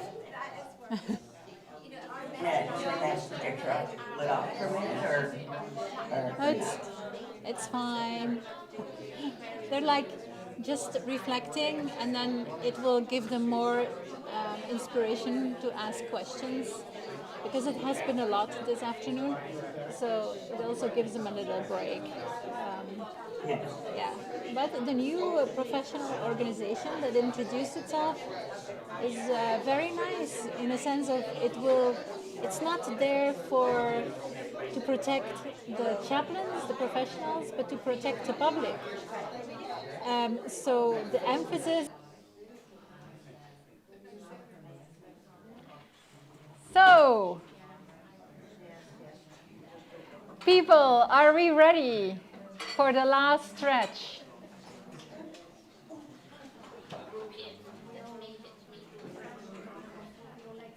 Christina and I are ready. So We're ready. yes, we are. So we're waiting for you. So this is your opportunity to, any reflections, any questions that you have from what Anne and I presented. This is the open space for that. Yes. We're here to participate in that with you. Yes, we're here to answer or not to answer. Depends. That's why participate, Anne. Right? Yes, perfect. And just as you're doing, I do want to remind you that we do have our iSpec course coming up, and Michael, my colleague, is going to send you that, where this is your opportunity to invite a clinician that you work with to attend. It is on Zoom. It's September, I think it's 24th and 25th, but Michael, you'll be getting something from Julie, my associate, that you can share as well. I've been telling them about my favorite part, the standardized patients. Oh, yeah. They're so great. They're incredible. They're people who were professional actors or just, they like that as a hobby, and then they're trained to take the role of patients, but they're also trained to teach. So it's really great. We use that in medical school a lot in this country, and it's a chance for students to practice, and then the standardized patients will teach in that encounter. So if they say something really awkward, the standardized patient will not respond, or so then they have to work it out. They have to figure out what it was that they said that they need to change. So it is, and I agree with you. That's one of my favorite parts, because that's where we get to, and we do that online, believe it or not. So Anne and I co-mentor together. We have a group, and all of the faculty do, and we have some really, really high quality people as faculty. So, yeah. And it's a great chance for you to bring a clinician so they can learn about what you do. So that's all right. We have our first question.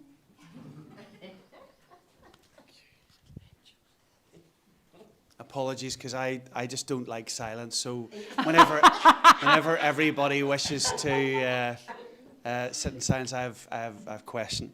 And I suppose it's on reflection of today of sort of, and this is a personal one. This is not, I'm not reflecting in any way the room.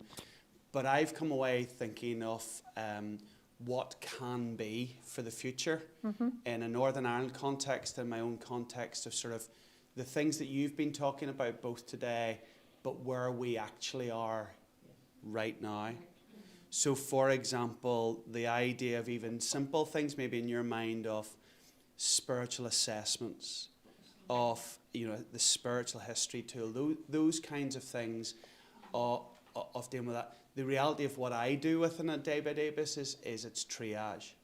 I have no sense of priority when I have a list of 70 patients to cover in 3.5 hours, which is obviously impossible.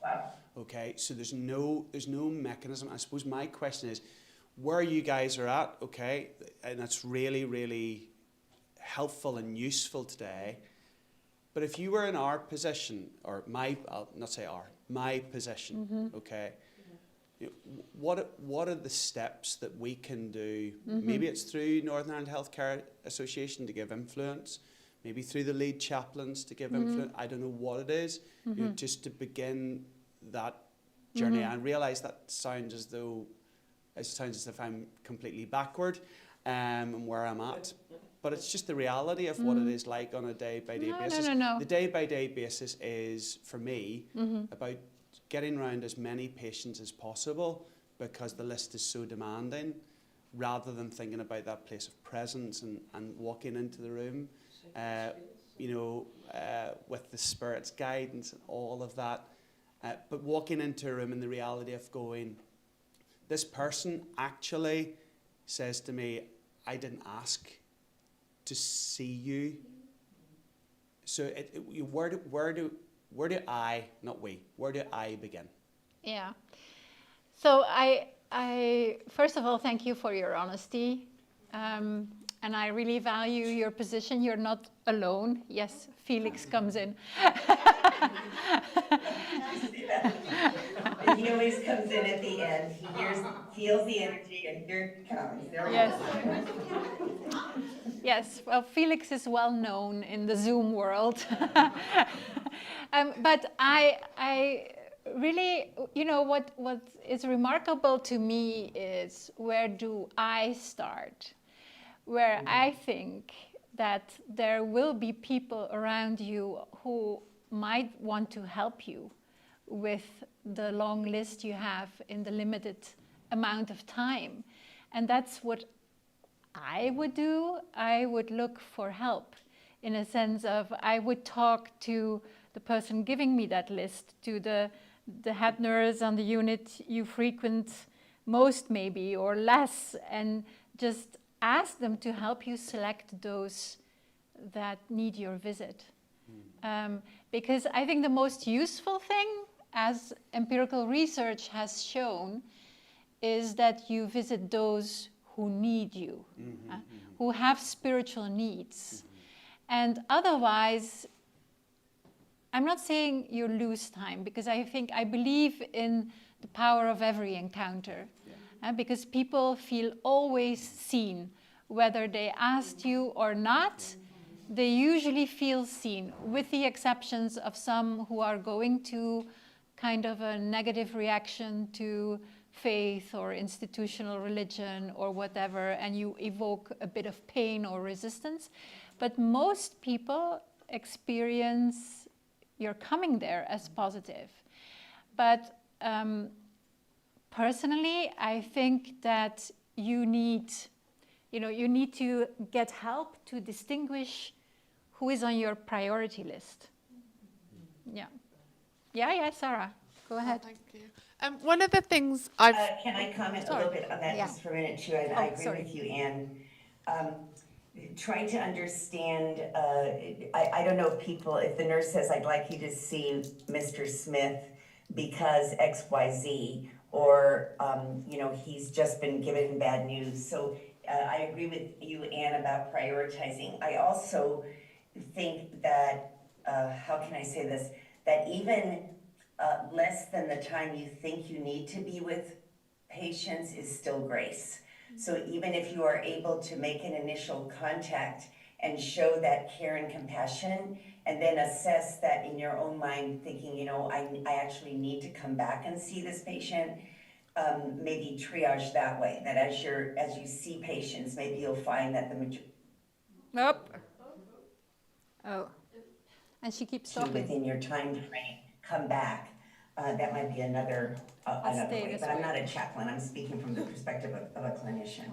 But just your presence is so important that if you come with that deep presence, I think that you will accomplish what you have in your heart to do.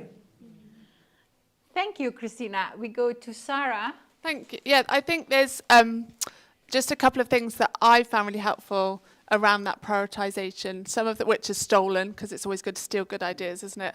And again, getting help from people you wouldn't always ask help from. So one of the people who I found most helpful is my IT department. And we have access to the patient records anyway, but we now have our own electronic patient record. And we rate our patients red, amber, yellow or green. We also discharge our patients, which chaplains don't always like to do. But a red patient is a priority. An amber patient we might be trying to see at least once a week, if not twice a week. So we as the chaplains. So every time we see a patient, we say, okay, what level of distress have they got? Where are they? How well are they integrating their experiences? What do I think their need is in terms of what our capacity is as well? Like the physio comes in every day and says, well, we've got all these referrals, how do we deal with that? We've started to behave like that in the same way. And I've found it so much easier at the start of a day to think, who must be seen today? Who else can we see? What have we got capacity to do? And how do we prioritise them? The other thing I found really helpful, which is something I stole from Simon Harrison in Exeter, is that they started to try and turn their caseload around. So instead of just going to see the people that were referred and building a caseload in that way, they made sure they triaged people and they built it up over time, and that's what we're doing. They would go and see people who'd been in hospital for 21 days or more and do a well-being check-in. He's talked about it a lot, I know. I'm sure he's talked about it here. But we found it's transformed our caseload because, A, we're going to see people who are more likely to be distressed. So we're prioritising high levels of distress, and we can evidence and justify that to other people waiting longer. But also it's avoiding that phone call that I used to get all the time where someone would say, oh, I've got someone who's been in the side room for 11 weeks and they're really struggling and low in mood. And you think, low in mood? I'd be, going out of my mind. So it's avoiding that level of crisis as well and helping us be more proactive. But it's also demonstrating something about the efficacy of chaplaincy beyond what's obvious to people, which I think as well has been really valuable around prioritising capacity and literal energy and time. Mm-hmm. Mm-hmm. That's worked for us. Yeah. Yeah, so we literally colour people and we can change it. Yeah. No, it's an internal system. Yeah, wouldn't it be great if we all use the same system? Oh, that's hoping. I think, every chaplain wants to invent the warm water. So, yes. No, that's a great answer. And I just want to say also, what we present from a point of view of research or from a different culture or a different context, it's not to make you feel, oh, I'm only there, but to support you in moving forward, if you understand what I mean. I mean, every step forward is so important and more important than standing still. And that's just, I mean, it doesn't matter where you are at this point, only that you continue to develop your chaplaincy. That is the most important thing. Yeah, yeah. Yes? Can I ask, do any of you work in a setting where you attend team meetings? For example, if there are regular palliative care meetings, are you assigned to the palliative care? Are you team? Are you assigned, or is it? It sounds like there's no. That you just. No. There are people here, Christina, who are assigned to teams and attend team meetings. Yes. It's just varies. Yeah. Yeah. Yeah. But then you have a voice. I'm just assuming you have a voice at those meetings, right? Because sometimes in places I've been to, the chaplain doesn't always participate, but it's really important that you have a voice. So I'm assuming that's the case. Yeah. And that's one way to kind of impact and be part of the team is really important. Yes. And with the clinicians, yeah. Yeah. Thank you. Next question. This actually came up in our little discussion group, and so it's actually probably more directed to the council people. Yeah.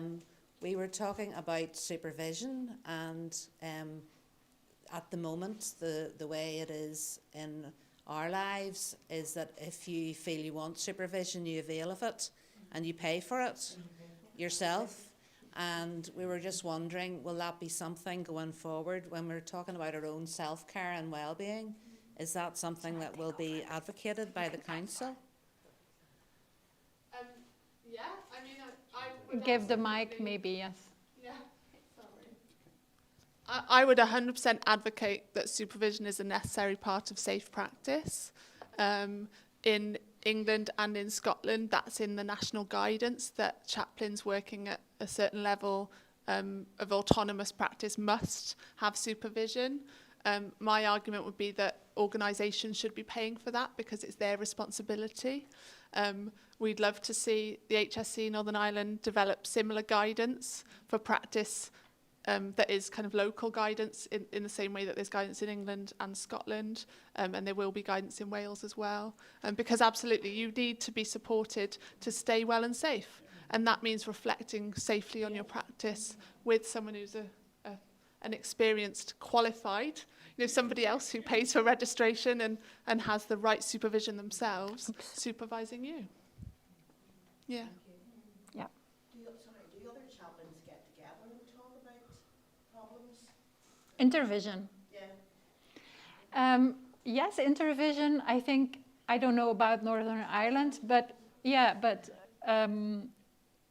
European level speaking, there are indeed countries where people after supervision gather in intervision groups, and some intervision groups are, decennia old.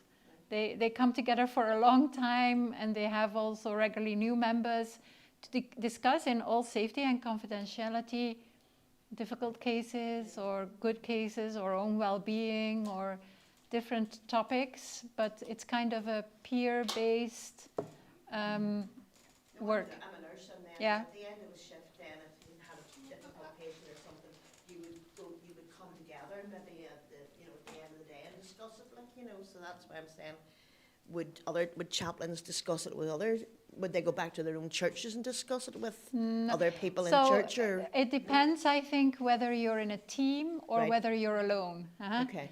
There is a difference. When you're in a team, I think a lot of teams are sharing and are also open to each other after having a difficult, at least that's my experience. In nursing, there's more staff about. Yes, and of then course. At the end of the shift, then you would go and talk to somebody then, or even a doctor, you would go and speak to the doctor and see what. Or during the night, you talk to the chaplain on call. Yes, that's right. That's right, isn't it? There's a lot of lone chaplains working, we know, in small trusts. One of the things I do in my role with the Free Churches group, supported by the College of Healthcare Chaplains, is have what we call pop-up reflective practice. So that's once a month, and it obviously depends if you happen to be working or free at the day and the hour that it's on, but that's really designed for people who are working often in lone roles or haven't got the team to support. their sort of reflective practice. So that the fact that there is a space where they can come and there can be peers and they can have some space to reflect and sort of say, I had this nightmare encounter with this person, how do we cope with this, or how do we... Yes, yeah, to sort of slightly debrief a little bit. So that's part of the idea of that. If people wanted to know more details about that, they can be in contact with me. Could I ask a question from Okay, you have to get a mic, Mike. It's like a hot thing. Yeah, I've done more steps than the lot of yous all day. Oh, and here's another question. So the first question is from our colleague Christine online, and she says, I think I find the forgiveness bit okay in principle. How do you explain that the perpetrator has good and evil in them? Mm-hmm. Yeah. So, yeah, of course, it depends. But if you're working with a patient who has been a victim of harm, then I think you have to, you always tread carefully. And it can be by asking simple questions of how long do you know this person? How was this person before he did harm to you? How is this person married? Does he have children or does she have children? You bring in questions which highlight the different aspects and sections of perpetrators' lives. Just this morning, I read the not, undiscussed news that in my country, a lawyer has a baby with a prisoner, and he murdered a man. She defended him, and after his process, she developed a relationship with him. And to many people, it's a shock because they categorize him as a murderer who is away in prison. And now the news, although debatable, is shedding a light on another aspect of this person, namely that he can enter into a relationship. And so there is no one standard answer that I can give, but to evoke a multi-layered reality. Because a person is always more than one act or one deed. I think this morning's session on forgiveness, or this afternoon's forgiveness, was really interesting. However, I think there's a piece for me about we almost need a whole study day on it, and because I'm sitting here thinking of the context of the Troubles, and we still have dissident elements in the community. Yes. And there is that we are still a post-trauma society. Yeah. So it is multi-layered because I also think we're living in fantastically unforgiving times. Yes. And I think the poor doctor who made that mistake will probably have been terrified about a legal case because families are happy to sue left, right and centre. So we are living in very hard, unforgiving times. A public person makes one mistake and they're called to resign. There are several levels to talk about forgiveness, and I limited myself to the micro level in personal relationships, but there is also the institutional level of healthcare, and then there is a societal level where you can talk about. And after, I was very enthusiastic to bring this topic, but afterwards I thought I did it injustice because I only had, 40 minutes, and I had to skip also an important part. And so I feel that. So I'm not happy I brought it, but it needs indeed more time. I agree with you. And it needs the time to expand it to the other levels as well, because there are also paradigms in healthcare that cause harm.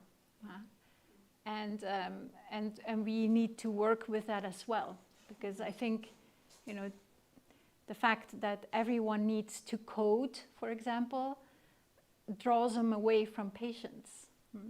And so that's a systematic harm that is happening within institutions. So you could link it with that as well. You could link it also with chaplains themselves. You could link it with society and what happened in your culture and history. There are many things you could link with that, and indeed it asks much more time.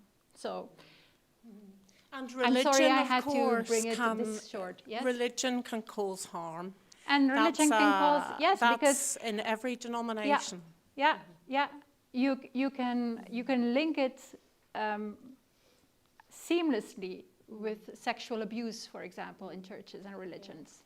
Yeah.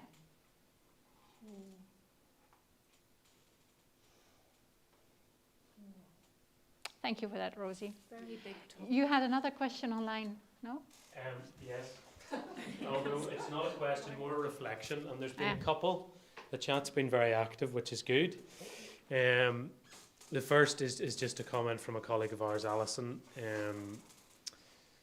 who knows chaplaincy well, and she's just made the comment that supervision, as used to be on the UK board website, the trusts were expected to pay for clinical supervision for chaplains.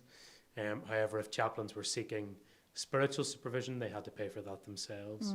There's also been some discussion around, I suppose, around mental illness, specifically things like possession and demons and things like that.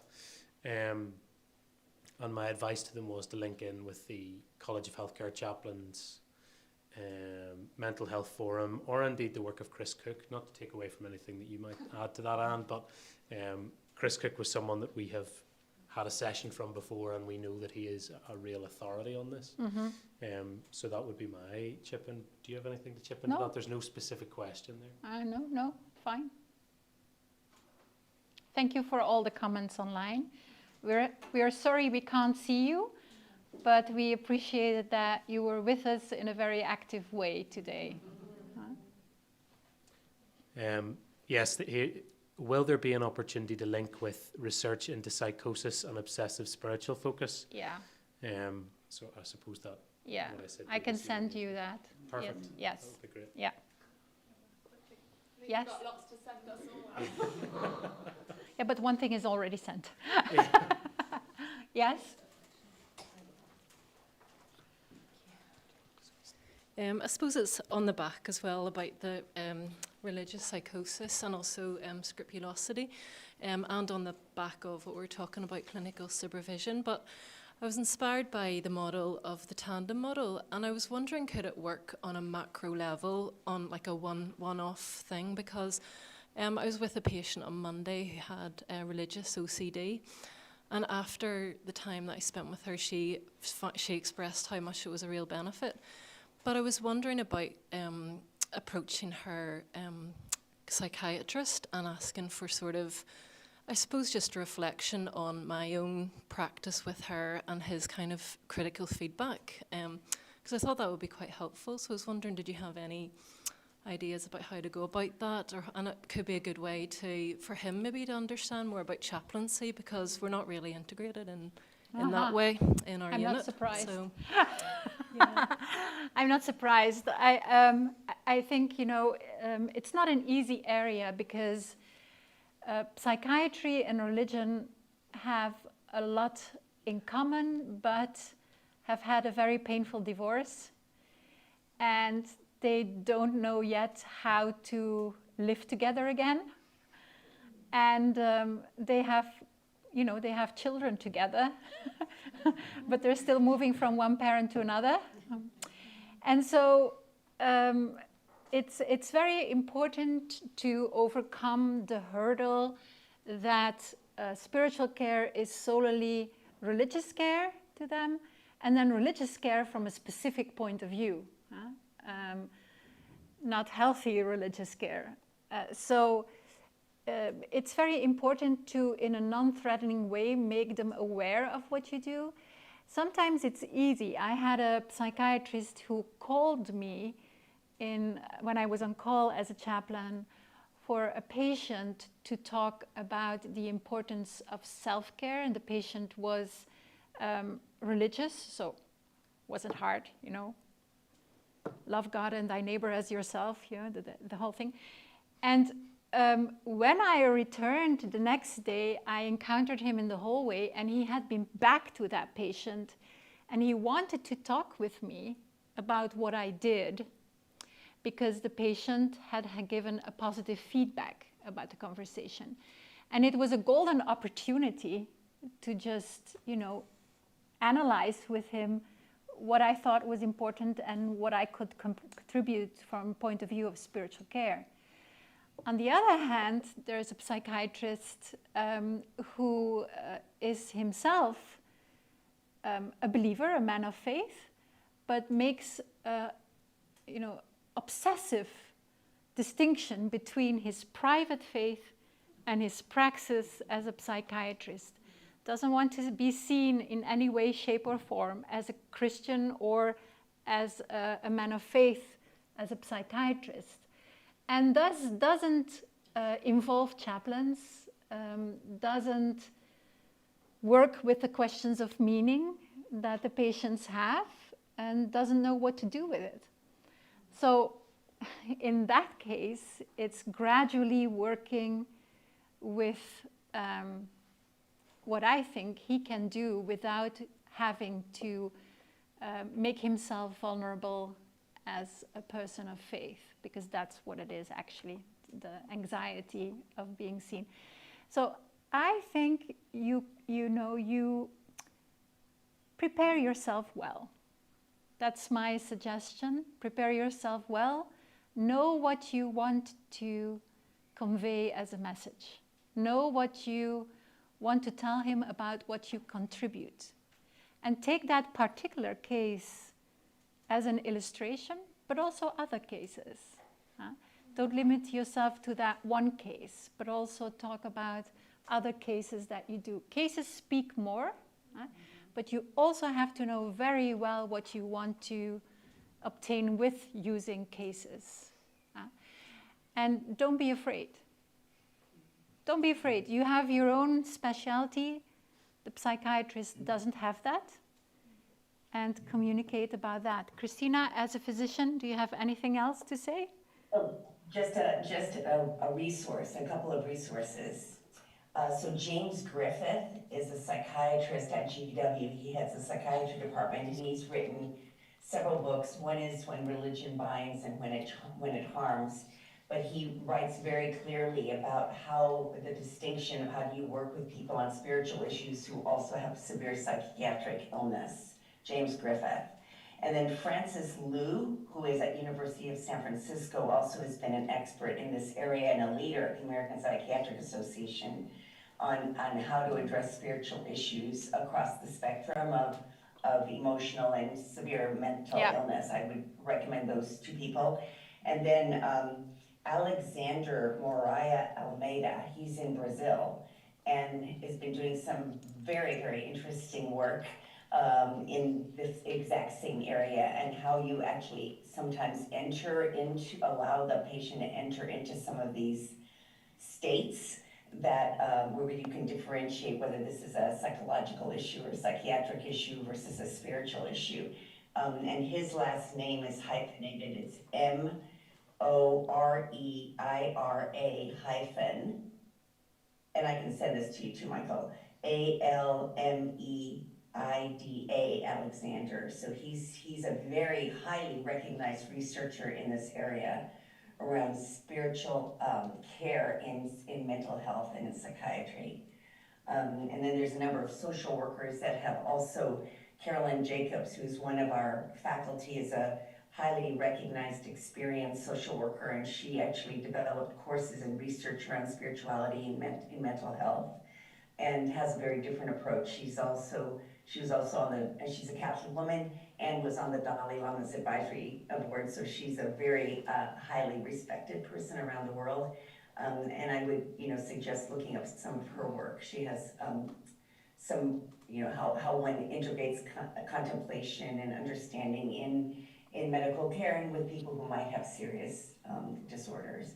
But Francis Liu is really the one that I know, that I've read his work and I know him personally, about how do you recognize what is a psychotic experience versus a spiritual, and there may be a mixture of both. And that can be complicated, but those are good references. I would say, just as a practical way into that, of if you contacted, whether you emailed or just sort of met the psychiatrist and said, I'm involved in supporting this patient from the spiritual perspective, I'd love a conversation about how I can make sure that the care I provide fits in with the overall care plan, the MDT care plan. So you're saying I'm providing specialist spiritual care, you're saying I'm contributing to the MDT, you're making that, you're making an invitation to them. Hopefully they then open the door and say, and obviously if they don't, then something else, but if they do, then you've got this real opportunity to work for that patient, them to understand more, and then hopefully that for other patients as well. So, sort of. Yeah, but I do want to share a story, sort of contradicting a little bit of what I just said. One of our chaplains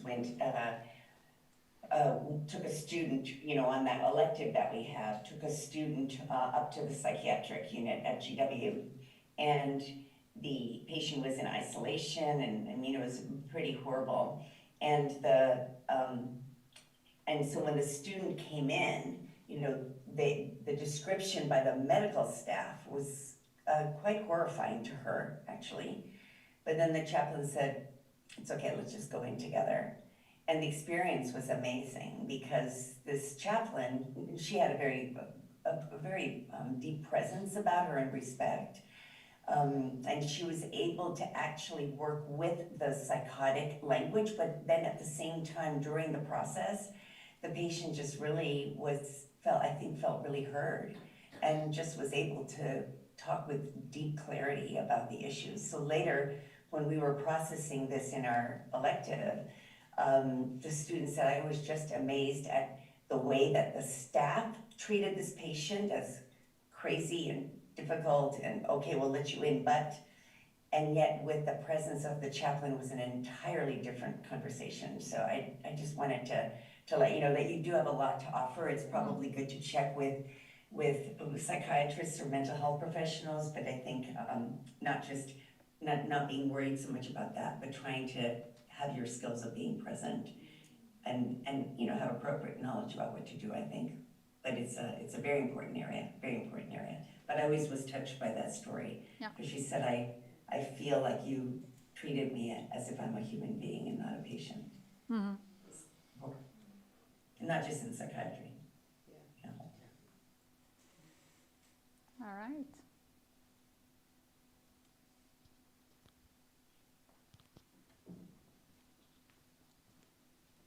Just check online very briefly.